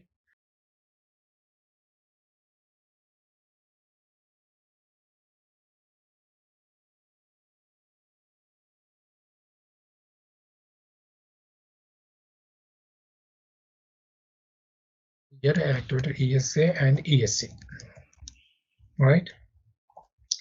So percent, 19%. Yes, it is 19%. Okay, what I'll do, I'll map my VAT GLs to the accounting keys based on the tax codes. Okay, for example, I'll take MWS. For MWS, we have the debit is 40. These are the posting keys. You know, right? Posting keys. So debit is 40 and credit is 50. So just select your accounting key. Okay. Click on rules. Now, just tell me. I think you know, right? GL will store in the chart of accounts, right? So select your chart of account. My chart of account by COA. Select your chart of accounts. Now you see your chart of accounts is activated your company code, tax code, and respective country. Okay. If it is not there, if you don't activate this country here, you won't see in the accounts tab country option. Okay. If you won't see the country option, it will become difficult for you to whether I have mapped the correct. I have mapped all the tax GLs for the VAT GLs or not. Okay, so it's always suggestible to activate the reporting country. Don't do any changes. Just select your chart of accounts. Go to accounts. Now you see here, these one tax codes is already mapped to the VAT GLs. For example, A1 is already mapped. No need to map again because I have created I've used the same tax codes. This tax codes is already existed in the German tax procedure, in a different tax procedure, right? For all the tax procedure, we are using the same accounting key, right? MWST. So that is the reason you can see that some existing entries. If you use a different accounting key, you won't see here. It should be black. So A1 is also used, is already mapped. A1, A2, A0, which is already mapped, right? So for MWST, nothing to do. It's okay. If you want to map any new tax code, for example, you just go and click new entries and you will enter your tax code some XX and country is Germany, and you will enter your VAT GL and you will save it. Okay. Santosh, I have a doubt over here. If there is no country mapped over here, that means this tax code is applicable for all the countries. Like if you can say V2 in this tax code, if you go down. V2. Yes, it is not mapped to TE. That means is this tax code applicable for all the country? Mostly it will applicable for all the country. You are not reporting under specific country, right? So we can use this V2 for all the countries. It is not country specific. Okay. So if you have to make it country specific, we have to give a country code like D or something. Yeah. If it is not a mandate, it's not a mandate, right? In each company code, in each country, you will create with the tax code V2. Some case we create with a different code also, right? So for example, you are using the same tax code for all tax process for all the countries. No need to maintain country. You can maintain directly tax code and the GL mapping. GL account. Okay. Because in all the tax code, the tax procedure, we are created the same countries, same tax codes, right? So in that case, no need to maintain the country. It's not required. Santosh, like how this tax code, like in FTXP, if we are creating, then definitely it will ask for the country, right? Yes. So without country, how can we create tax? It will without country. See, I'm not talking about the tax code creations. I'm mapping the VAT GLs, right? The VAT GL will map. Yeah, that's right. I agree. Mapping the GLs. But if you look at the columns 2, the one which you highlighted, V2, it is not showing any country, right? Yes. So how that can be created in SAP? The V2 tax. You can create any tax code like globally. You wanted to see how the V2 tax code is created? Right. It's very simple. I'll show you that. So for example, FTXA. No, not FTXP. Go to FTXP. FTXP, okay. So as soon as we log in, it will ask for the country, right? Right. So without country, how can we create? Without country, we won't create. Then without country, you can't create. But here, you're not creating the tax code. You're mapping the tax code to the VAT GL. While doing a mapping here, no need to give reporting country. If you see, for example, Aparna, is my A3 tax code is here, right? From OB40 also, we can map the VAT GLs. Am I right? Right. And within tax code also, we can create the map. If you click on the tax codes, now it is asking here also only. We can directly go. Yeah, here also we can go. But my question, let me finish it. Here, when I'm trying to map the VAT GL, it is asking only chart of accounts. It is not asking anywhere to enter the country, which is not required. You see here. Because it is created under DE, right? Yeah, it is created under DE. Without mapping the country also, we can use it, no problem. Maybe she's referring that we are mapping or not. Is it a auto-populated D which has been mentioned over here, or we have to map it? I think it has been mapped, right? So we have to put DE if at all it is required for us to map through the country, right? Yeah, but what I'm trying to say here, if you change, if you use the country options here, the question means if at all I'll take T9. Okay. T9, the country mentioned as DE, right? So we can delete the DE if at all we need to use it globally. Is it so? Yeah, if you are creating the same tax code DE in a different and globally, you can use it. So the question is how to create a tax code globally. See, global in the sense you can't create in a once a time. You have to create in each country wise. Okay. That is what my question, Santosh. Yeah. We can just assign the GL accounts for the tax codes. Yes. But we cannot create any tax code without country. Yes. Without country, you can't create any tax codes. That is what I was saying. That is true. That is true. Without country, see, before you entering into the tax code creation, right? It will ask the country. Without giving the country, how you go to the further, right? You can't go further. Yeah, it's required. Country is required. So while creating this V2 tax code, how come this country got missed? No. Default. Yeah. It doesn't mean that they are creating like for V2 tax code. Just they are defining the GL accounts irrespective of the country, so that at the chart of account level. They are not actually mapping it here. Now you see, the tax code is a required entry. GL account is a required entry. Country is not required. So we can map without country and with country as well. So it is applicable for all the countries. Yes. So if the tax code XX is existed in your all tax procedure, it will applicable for your all tax procedure. No need to maintain for each country wise. You can maintain it directly by keeping it as blank. If you keep it blank, it will apply for your all the company codes.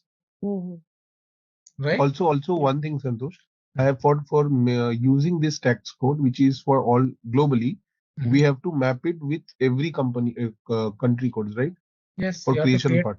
Yes, you have to create under each country a tax procedure. Okay, individually I have to create for each country. Yes, you have to create individually. No option. There is no option. Tax code at country level. Yes. Yeah, tax code is always country level. So you have to create it under individual tax procedure. For each company code, you have to create it. There is no option. Okay. And Santosh, I wanted to ask one thing regarding that out of scope tax code. You said that it is applicable at customer level. So is it because some products are mostly we will use only for intercompany sales. Okay, so is it because in some countries the product which are in A country it is out of scope, but it could be in B country it is not out of scope. That's why it's not product at product level. Can you repeat again your question, please? Yeah, I'm saying it's not applicable on products because in some country the product may be out of scope. It falls under out of scope category, but in some country it's not. Products won't be fall under out of scope, right? Whether it's a zero rate, exempt rate, or standard rate is reduced rate. Out of scope will only depends on the transaction, what kind of transaction you're posting. For example, you are posting intercompany transaction. This transaction is not really relevant for taxes, right? So in that cases, you will use the out of scope. We don't have any customers, and we have some limited customers. Okay. But mostly out of scope will work only the base nature of the transaction. Nature of the transaction. Okay. Yes. Okay. So what kind of transaction you are posting into the system? Because you are posting within the same legal entities. Okay. The same legal entities is not relevant for taxes, right? This is out of scope for a company code A or B. So in that cases only we'll use the out of scope scenarios. Only for mostly for Europe and APAC countries, they'll use out of scope. All right, let's test your knowledge. Here's a question for you.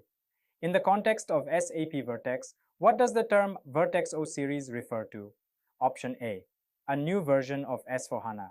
Option B, a set of tax compliance tools. Option C, a type of database. Option D, a performance monitoring tool. Take a moment to think, and when you're ready, choose the correct option. Remember, each choice holds a key to unlocking the answer. Good luck! Type the correct answer in the comment section. Hey there! Want to become a whiz at managing supplies? Our SAP Vertex on S4HANA course is here for you. You can learn at your speed on our site. In this course, you'll master SAP Vertex on S4HANA. It's like a toolbox for planning stuff, ensuring we have enough products and getting them where they need to be. Our course covers it all, from basics to pro tips. It's made by experts who know their stuff. Your teachers are pros with tons of experience. They're here to help you learn and answer any questions you have. And guess what? Our students love this course too. Folks just like you have found it super helpful. Best part? It's affordable and won't break the bank. Ready to become a SAP Vertex on S4HANA Pro? Sign up now. For more info, visit ZaranTech's website. Why? Because if I started that initially with SAP Vertex integration, so it's very difficult to understand. First, you should know how the Vertex system will work. You should know that the functionality, okay? And later on that you know that SAP also, right? So if you know this systems how it's working, then based on that you can understand the integration part very easily. So there's the reason I stopped Vertex and I started the SAP thing. I have one more doubt. Like, see, Vertex, like, it's mandatory to have it for all the companies they are using it. No. For example, see, for many big organizations will go for the Vertex. For example, you have a middle scale, small scale industries, right? They don't have that much of budget to buy the license from Vertex, right? So Vertex is very big thing in terms of license, right? We have the same setup in SAP also. Why should we go for the Vertex again, the tax setup? Right. So how does it is different from SAP reporting to government and Vertex reporting? What exactly the difference between these two? We'll go through in our sessions. I'll show you what is the difference in between. Let's see, in Vertex, everything is in real time. Okay. So for example, in SAP or in any countries, if the countries change any tax rates, right? So everything you have to, for example, you have to create a new tax code or else you have to change the tax rate in the tax code level, right? But in Vertex, no need to do anything from That your end. is the So what? one thing. Yeah, Agree. that is one thing. And we have some customized reports where we can match the tax audit compliance or something file returns, right? So we have some customized reports in Vertex where we can define as per our requirement or as per the country requirements. So that flexibility we have it. So you That mean is to say that in SAP it is not supporting country-wise SAP is legal also requirement? SAP is also supporting, but to more flexible, we have such options in Vertex as well. Yeah, that is what just I'm asking. Is that the advance advance payment of like tax which we pay? Yeah, that's deferred tax is nothing but the amount of taxes. Okay, the company has underpaid, which will be made up for the future transactions. For example, before you made any purchase, right, from the vendor, you pay some amount in advance. Okay, so that the amount we call it as a deferred tax. You will pay some amount, tax amount, I would say, in advance. Okay, so only the deferred tax only is applicable for the services, not for the goods. Okay, and there are only few countries will have this deferred tax functionality. For example, France.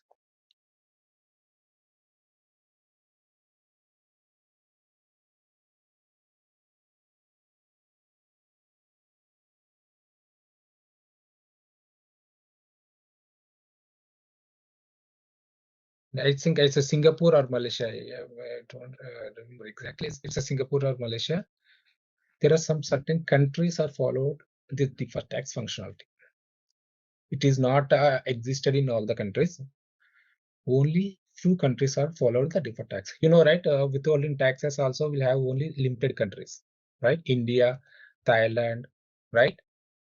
Mexico, Brazil, Indonesia. Yes, Indonesia. Only few countries are followed the withholding tax. Like same deferred tax Can you also. explain, Santosh, the withholding tax? Because Withholding tax, what is the different things? Okay, we'll Mm. see if you have time. Okay. Mhm. So only there's a few countries are following this deferred tax. Okay, how to set up the deferred tax? Some specific vendors.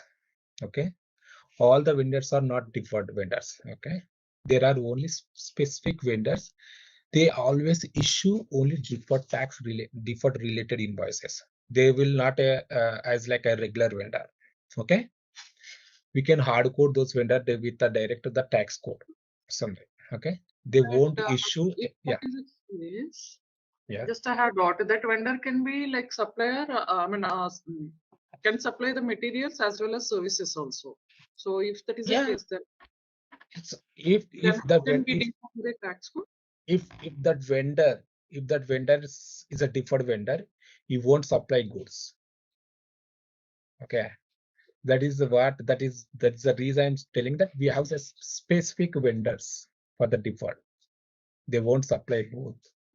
Okay, you mean to say like whoever is the deferred eligible, they are only for the services, not the services, not the goods.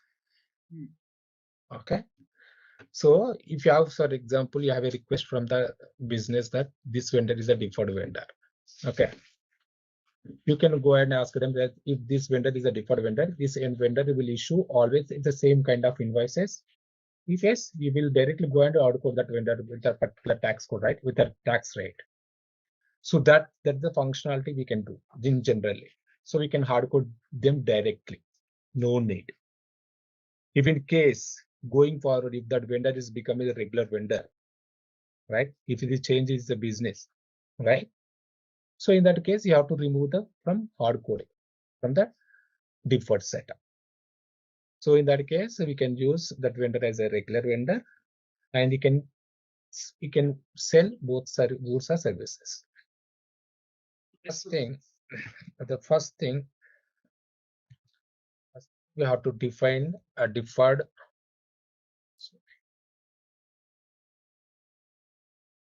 tax rules. Okay.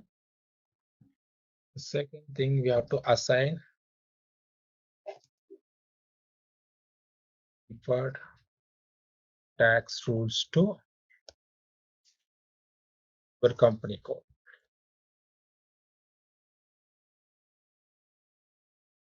So one is to create a deferred tax course.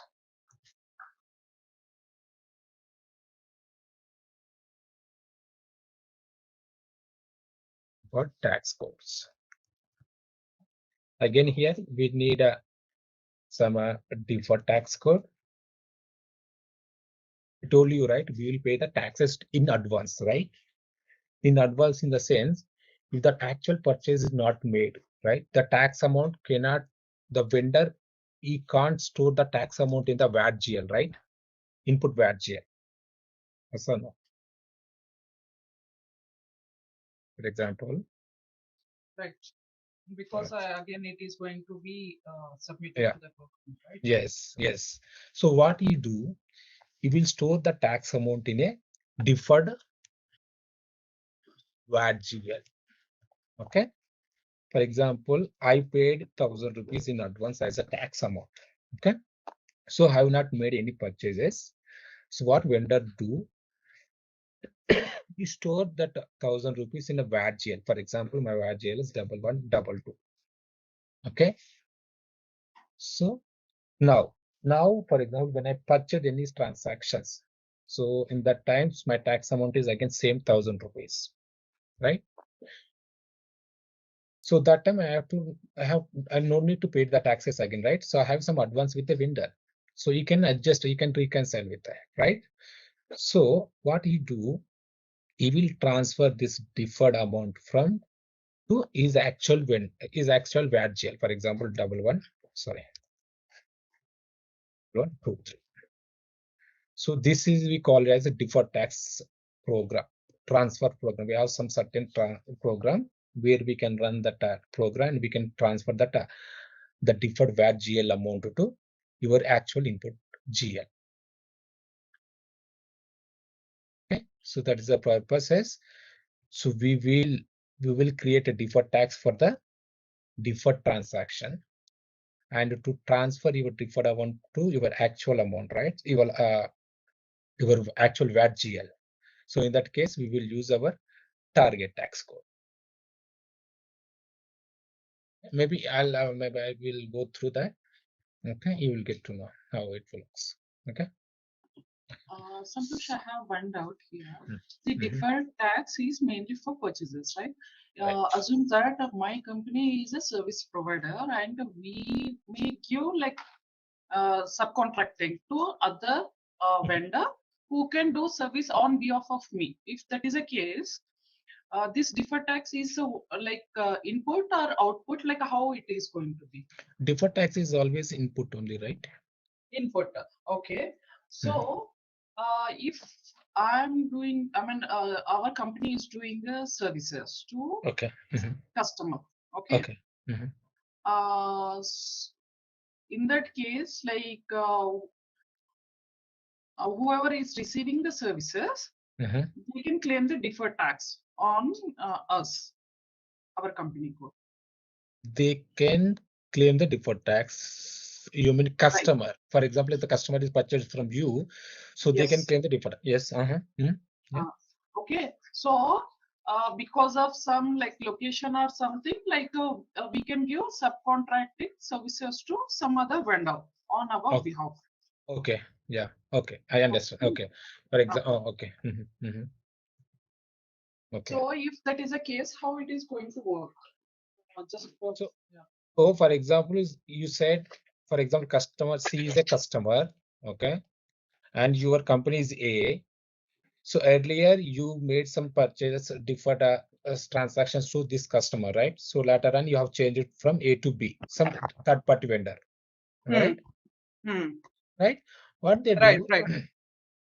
So they will. anyway, so this customer will not approach you, right? For the once you transfer your this one, the business to vendor B, right? So they will directly purchase from the vendor D, right? Whatever the configuration we have in with your company code in your system, right? We will remove that and we will change it to the vendor B. Here, it is something like a dropship scenarios. Yeah.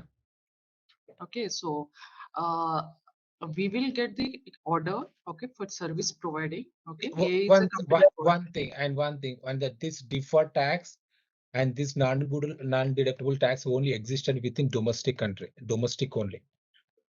Okay. Okay, one thing that is, yeah, now go ahead. Okay. So if that is a case, assume that like our office in company code in Hyderabad, okay, we got some customer from Delhi, okay. Okay. So instead of going our service person and providing the services, we can ask some other vendor can do the services on our behalf to that customer, our customer. Yes. Okay. Yeah. So if that is a case, how this deferred tax is going? I mean, can be booked in all these in our company code. Example, Aparna, here is nothing is changed, right? So you are purchasing this vendor, this customer is purchasing from you, for example, first time, in initial time, right? So you have become a vendor deferred for this customer, right? So based on these setups, we had coded you into some deferred tax setup.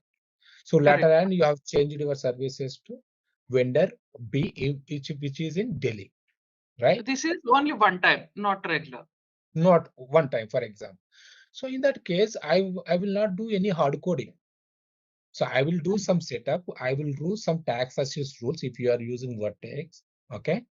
I will use some tax assist rules, or I will use some condition records, right? I'll make some condition records based on the material number or based on the vendor number with specifying some valid date on that particular day, for example.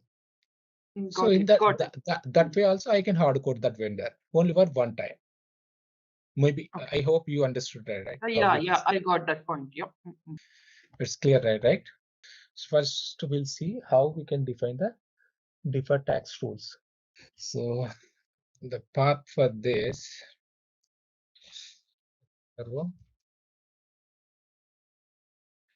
reference IMG, initial accounting, general ledger accounting, and the general ledger accounting,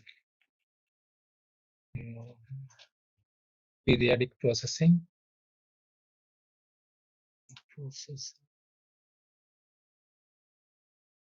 report,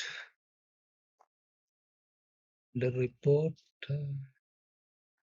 sales and purchase tax return. Where is deferred taxes? Okay. So here you have to define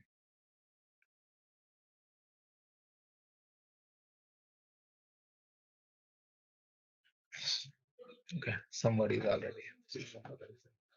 So you are going to clear the invoice, right? So you have three options here. For invoice clearing, for tax code and business area, for tax code and without clearing. So we use the deferred tax for the clearing purposes, right? So if you want to create a new entity, just create a role, for example, 2 with the same document with clearing. For example, if you assume that if the vendor is a deferred vendor, we have some conditions also here. For example, that vendor is a deferred vendor, but is not 100% deferred vendor. Okay. So he wanted to do some non-deductible. For example, you calculating 20% is a deferred. Okay. So in that, so he is not eligible to deduct fully. For example, 4% is a non-deductible. You want to adjust that non-deductible as well, right? 4% NVV. Okay, maybe 4%. 60% is a deferred vendor. Okay, and 4% is a non-deductible. So you wanted to adjust the non-deductible along with your deferred tax. So in that cases, you will use this non-deductible set. So fully paid, fully debit, fully credit, and along with also, if the vendor is 100% deferred, no need to select this one. The vendor is partial deductible. For example, he is eligible to calculate only 16%, and the rest 4% will go to the your non-deductible set. So in that case, you have to activate this checkbox. Okay, but this I see only few scenarios for Mexico and France. France is very much similar with the deferred tax setup. Okay. So, so for that cases, you have to activate this checkbox. Okay. So what I'll do fully paid credit and debit. Okay. So if I'm using non-deductible, I'll use this as well, or else you just keep it blank. Okay.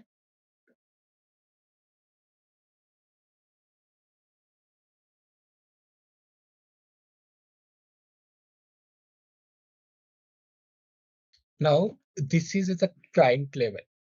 So no need to create for any company code wise. We can use for any other company, any company code. We can map this rule, deferred tax rule for any company code. Who are those companies are responsible for to collect the deferred tax. Okay. So now I'm going back. So I have created my rule 2. Oh, sorry, I've selected this. Value data as a document date.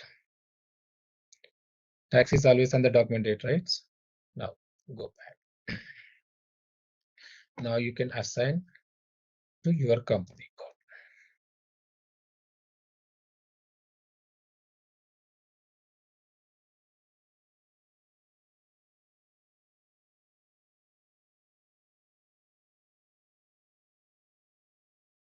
So my company code is 1010. Take position and search for your company. So I'll assign my rule 2 here. So this is a German-based company code. In German, we don't have deferred tax. But why I've taken this company code? Because this company code set out fully. You know, right? Some master data issues not existed for this company code. That is the reason I am using this company code. We are assigning deferred tax rule at company code level.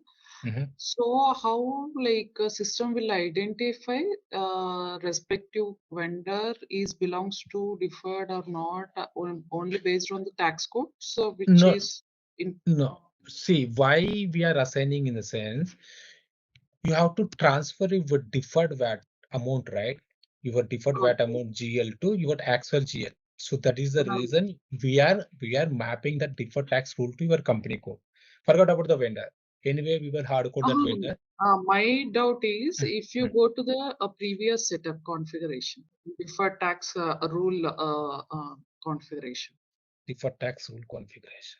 First one. You can keep this session. This one. Was here if I look at this one, we are fully paid debit and credit and not deductible. Yes. So that means like this company code can accept like fully paid, like all the vendors of fully paid, I mean credit, debits and non-deductible also. It includes. So how does it matter if we select all these checkboxes? What is our other checkboxes then? Because if you are using in higher rate, for example in tax code level, we have some certain conditions, right? Non-deductible or input taxes, right? So your question is that why you are selecting that fully paid credit and fully paid debit and non-deductible, right? Correct. So for example, you are posting an vendor invoice with a deductible setup, right? If vendor issued with a deductible invoice, deferred invoice. If you don't have this setup, how the system can understand that this is a deferred invoice? Right. Because you are posting in some specific tax code, the tax code which is relevant to your company code. Okay, I got that point. Here, my doubt is, see, check must clear. What is this other check boxes and tax doc rate and something is there? No This check one, boxes. this one, Check box. No. Check boxes. this Now one. we select. Check must clear, fully paid debit, sorry, fully paid credit, fully paid debit. Fully paid credit means whatever you pay that. This is I'm clear. This is I'm clear. Credit and debit of the vendors, like whatever we are paying, and if we are getting back, I mean something like debit and credit is okay, and not deductible also, that is fine. And what about the other check boxes which is not got selected? Which is not required, right? So you see, anyway, you have to clear the invoice. That is sure, right? So you have to clear the invoice from the. You have to transfer the deferred amount from the deferred VAT GL to VAT GL, which is because I never use these options. So that's the reason. So I'm not explaining you. We have so many options in what SAP, right? So we can't use each and everything. I mean to say, what is the harm in selecting all these options? I never tried. I never tried these options. So I tried only these things. All right, let's test your knowledge. Here's a question for you. What is the role of the SAP integration suite in connecting SAP Vertex to S/4HANA? Option A, enhancing user interface design. Option B, providing middleware services for data integration. Option C, managing database backups. Option D, conducting financial audits. Take a moment to think, and when you're ready, choose the correct option. Remember, each choice holds a key to unlocking the answer. Good luck. Type the correct answer in the comment section. Hey there! Want to become a whiz at managing supplies? Our SAP Vertex on S/4HANA course is here for you. You can learn at your speed on our site. In this course, you'll master SAP Vertex on S/4HANA. It's like a toolbox for planning stuff, ensuring we have enough products and getting them where they need to be. Our course covers it all, from basics to pro tips. It's made by experts who know their stuff. Your teachers are pros with tons of experience. They're here to help you learn and answer any questions you have. And guess what? Our students love this course too. Folks just like you have found it super helpful. Best part? It's affordable and won't break the bank. Ready to become a SAP Vertex on S/4HANA Pro? Sign up now. For more info, visit ZaranTech's website.